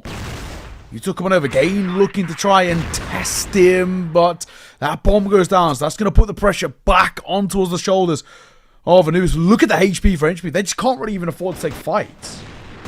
Yeah, not at all, and it's going to be a very hard one, but Sad, good for one. Comics takes out 40, and this is another round for Anubis. Pushing the numbers closer together makes things more even, but still a long road to go. They need to put in those numbers more often, because again, I feel like they can be, very competitive, and they are, don't get me wrong, but Entropy right now, I would say, still, slightly, in favor for me at least. But look at this Gainer! Takes out Jaguar. This is exactly what I mean, right? So these ballsy plays, they sometimes work out, but now Anubis, they need to do something, otherwise it's going to be another round for Entropy, and you know what that means.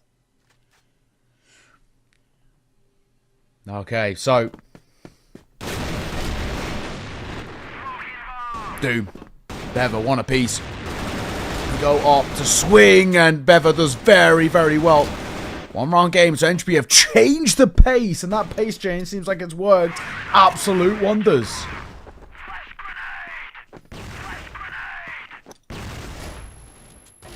Dipsy now in the clutch, gets one though. 3 more to go, let's be real, not this time around. 40 takes them out, and you know what? It's another round for Entropy, and pushing to the end here. It's not much more needed for Entropy here, but Anubis, what's going on? They need to step it up. They need to find those entries, these like first kills, whatever it takes, right? So there's a timeout, a much needed one. Let's start talking, guys. Yeah, something's got to change here. Not got a lot of time to get in towards this game, so we are, you know, sort of quite literally at the definition of now or never. Map number 1, this sub base, which it's been back and forth from the beginning. Understandable why we've called for a timeout here and why we've chosen to sort of slow things down. You eternally know how important this position that we currently are in is. So, yeah, tough spot, that's for sure. No real second chance is sort of available here either. You know what's weird? Like, they have a timeout, but I don't see anyone talking. Yeah, maybe they're just chilling. I don't know. Maybe someone is talking, but definitely not one of them. It's kind of weird, though. But on the other side, of course, Entropy. Maybe we see him, maybe not. But yeah, there you go. Always when I said. Anyway, maybe we see some talking on their sides. Don't really see anyone. Just, you know. Oh yeah, I see. I see Gainer smile. It's a good thing. It's a good sign. It's good mood in the voice com. But again, Anubis, no one really, and there's nothing. Just staring, right? It's kind of weird though. Yeah, unless the only thing I can think of, unless there's a coach that is not on camera and shot, right? That's the only thing I can think of. Maybe like, even if it's like a coach that is, you know, like. There we go. There's a coach in VC. I was going to say a coach that on call was what I was going to say. So we've got confirmation from production, but that's one thing I was thinking of. The only thing it could be is if there's a coach somewhere, you know, whether it's VC or even if he was just in there, what looks like a boot camp, right? If he is just somewhere in the background. But yeah, that makes sense. So the coach did all of the talking. I think that's as expected, right? And understandable kind of why they've gone for this pause. And now the big hope is when you've taken pretty big pause in this sort of sense. Now you've got to try and come straight back into it. You know, the success rate off the back of pauses, that's always something that can be, you know, a pretty big deal. And if you're unable to make it stick, it makes it feel even more worse. If you're the one calling a pause, you instantly lose the round, especially because Entropy, we've just seen them when they've come in towards that previous round that they just won, they went super quick. They immediate pace change, pressure on, instantaneously, and then there's nothing really Anubis could do to shut it down. And there's a world in which Entropy just do more of the same. Lots of shouting. Finally, we see some talking. It's what I love to see, right? So, Coach, what do you have in store? What can you possibly say to bring back this game? Not sure though, but certainly there was a lot of talking going on, so we shall see and wait. Back in we go, and let's see what Anubis does. So far, no major changes. A little bit more of a slow approach this time around, I would say. But other than that, pretty standard though. Yeah, pretty standard stuff. 9-7 though, map point. Entropy, they are so close to the finish line. They can almost taste it, right? But the big thing is don't get over comfortable or overconfident in these sort of situations. Don't let it slip. Especially off the back of attack pause.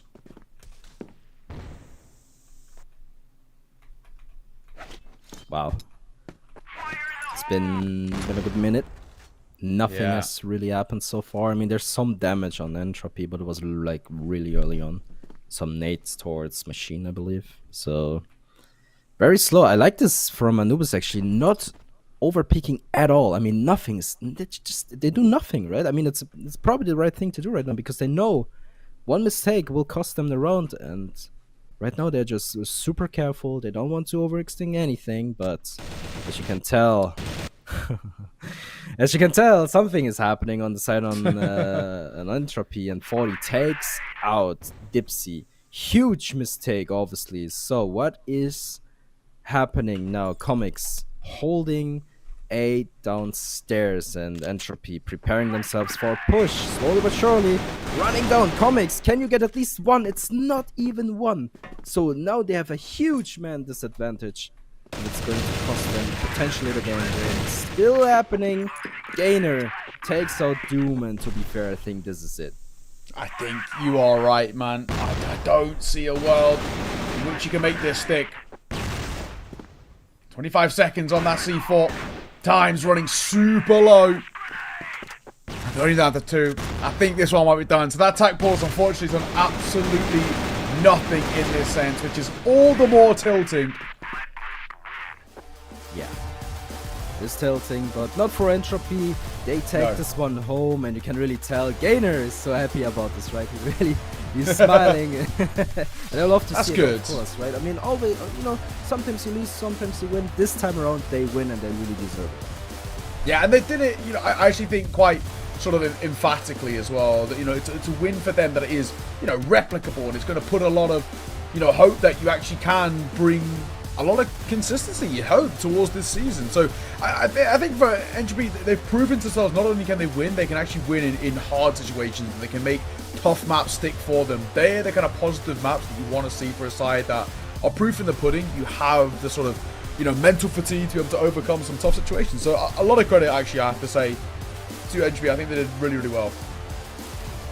So, Anubis losing their map pick, going towards Black Widow, which is Entropy's map pick. And like I mentioned earlier, I think this is going to be a very difficult game for Anubis, but we shall see. Maybe they have something in store we don't know, but it's the same, right? I expected Anubis to be very good on this map. They were very good, let's be fair, but not good enough against Entropy, though. Yeah, I mean, that's the issue, right? I think Entropy just had, for me, it felt like a bit of a deeper strat book, a bit of a better plan in terms of how to approach this. What do we need to sort of overcome the obstacles in front of us? And I think, when you look at it for Anubis, unfortunately, they had a couple of key playing, a couple of key players that were just a little bit missing, I think was the real issue. So we're going to throw it back over towards the desk for the guys to break it down before we head in towards map number 2. Thanks, Nukai and Pando, for casting this amazing game for the third series we have today in day 4, week 2. Anubis versus Entropy, very close game, very promising plays from Anubis' side, but Entropy can end it for it. I mean, what can you say? Honestly, Entropy did play better alongside the first game, and it's only the first game which is getting started for this last series, but Anubis did slip up a bit.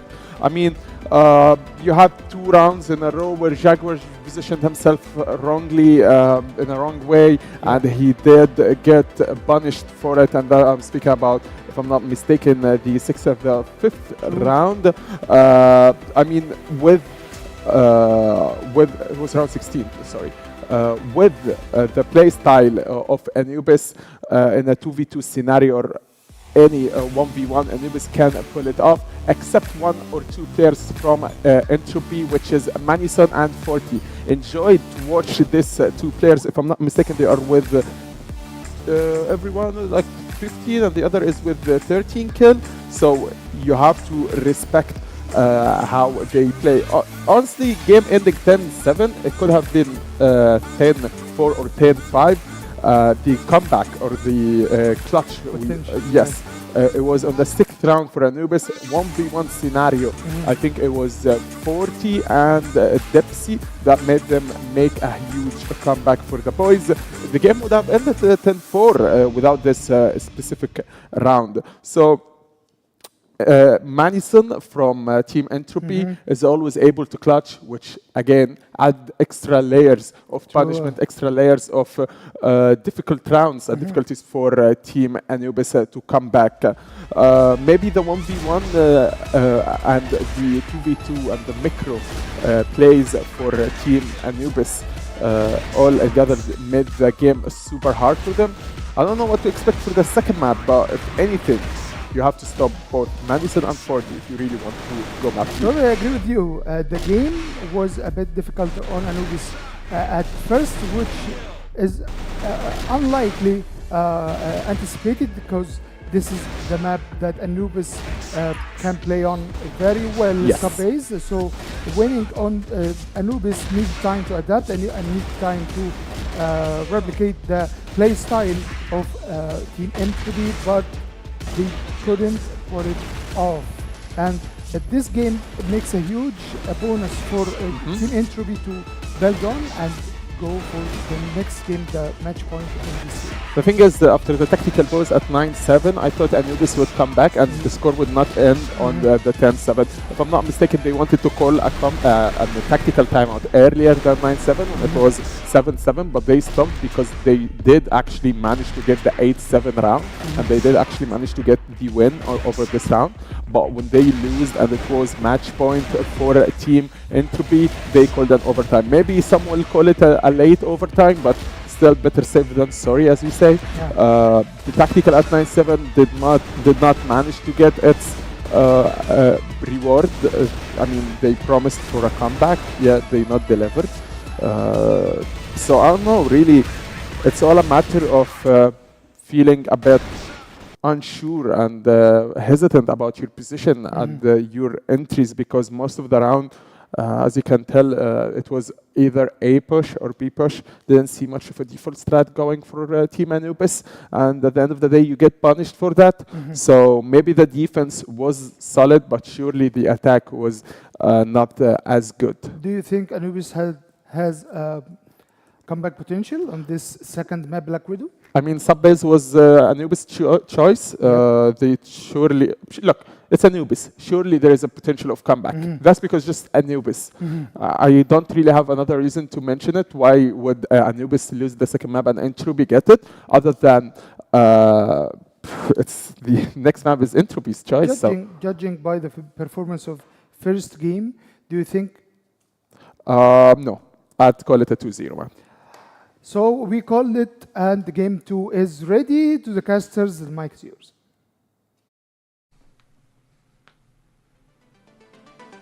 Right, thank you very much, guys. We are looking forward to it. Entropy, better work fit, but Panda, a good start, I think, is all that matters. Anubis, I don't know, come back to it. I really felt like they missed a key few players. Jaguar really couldn't get going. I think he looked quite stuck in terms of his ways. And I think the great thing that we got to see for Entropy, they were really solid at adapting to what was happening, right? They understood that some of these pace changes were really crucial because, when we saw them coming in towards the second half, they kept it slow. They was, pretty methodical in terms of the approach. They realized it stopped working, right? They got figured out. So, couple of quick rounds, fights taken in the first sort of 15, 20 seconds, and boom, success started to find its way. And off the back of the attack pause, again, really, really decent work. So, the expectations now is a 2-0, right? That's where this is sort of leaning in a way. Anubis, they've really got to lock in.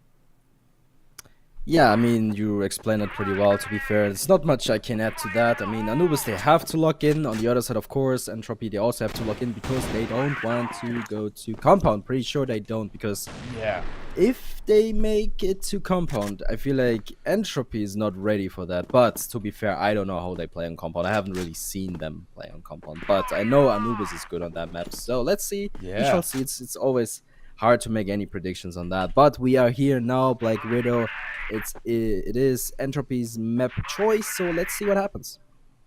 Yeah, expecting some big things. I like Black Widow as well. I feel like this map is pretty fun. Long control is always quite interesting. Mid control is always quite important too, but I think a lot of teams do really actually quite struggle with it, to be perfectly honest. So let's see how these two teams do. It's a slow start as per. Only a tiny bit of damage dealt early. Yeah.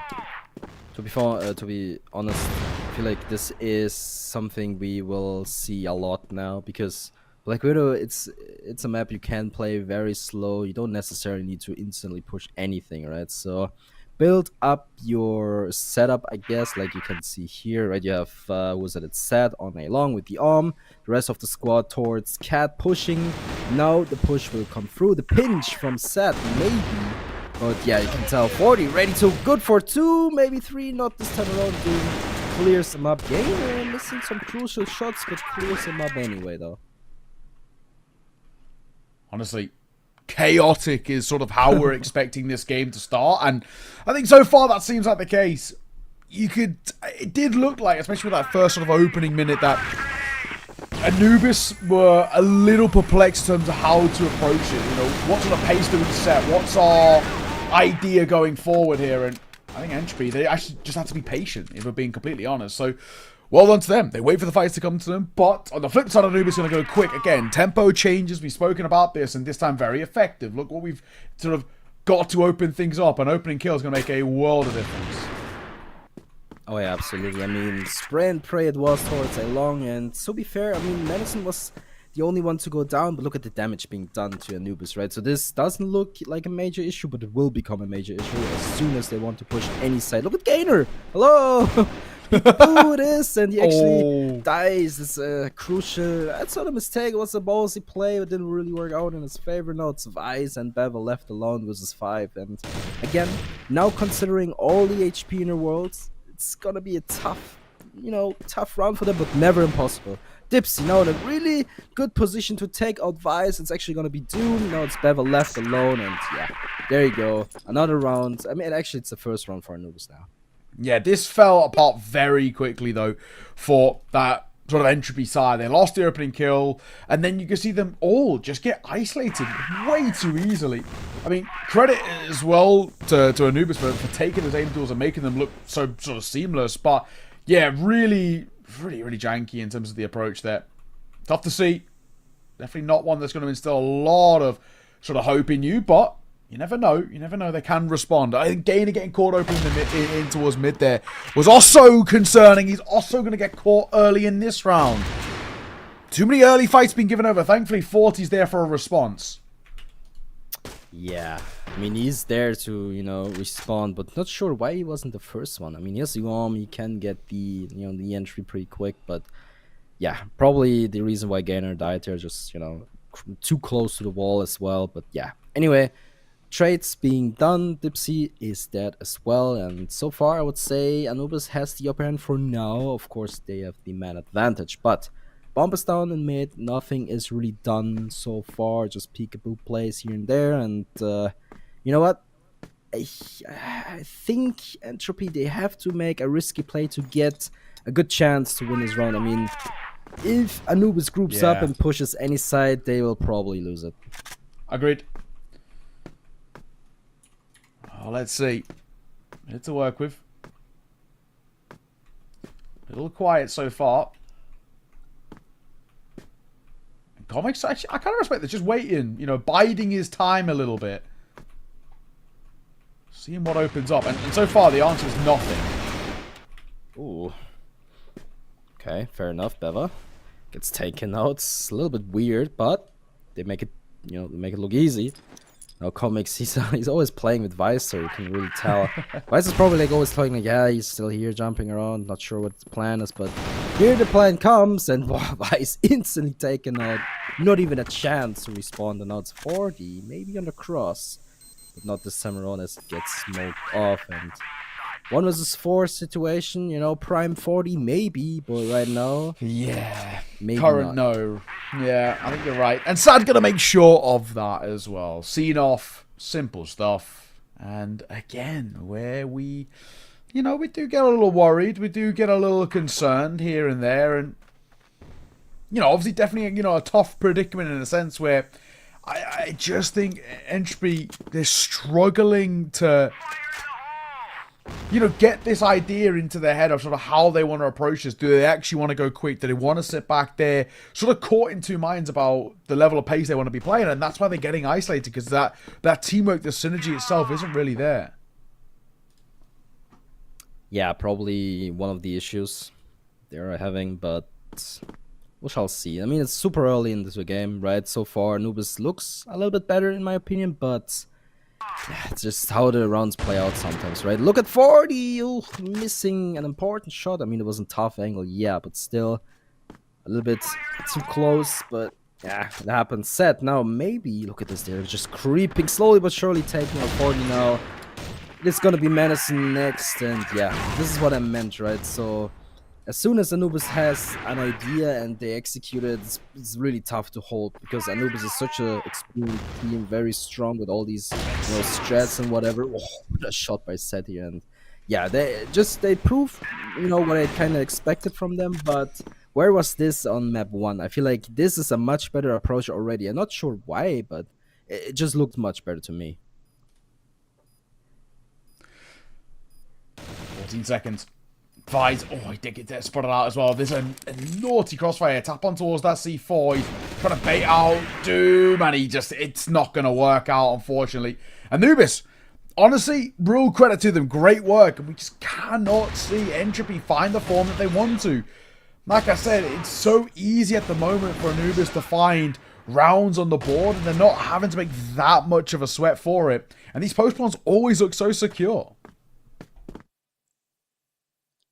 Yeah, I think last round it was 40's mistake to not reposition him a little bit better, because he spotted them, well, one of them in cat, right? He spotted Sad, I think, and he decided to sit behind the train, right? But I don't think that was the best, choice he could have taken there. But it's always easy to say when you, sit here and watch the game, right? So a little bit of an unfortunate, situation for Entropy, but so far Anubis looks much better, much to my surprise too. So look at this, grouping up in front of Cat again. And you know what?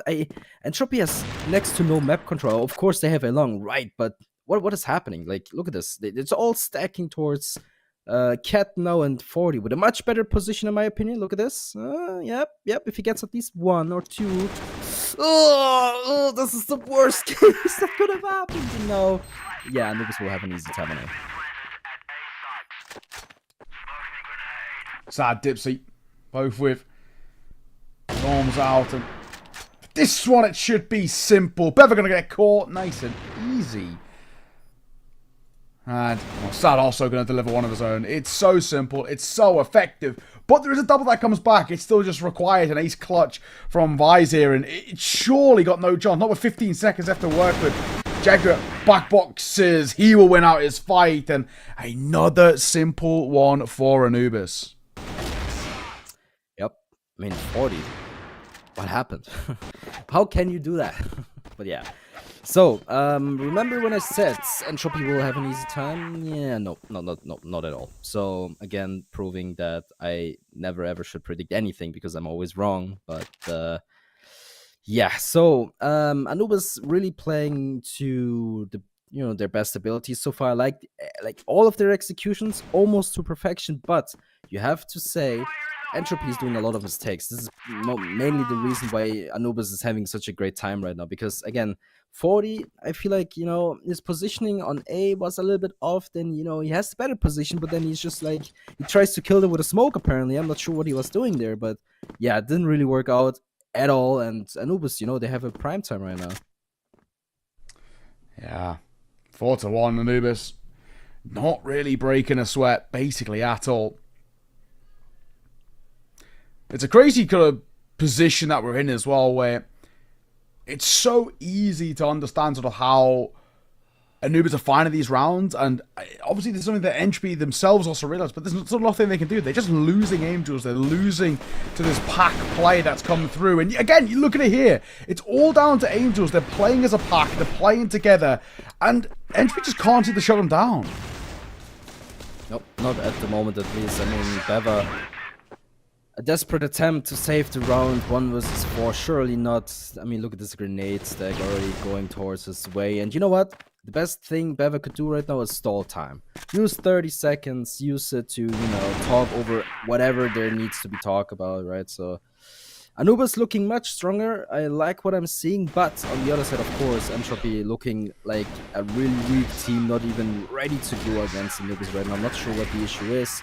Maybe it's just, it's just Anubis hitting their shots, or it's Entropy not hitting their shots. Either way, it's not looking good.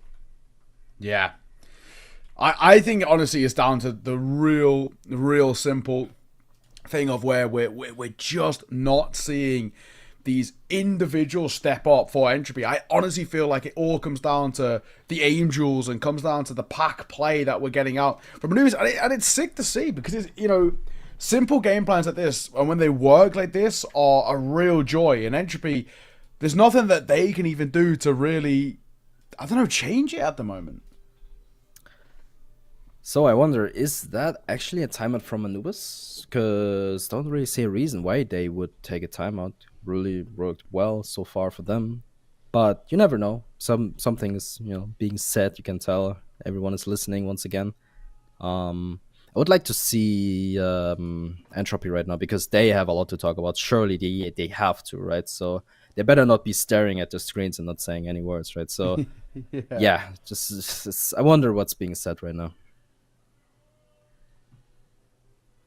Huh. Well, not a hell of a lot, in all honesty. Not a lot being said, which is potentially a little concerning because they need to.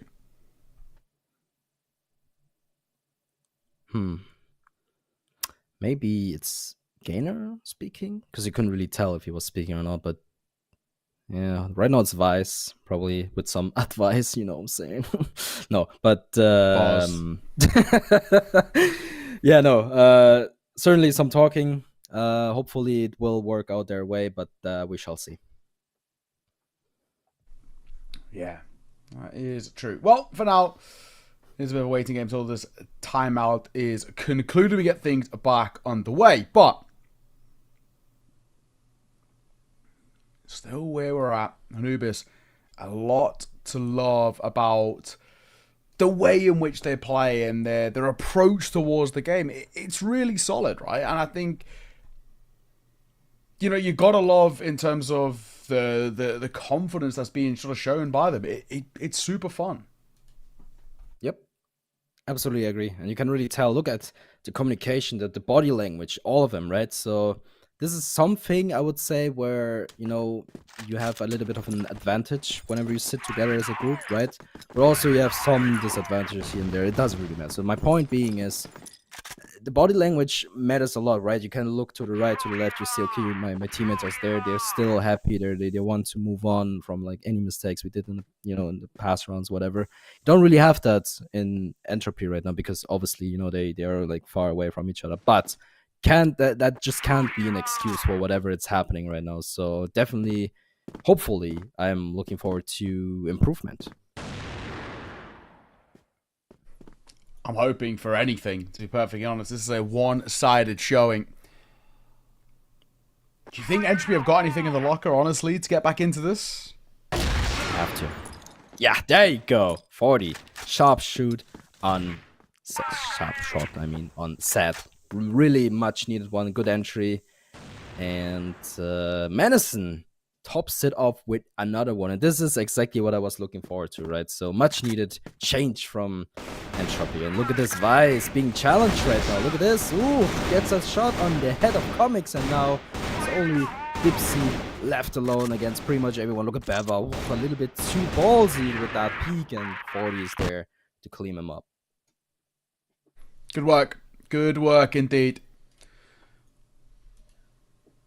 Needed, right? I think, we still talk about it in the sense of it's at least a redeemable position. Right? If you can get up to 4, I generally think you have a bit of a chance, right? And it's all about your internal confidence. And let's go start again, right? Jacob going to get caught early. Wise, he does spot out another one. He's very careful here. They jump out of the window, and they do overwhelm him very well. Now, a little bit of a stall coming from Anubis. Ooh, that smoke is not very good. That is not what you're looking forward to. And now Madison, he has to do something. Backing up might be a good decision. I'm not sure though. It's a lot happening there, so they need to regroup. Oh, what is happening there? Hello. A little bit 40. What? Kid works out. I guess whatever. Never mind. It's all good. All good. No 2 versus 2 situation. 40 low HP though, but 3-0, really hitting all of his shots. But look, 40 goes a long way around. He has time though. It doesn't really matter. But with a key position, if he gets 40, this is a done deal. Now Madison left alone. 1 versus 2. If they play their cards right, this is unlosable. Unlosable, I say. If Seth plays this right, Madison, can he get the shot down? It's not being the case here, and yeah, this is what I meant. If Seth would have, chosen to fight, he could have lost that round, but luckily he didn't. He played time. Easy done. Such a chaotic round, though, isn't it? When you look through this replay as well, the back and forth throughout. Lovely reactionary shot there, but like I said, for Entropy, if you can get 4, you'd be feeling good. Now you can't, not in this first half at the very least. Anubis up to 6. Entropy just at 2. Best they can do is 3, and it's a big ask. Oh my god. Flash of smoke. There was an awkward fight being taken there, but it does end up working out. Nope. Interesting. Look at Vice. Oh. What do you expect? I mean, yeah, you can, you know, make your way through a smoke without being detected, but let's be real. Comics, he's ready for that. He's just watching, ready for anything, right? So 6-2. What can we say? It's wow. I'm speechless, really. Anubis showing what they're made of. They're showing their full potential on this map already. Gaimin now last man standing. Surely not. Good for 2. Can you get 3rd? Potentially, maybe not this time around. 7-2. What a dominant performance by Anubis so far. Yeah, it is. Honestly, this third map is going to be happening momentarily because there's surely no way Entropy are going to get back into this. They have been falling so flat time and time again. And yeah, real credit has to be given to just sort of how good Anubis are looking. But, I mean, yeah, Entropy, how flat they've fallen off the back of map number 1. It's so surprising. But look at these faces. Happy faces. Like to see it. Remember map 1? They don't. They're already at map 3 right now. So on the other side, or the picture, right? You can tell, not too happy right now. But of course, when you are, what was it, 7-2? It's not really what you are looking forward to. And again, lots of talking has to be done, and it seems like everyone is like, yeah, I don't know, it's just whatever, right? But Vice is trying his very best to, you know, keep the conversation rolling. Can really tell he's probably like the main speaker right now. Everyone just listening, trying to, you know, figure it out. But can they figure it out? I'm not sure though.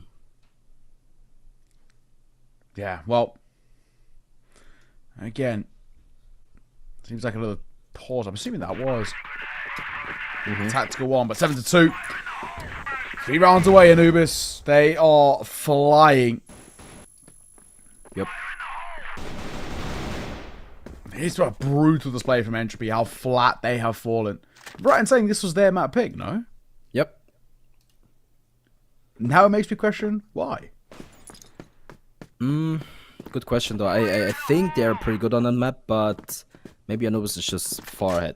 I mean, you could be good on a map, but your enemy is just way ahead of you, right? So it's probably one of these things happening here. Otherwise, I could never explain why this is happening. Like, you don't pick a map you're not good on, especially on this kind of competition, right? And look at this, Jaguar being tested momentarily. Vice with the silent jump onto the box. He's going to be the entry, maybe. He will make a jump eventually. There it goes, clearing. He saw him for sure. No need to hide, bro. Ooh, what is happening? 40 still. It's all going their way. It's crazy. Didn't really expect that at all. Look at this, a complete shutdown. Dude, now last man standing. Not really likely to go his way. And you know what? This was beautifully executed by Entropy. I didn't really expect it because the guy in barracks, he was spotted, but it didn't really matter in the end. So I guess, yeah, good job. Honestly, it's better than nothing. The side that have fallen so flat, you'll kind of take anything that you can at this point, to be perfectly honest. But far from being done or recoverable by any means, we've still got a lot more that needs to be done before we start to believe. Let's say 7-3. Anubis still got plenty of lead. They got a 4-round buffer and only 3 rounds away from pushing this towards a third.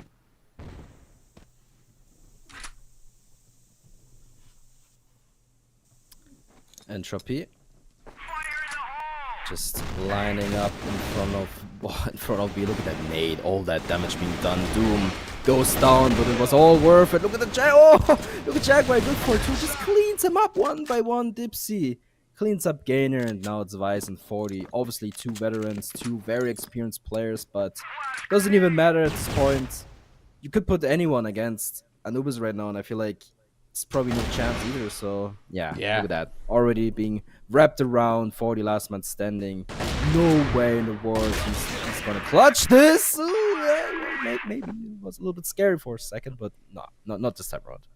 No, there was a moment there where it felt like it could have had potentially something brewing, but not to be in the end. So, again, another one where you maybe start to have, you know, ideas and beliefs, and Anubis just immediately responding. This is something that they've been doing so effectively just when Entropy feel like they may be getting, you know, back in towards this game or some sort of understanding of what to do and how they need to deliver.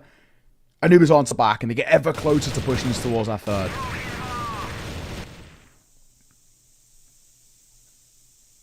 Gainer with a little bit of a peekaboo.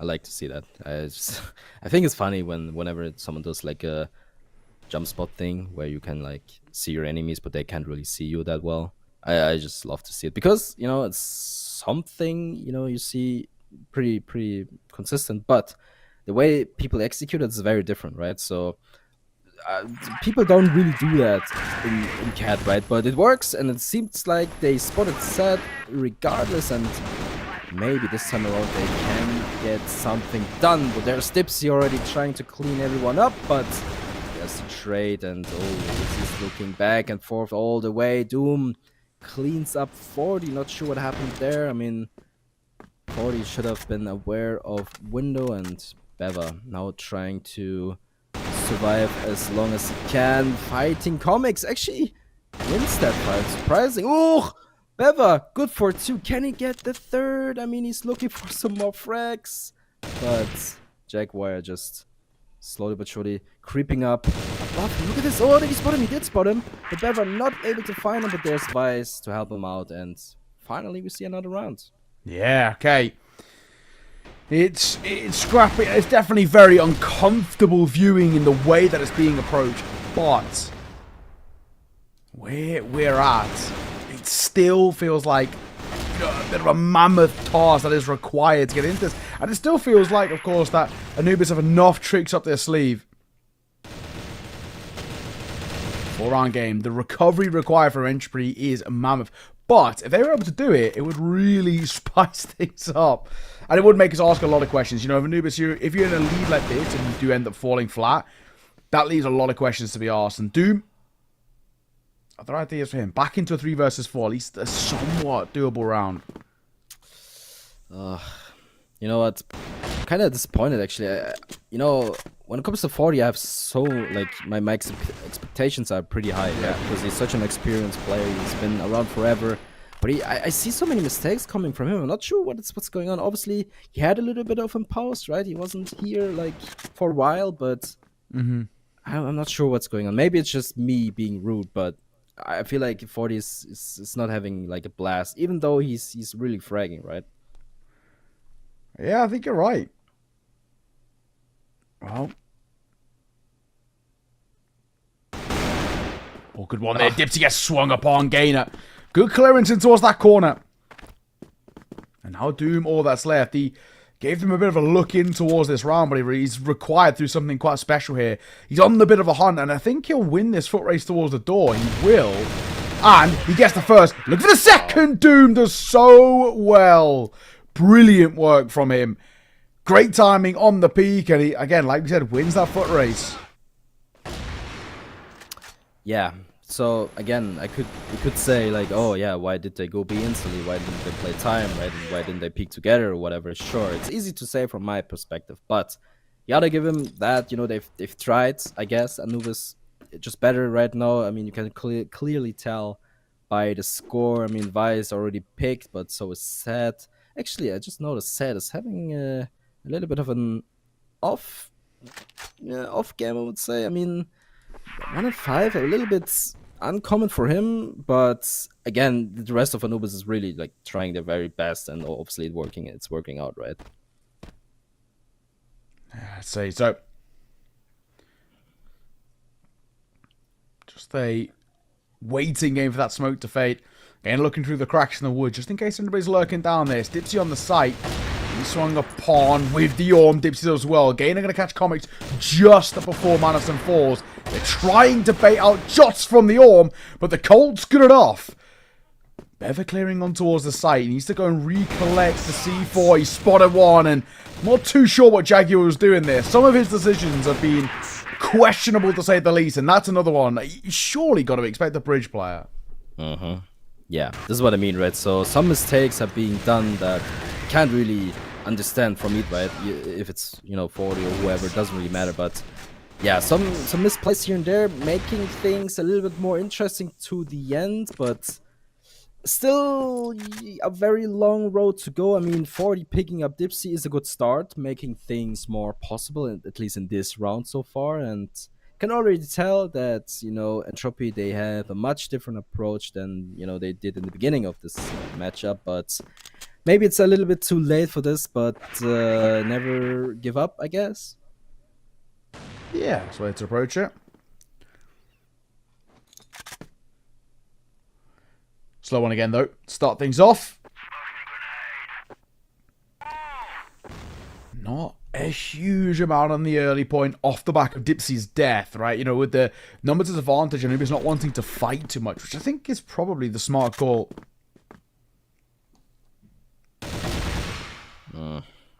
Remember when I said 40 does mistakes?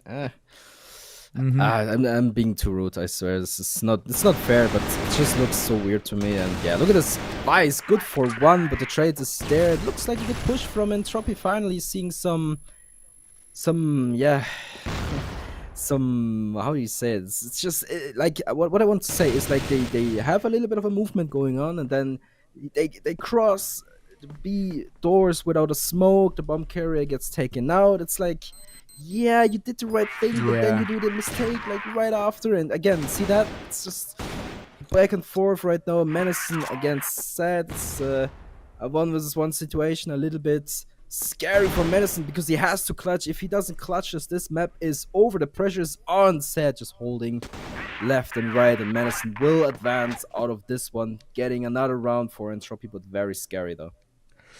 Yeah, and this has been the case. It has just been really awkward and sort of uncomfortable to watch, but rounds are rounds. I guess sort of that's the only thing you actually really care about right now. It's a 3-round game again. Anubis on the brink.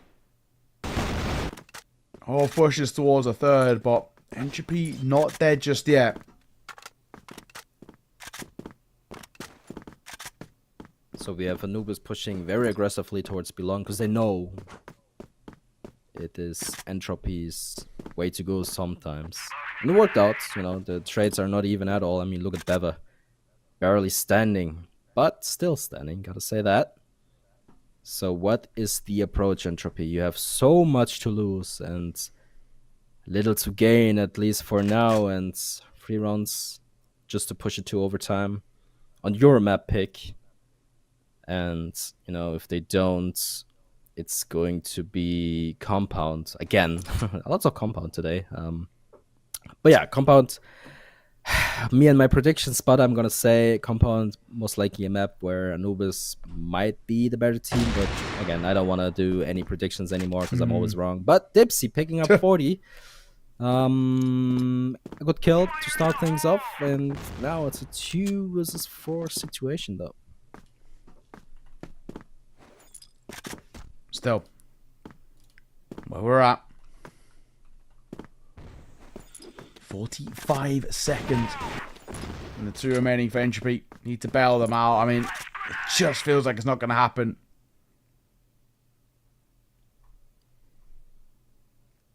Tough predicament. Vice, he needs to do a lot of heavy lifting here. He's the only one with really any HP. Bever's so low, and now that will see things.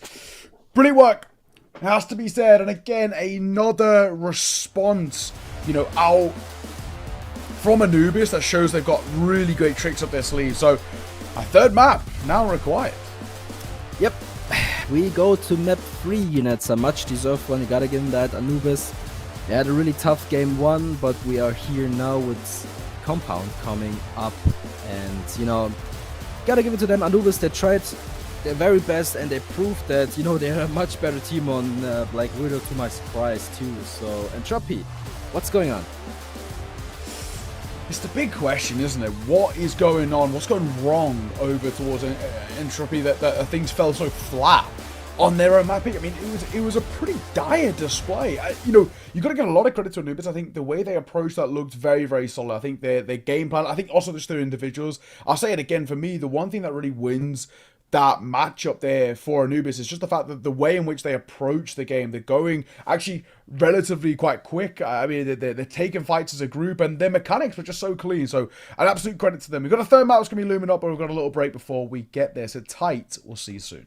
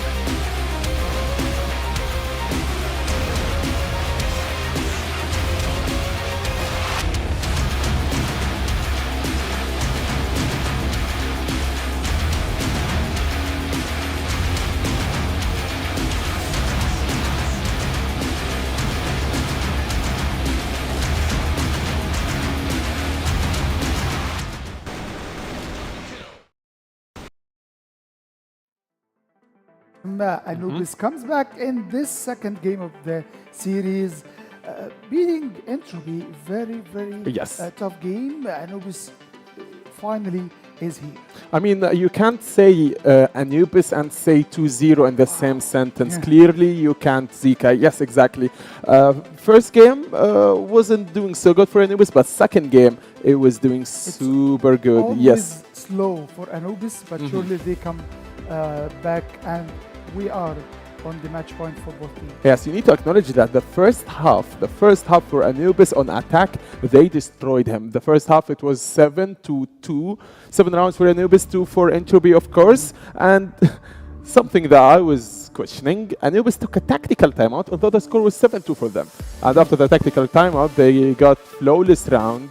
Not for Anubis, nope, for Entropy Gaming, which didn't make sense. But after that, you know, the control came back to Anubis. They managed to get more than one round. Even the first round after the switch, it came to Entropy. So what I want to say is Entropy gets the starting rounds after the tactical timeout, after the switch. And on the round 12, Dipsy pushed A long. And the boys planned on A. When I say the boys, I mean Entropy, since they were playing on attack side. Anubis Doom was able to clutch this situation. We're talking a 1v2 scenario.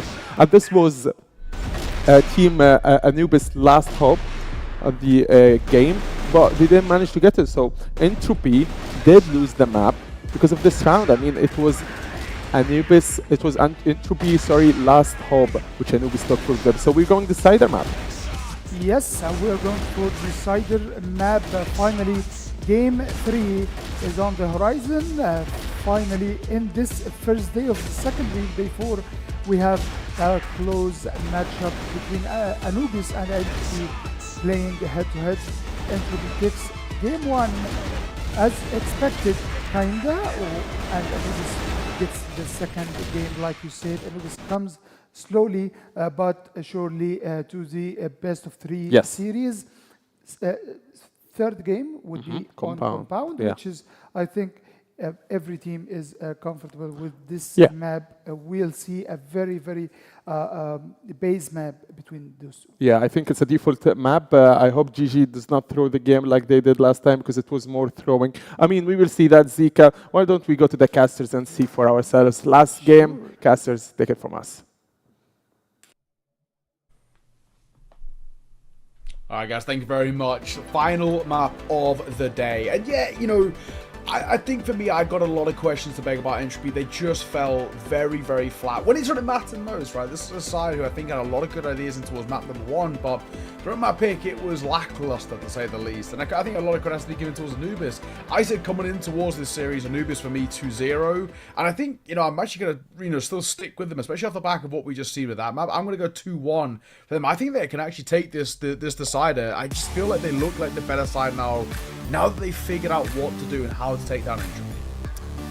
Yeah, I rather not have any conclusions, but what I'm gonna say is both teams lost their map pick, which is something that doesn't happen all that often, but it happens. So the cider map, none of them picked, so it should be very interesting. Obviously, Anubis now with the momentum and, you know, with all the motivation in the world. On the other side, of course, Entropy, they want to bring this one home. They won the first one in, you know, pretty good fashion, so you can't just let that one slip, right? But we shall see. Compound it is. Let's just jump in. Yeah, it's you know, one of those maps that can be a little awkward at times. I think teams can struggle to really get control. It can be quite scrappy, quite back and forth in terms of that affair. So let's see how this one plays. And we are very immediately in towards the fights, which, do you know what? I have no complaints about as well. You know, sometimes we've seen Anubis can play incredibly slow. So I have a lot of respect for this.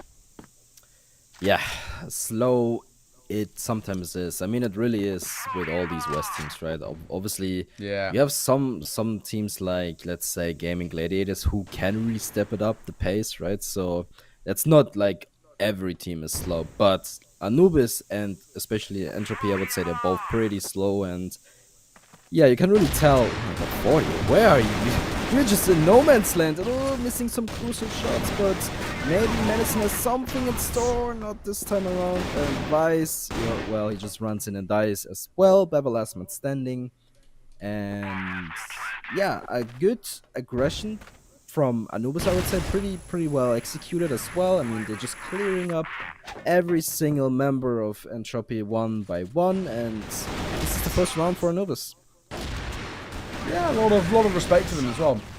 Nice approach.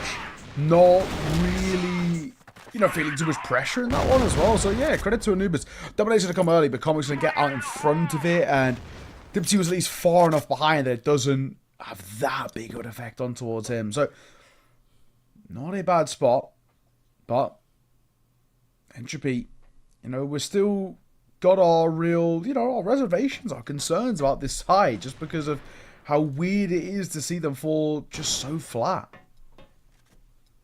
Right now you only have Gainer holding the mid cross, so they all rely on him to, have that piece of information if it's required. But right now Anubis actually just stalling in front of Belong, looking for whatever they can find. But as you can see, they're already rotating towards mid once again, and you can tell mid is quite open. I mean, it's pretty much only Gainer who might see anything, but I think his position right now is a little bit awkward though. But again, look at this.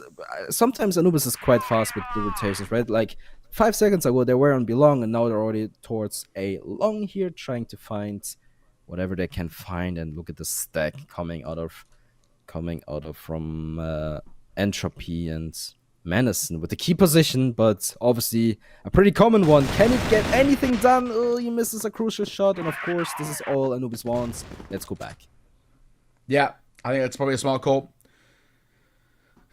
So Madison's gone down. Anubis, again, we know they like to leave things, slow and keep things towards the end of these rounds. I mean, it's the classic way to play it. I will say as well, it's an interesting thing, especially now having worked quite a few of these international events, is that you can see the best teams in the world. This is just not how they play it. So I do wonder why the West League teams do this, because you look at teams, even like right at the top end, like Baisha and Q9, and I guess now Falcons, right? The old Wolf Empire guys. All of these teams have done really good work. They don't play slow ever, and look what's done here. Anubis a very slow round, and look what you've gained from it. Not even anything. You got the opening kill, and you've been slaughtered in a 4 versus 5. So, I don't know, I have these feelings and these reservations about the way some of the West League teams approach it. Now having seen some of the best in the world approach it, and I'm perplexed in terms of why it's such a common thing here. Vice with the laser. Very strong free K here. Much needed one as well. Maybe it gets him a little bit of a confidence boost. Much needed one, because again, they were leading a map. Now it's break even, and this is the last one they get to play, and this one they need to make it count. And Anubis stalling in front of Belong, looking for whatever they can find. And again, you see pretty much the same thing happening here, right? So Anubis is kind of in front of Belong. Okay, let's go back. Let's go towards A long potentially. And 40 picking up Dipsy is a good start. It's actually, I think it was a bomb carrier as well, so they potentially maybe saw that. Not sure though, but doesn't really matter as the bomb is being saved by Comics. Just put it safely towards BC here. And yeah, this is what I mentioned, right? So Anubis now in front of A long, just again seeing what they can see, and already falling back though. Yeah, smart call. Definitely the smart call to be making. 1 minute to work with. Anubis, we just saw them fall so flat in that previous round. This time they get out in front of the smoke at the very least. Madison going to try and fight, and it just works really well. Gainer, 40. Gainer again. Brilliant work, and no response from Anubis, all down to 1. I'm going to keep saying it, Pando. Top teams in the world don't play slow. And for some reason, the West League teams do, and twice now it hasn't worked out for Anubis. It's all down to Sad, that's the ace clutch. Yeah, set in a very winnable situation if he's able to find anything early on. This is Oh the my case, you God. know, Vice left alone. 1 versus 4 clutch, and if I'm not mistaken, beautifully done by him. And let's be real, much needed comeback. You know, you mentioned it earlier, like they play so slow and it kind of feels like, oh, they might eventually lose the round. But look at this set. If he is on point, he is actually on point, saving the round for his team, and now they are 1 round ahead, and this should give them a little bit of an, you know, a hope at least to bring this one home. Yeah, you would hope. Good work. Great work indeed. Still a spot where you do have the concerns for sure. Yeah, nicely worked. Nicely done.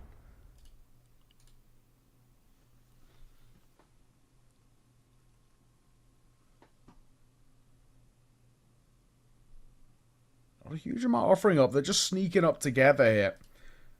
Bit of map control being taken, waiting for something to arise. Of course, with Sad getting that opener, that will help things a lot. It always seems to be the case here. Anubis opening kill for them, and Entropy having to fight from the Novice's advantage. And this has happened for the last 3 rounds now. Yeah, actually glad you bring it up, because I was about to say it again. Like, they pretty much have the same pattern, almost feels like to me. And Entropy not really getting the full picture. Obviously, from our POV, it's always easy to say, right? But Entropy, they should get an idea eventually. But so we mentioned that. Anubis already creeping up in front of Belong once again. It's only Vice and 40. Ooh, Vice with a pretty sharp peekaboo peek and takes off the head of Jaguar, and he's still not done yet. He's still trying his very best. Look at this Gainer.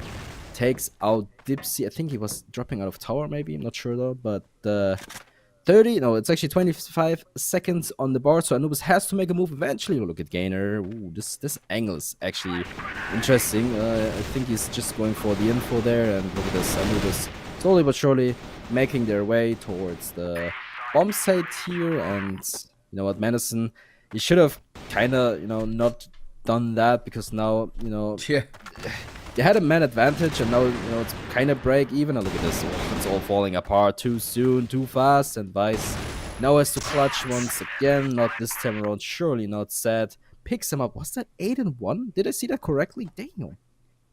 Yeah. I mean, at least from what we're seeing, right? You know, we're seeing kind of, for example, Sad, who's looking so crisp, and so many fights that are being taken so effectively for him. And on the flip side, you know, got individuals like Madison, 0-4, 1-4 for Bever. And another opening duel that goes well for Anubis. Entropy try fight, it doesn't work out for them. Yeah, 40. Missing a crucial shot. Obviously not an easy one, but yeah, you have to hit those. Let's be real. And Anubis looking very strong so far. 2 rounds ahead. Already in an advantage in this round again. And you know what? I actually want to go back to what you've said earlier. Actually, let's wait for a second here. Vice? No, never mind. So what you said earlier is, you know, all the West teams play pretty slow, and I think it's like a regional thing, right? So once, okay, so back in the days, I remember, you know, like Flipside or GV, they always pranked with the Brazilian teams, and you know, they always, you know, they kind of read these strats and whatever. So what I'm saying is they always had like this crossover thing where you had like different regions prank against each other, right? So I don't think that's a big thing anymore. I'm not sure though, but not that I'm I don't know. So I think because, you know, the West only pranks with the West League teams, I think everyone plays slow because it's like a meta thing here, right? Obviously, I could be wrong, but it's just, you know, what I think is the reason. But Sure. As we continue, Anubis take another round with great fashion, though. Yeah, really excellently done. Yeah, no, it is one of those for the West League where it feels like it's bad habits, because we've seen it. One of the few teams who don't do it, i.e., you know, at that top level, the likes of kind of the now ROC team, right? They obviously have able to sort of make themselves a really difficult team to play against, and because they do play this different and slightly, I guess, newer for the West League approach, which is more akin to what teams from China, for example, are doing. That's why they're so damn strong. Yeah, I'm always amazed whenever I see like Chinese teams play. It's a completely different level, obviously, right? But Yeah. it's just so amazing. Like they're on another level. They play a different game, let's be real. But it's just something the West League hasn't really adapted on in years. I mean, the gap wasn't always that big, but nowadays it's pretty far. So Yeah. Anubis now going for a strong and fast push with the goodbye. So sharp with his AK, takes the head of Comics, gets a second as well. And now Anubis is in a little bit of a rush. Ooh, Dipsy, hello! Just sneaks by Vice and he takes off the head from Beva, but Vice already there to trade him out. And this push is so weird. Like, everyone is just all over the place, and don't tell me this is still going the way for Anubis. I can't believe it. So,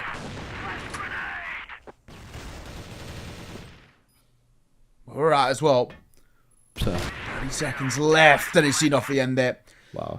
Look at the, getting hyped up as well towards Anubis. They understand the spot they're in. I think rightfully so. They are really starting to roll through the motions now, and you can see things really starting to look quite awkward. Yeah. Over towards, Entropy. This is a 5-1 scoreline. We're guaranteed a lead at the half, and the way things are panning out, they can actually run away with this first half and make it sort of unretrievable. Entropy are falling so flat. Man, Vice gets, I think, 3 kills all alone on bomb side B, right? And where's the rest of his team? What is happening? Anubis wasn't even fully pushing as a team. It was like one here, one there, all over the place, right? So yeah, definitely a round Entropy should have won like all day, all night. And taking a look at the scores, Beva and Menacin not having a field day, at least on this map right now. It's so weird to see. I wonder what's going on. Maybe it's just too late. Maybe everyone is tired, understandably so. But yeah, Anubis, they're just running away. Yeah. Anubis are looking so confident in terms of how they're approaching this. And now this fight could be everything, right? Out towards A-Long. Sad looking like he wants to be first contact. Smoke will come down. Gain on 40 behind it. 40 looking for a gap. Oh my god. Sad is not missing right now. He's 12-2. Yep. Nothing 40 could have done there. The smoke was a bit weird. Don't know what the point of that was. Maybe it was just to, make that gap. I think that smoke was supposed to move 40 in that exact location so he could just take his head off, right? So it worked beautifully, if that was, the reason why that smoke was there. Anyway, once again, Beva and Gainer left alone in a clutch situation. Gainer with a good timing here, but spray and pray. Yeah, he takes the head of Doom, but it's not gonna be enough now. Beva 1 versus 2 situation. Usually I would say a very likable situation for him, but look at this. I just, one by one, these rounds are falling apart for Entropy. Yeah, you're right. Bit by bit. And unfortunately, again, the real showing of just how good this side can be. I do worry a lot as well for the likes of kind of Entropy, because obviously they're leaving things very late to get in towards this sort of a game. Even if they are to recover a little bit in towards this first half, when Anubis swap and they're the ones again, sitting back on towards the, the sites, and it's Entropy, you have to set the tone a little bit. I worry that their confidence at this point is already going to be shot, that they might not have that sort of, fortune and favor when it comes towards their executes. And again, another thing that could be a little dicey for them. Looks like tactical pause is going to be taken. Yeah. In a brief moment of a conversation, but yeah, tough predicament. I mean, it's got to be a pause, right? No way there's like an issue, right? So, Entropy, let's just talk about these characters, right? So obviously I know some of them. I would say Menacin, Vice, and 40, all three of them, very quiet people, right? They don't really speak up like, yo, let's go here and there. Obviously, maybe they've done it here and there, right? But a character to me that usually speaks a lot is someone like Gainer, right? You can really tell Gainer's trying to communicate a lot. You can see his hand movements. He's really trying to kind of make his point, I guess, right? And I don't really know Beva too much. He seems like a quiet guy to me. So why am I bringing this up? It's basically because I feel like if you have a very quiet team, this could kind of kill the spirit, right? Obviously, I'm not too familiar, but still, I would say if everyone in your team is kind of quiet, not really speaking up, hyping yourself up, whatever, I feel like this might be one of these issues here that Entropy is facing. Yeah, no, I think you're right. You can see them kind of conversing now as well, especially the man in the middle. And for Entropy, they obviously understand the spot that they're in. This is a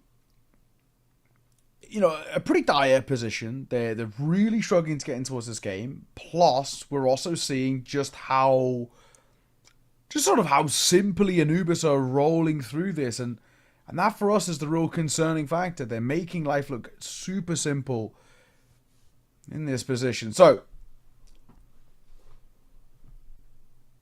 for Anubis, not, they're obviously having a conversation themselves, but, they're not too worried, really, with kind of where they're at. Yeah, they don't have to, right? I mean, look at them.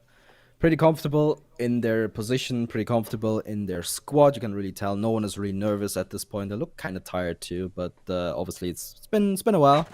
But if Anubis plays their card right, it's not gonna be much longer than it needs to necessarily take. But yeah, we shall see. I mean, Entropy, it's not a done deal yet. I mean, they could get 2 rounds in a row, and then we are at a 6-3, which looks much more doable. But look at this. Ugh.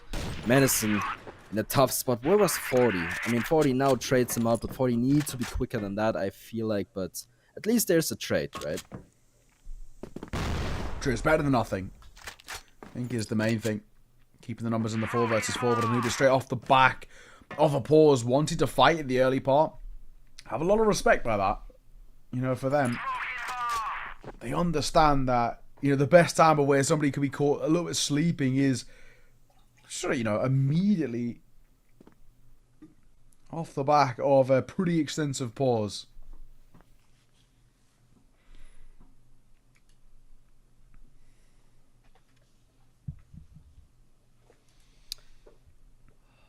Yep. 40. Still 1 minute 15. Yeah, 40 with the key position here. Definitely. Yeah, let's say he needs at least 1, right? If he gets 1, fair enough. Backs off, waits for his backup, right? There you go. Now you just go back. No, not like this. No, back. Don't do that.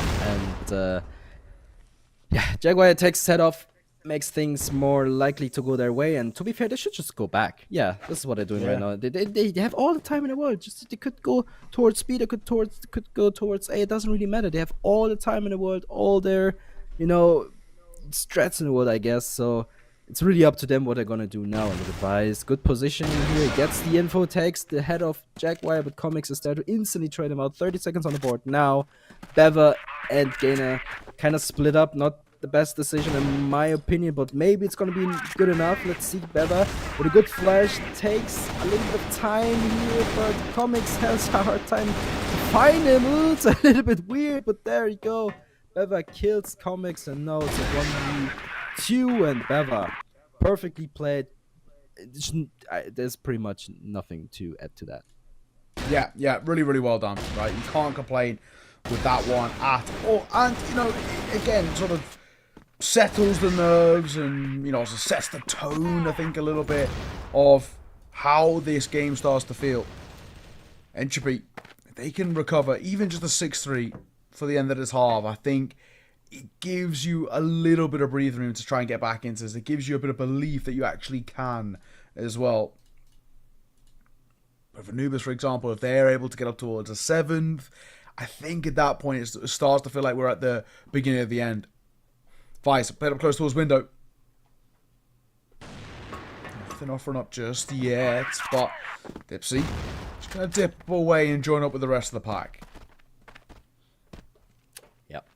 This is pretty much what I said, right? If Entropy gets like another round right now, I see them, you know, potentially coming back because, you know, a 6-3 is always a bit weird, but it's never unwinnable. So you can already tell the pressure's on. Anubis goes in and Look is shut down completely. But there's Dipsy trying to save the day. Gets 2 all by himself, and now 2v2. Once again, a little bit awkward because I feel like, you know, it was a good shutdown from Entropy, but all of a sudden Dipsy turns this thing around, makes it very winnable. And look at this, they're just stalling now, waiting for exactly that, a little bit of util. Now they could plant, you know, it's pretty much safe and ready to go. And look at Sad. What is Sad doing? Just holding? Oh yeah, he's just holding him, man. Yeah, that makes sense. Yeah, smoke comes down and now they can't plant. They were just doing a little bit of due diligence just in case anybody was lurking around or there was a quick play off the back of the tap, but doesn't seem to be the case. Vice, his way forward. He's being held here by Sad. The first contact. Pop shot. Now one spot of that. Dipsy's very, very low. AK, of course, not the best for the spam, so he's pulled out the Colt and jumping round. He'll get the kill. Entropy survive a scare. That was close. There you go. Remember what I said? There it goes. You know, now it's pretty much either one's game. I would say, like, obviously Anubis with the advantage, but 3 rounds is what Entropy is gonna get, and you know what, we shall see what they can do on the, you know, BL side of things. But again, after the switch, like, remember before, I feel like Beva was having like a really hard time, right? He had like 1 and 5 something, if I remember correctly, but now he's all of a sudden turned into one of the key players in Entropy, right? So very interesting. It's true. Feels like there is at least, I don't know, something brewing here. I'm liking what I see, right? We've got some decent ideas, and I think for Entropy, they're far from out of this game just now.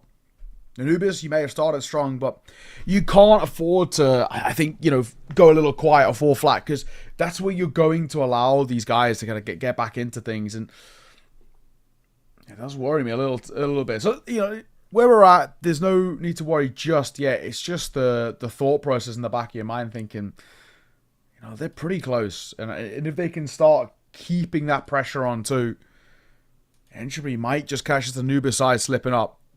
Seems like we'll pause before we get underway into the second half. 6-3. Slight recovery by Entropy, though. That's something we'll take at least. Yep. Look at the aggression. Dipsy? Yeah. Oh, Menacin, hello. That was a very sharp shoot here. Interesting. Yeah, so Entropy definitely ready to go as it seems. I mean, 40 already taken out, but Beva is still there with an arm, so something to play around with. And look at this. Ooh, there's a lot of there's lots going on in front of B here. It's stalling once again. We are on board with Beva. Vice just holding a long. Don't want anyone to push that. Don't want to get wrapped around. Oh, look at this. So Menacin throws a smoke towards a long to potentially fake something towards mid. You can tell. Look at the rotation actually going on Doom. Interesting. So it might actually work out because obviously Sad has no vision towards mid now, so they have to move at least one player towards mid here, and this works out perfectly fine. Now it's all the question, can Comics prevent this push? Yeah, that's the big question here, isn't it? Doom as well. They head to support on towards Comics if things do go a little south. So not a huge amount on offer for the time being. 40 seconds and Entropy going for a late rotate. Damage is being dealt there as well. And they'll bound round in towards mid. 30 seconds and all they have to do is buy a little bit of time, to be perfectly honest. tapping through. Oh, and a double as well. That is so well played from Doom. He looks for the third. Wow. He'll get it. The fourth is there on towards Bevan, but he can't quite deliver. But honestly, job done. 1v2, surely you say impossible. I mean, he does have the C4. He might have found a gap towards B, but Comics is there. Great shutdown by Anubis. Definitely. I mean, wow, a lot of one taps in this one. Look at this Doom. Wonder what happened there. I mean, was there no utility left or something? Not sure. I mean, they had so much left. Why don't they use it? I mean, yeah, sometimes you can go for pushes without like any utility, sure, but at this point, I don't know. I don't know what the thought process was, but definitely it wasn't the correct one, I would say. But regardless, another good run from Anubis, pushing to the end. I mean, to be fair, Entropy, it looked like they might be able to pull, a comeback, but at the moment, I stopped believing. Yeah, I'm with you. I feel like chances have escaped them. They've slipped in this one. But completely discount them just yet. 7-3 Anubis. You're so close. I do think this is an interesting move by Jaguar. It actually might get overlooked by Vice here, or at least by the group. If he plays Trigger Discipline too, they might all just walk past. Oh no. I was saying. He had to peek. He had to peek. Well, okay, so good round for Entropy regardless. They have a very big advantage, but Anubis is in a state right now where I definitely still give them a chance at this point, right? So they have all the confidence in the world. They have all the rounds in the world they really need. Well, you can already tell. Look at this positioning. You have Saturn Comics, pretty much holding A and a little bit of mid, and of course you have to consider B as well. The timing is perfect for Comics. He's actually unspotted as well, I believe. No, never mind. He spotted him. He gets one. Can he get another one? That's so good. A third, maybe a fourth. This is so good, Comics. This is the play. This is something. What is happening? Okay, it doesn't matter. Anubis gets the round anyway, but what a moment there.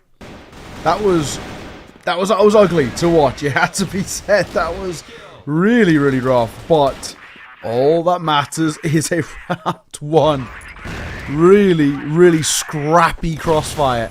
It's starting to open things up, though. He's continued his success. I mean, he's been fantastic, actually, all the way throughout this map so far. He was lights out earlier in that first half.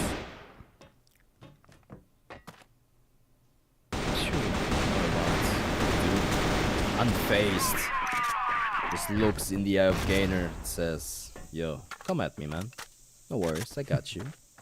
A little bit of a ballsy play too. I mean, the smoke saves you, but it's not a wall, so definitely risky, but doesn't really matter. 40 is dead. I think he got picked up really early on. 40 should be one of the key players here, especially as the sniper, but of course you can't just rely on 40. It's a team effort, and right now I feel like the team effort isn't really, it's just not shown to me at least, but on the side of Anubis, they improved a lot compared to map 1, right? It's true. It's very true. Map 1 was quite lackluster, and we just never got to see them get going, to be perfectly honest, but this has been a lot better, and it does sort of make you believe a little bit. So, again, where we're at, 8-3, numbers advantage for Anubis. But that will be very quickly eradicated as down goes Jaguar. Thankfully, we got Sad here who continues to deliver. And Dipsy on for that quick flank. Wow. It all gets shot down. They make it look so easy. Really well played. Look at these players, man. It means so much to them. They know they were behind a map, and now all of a sudden they find themselves on map 3, 9-3. Big advantage. It's almost like they already won, but obviously a little bit more to go for the entire thing, but you know, they could already kind of lift the trophy here. Entropy, you know, I wouldn't say they necessarily given up, but they definitely, you know, it's okay. Let me put it this way: it's very unlikely, but it's never impossible. Yeah, I feel you. I feel you. The question is now, though, can we see some sort of resurgence? Entropy, it is the definition of now or never for them to get back into towards this game. And it's not a good start. It really isn't. No, it's definitely not. Look at this 40. At this point, you have to believe they're giving up. I mean, to be fair, I know it sounds very rude, but a push like this, let's be fair, it's really late. You know, Anubis has the upper hand. I feel like they've given up. Still, I've got to give it to them. They tried very hard until a certain point, but now it's just it's over. Let's be real. Yeah, it does just feel like they've completely checked out. Madison's all of that's left, and he does a bit of damage, which is, you know, nice for his own sort of internal confidence, but it's not going to make a difference. 40 seconds in a 1 versus 3, and he gets seen off on the swing. That's a big, big reverse sweep from Anubis Gaming, right? This side looked a little lackluster in towards map number 1. They just could not get going as well, but they have turned it around when it matters most, and have given themselves a really, really good series to be taken. So, you know, massive credit from me. Absolutely. I couldn't agree more with you. I mean, they look so happy. I'm happy for them as well, because again, in the first map they looked really, really shaky on their map pick as well. Second map they looked much better. Third map they looked even better. So big congrats to them. Obviously, they take this one home. They take this one home in fashion. They give a little bit of a signal to the other teams, I would say as well. Like, yo, even if we are, you know, against the wall with our backs, we don't give up. Yeah, exactly. And I think this is one of those things, you know, we sort of had that clash of the Titans in towards our series too, but that this sort of middle of the pack where these two sides are, and they're like, you're trying to get in towards playoffs, and while in some cases it might be seen as kind of unlikely, it's about that push in, right? And the belief that you actually can start to find some form there. So, you know, real credit has to be given. I think they've done a good job of sort of digging deep in that series and being able to reverse sweep, especially going to map down in the fashion that they did. So absolute credit. But Pando, we've had a long day here, and that is our day done. So from myself, there, Kai, and Padoxon, thank you very much for joining us. We're going to first one to a break. It's been a good day. We'll see you soon.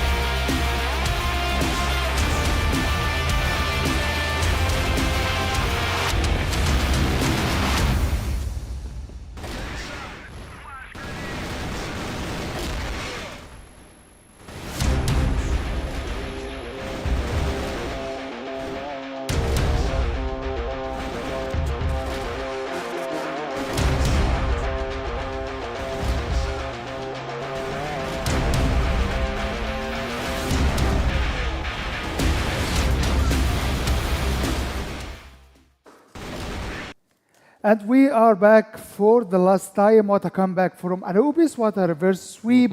This series was on fire versus Entropy. Anubis gets their second win. And like Kai told you, this is a test for Entropy, their third game. Anubis also played 3 games on the last week.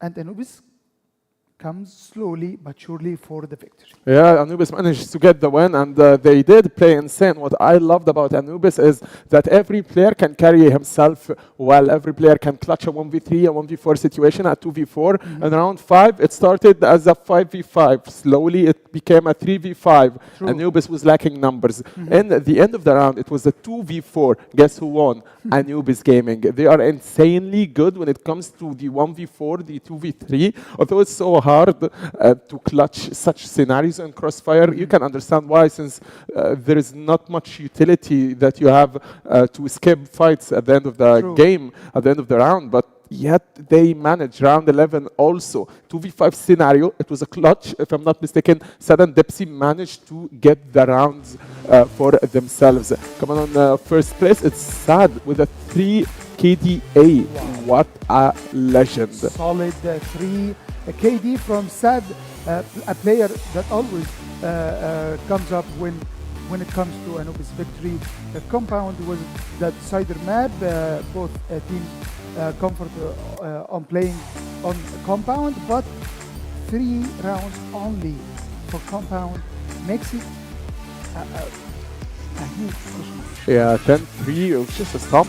The second game was close. The second game was going back and forth, but the first game was a win for Entropy Gaming. Maybe it was more of Entropy throwing more than a win for Anubis. I don't know. Maybe we'll ask in the interview. We'll have more information. But for now, time you can congratulate Anubis for winning this game. You just whenever you mention Doom, whenever you mention Sad and Depsy, it's always a triple kill for the Sad, a double kill for the Depsy, which means that they are always present and they are always there for the clutch moments. Something to mention is the individual highlights, the macro gameplay, and the teamwork that always appear when you see Anubis pushing A side or pushing B side, or how they play default on round 4 and 5 when they were playing on the defense side. From Anubis' first performance in this split, I thought Anubis is not in shape. Anubis needs time. Makes sense. More time, yeah. But Anubis came back stronger, came back faster than we thought. We thought Anubis make him again like Anubis stand up for the name in like week 4, maybe half the way in this split. Maybe they're not ready. Maybe they didn't warm up enough. But Anubis adaptation comes perfect when it comes to a full best of 3 series, like we saw in this series, a reverse sweep, a very well done execution, perfect from Anubis, which you talked about the execution in the Anubis side. I mean, when you speak about Anubis, you speak about Sad, the guy, the MVP, the myth, the legend, the guy that you need everywhere and at any game. He was able to rotate from A to B in just a blink of a second. So Sad with a KDA of 1.62. I mean, it's not about the KDA, it's about the effect that he left in the game, and he surely did left a big effect when it comes, big impact when it comes to the last map, especially the last one. Overall performance, Sad did carry out a huge gameplay with the sniper, since he's playing with the sniper. So that guy not only managed to get the win for Anubis, but he managed to eliminate as many players as he could within the 10 round. 10-3, don't forget, it says stomp, and Anubis did send a huge statement and a huge message to the rest of the teams and to their fans, is that they are coming back in the standings and they are playing on the first top 3 places. Totally agree with you. Anubis will come up in this standing and will climb a bit higher in this ladder. I am intrigued to see this new standing after today's matches. But like you said, Sad, give Anubis sustainability, you can say, Yes. in this game. Yes, it's a hard matchup. Yes, we're versus Entropy, so I'll get as much kills as I can, so the other members can play around and can execute their kills for themselves as a bit. They did suffer a bit within the first week, not gonna lie. Anubis, they did not win all of their matches, especially that the first match was versus the champions, ROC Esports, and they did lose the score to 0 or 2-1 if I'm not mistaken. So coming back on the second week solid and strong, meaning they did review their faults, they did review what they did wrong, and now they are shining more than ever. So I'm super excited for more from Anubis Gaming. And while we are watching sad highlights, it speaks for itself that Anubis is coming back stronger than ever. Now, that sums up our first day with Anubis Gaming. Honestly, I wanted to see more from Entropy, but man, congratulations, Anubis. But let's get some insights from Anubis. Let's see what we have. We have a surprise here with the MVP himself. Sad, hello, Sad. Hello, Why are you so sad? You shouldn't be sad. because I'm sad. You should Because be I happy. didn't get what I You want should be happy. until now. Hello, peace. No, not yet. So rough start at the start of the split, but the opening of this week is so different from last week. Yeah, because we first week lost from two teams, Yes. but we should turn back with powerful. Yep. Be ready more to Yeah. get what we want. Sure, you're ready. Taking Because Entropy. that was not our play style. We missed it. Yes. Yes, sir. Sure. Okay. So taking Entropy in this reverse sweep 2-1. How did you plan on exactly, especially on this last game? You prepared very well. You adapted to Entropy performance, but last game was like stomp 10-3. How? Because we lost first game, but we was under control, without control. We lost it, but last game we should show us what we are. No more. Yes. And Yes. we are ready for any team. Sad, forget about the game questions. Let us focus on the important things. You won the map, and whenever we mention Anubis, a lot of people on the Twitch chat, a lot of people watching you. Go ahead and say a message for the fans, the people that love you and love your team, if you wish in Arabic, sure. أشكر طبعا كل الشباب اللي شجعنا واللي بتحبنا، وإن شاء الله هنقدم لكم الأحسن كل مرة، وإن شاء الله هنعمل أحسن أداء في السيزون ده إن أكيد شاء يا الله. باشا أكيد. إن شاء الله. Thank you, Sad. وأقول كلمة بس للكوتش AFC. Love Sure. you bro so much. Sure. The heart. And one thing, if you wanna get what you want, just work hard and discipline. Perfect. You're gonna get anything you want. Nothing Perfect impossible. You can sentence. get anything you want. From Just Sad, the MVP, thank you so much. We wish Anubis all the luck for the rest of the tournament. Thank you, Sad. And what a beautiful sentence. Yes. They know they had some rough start.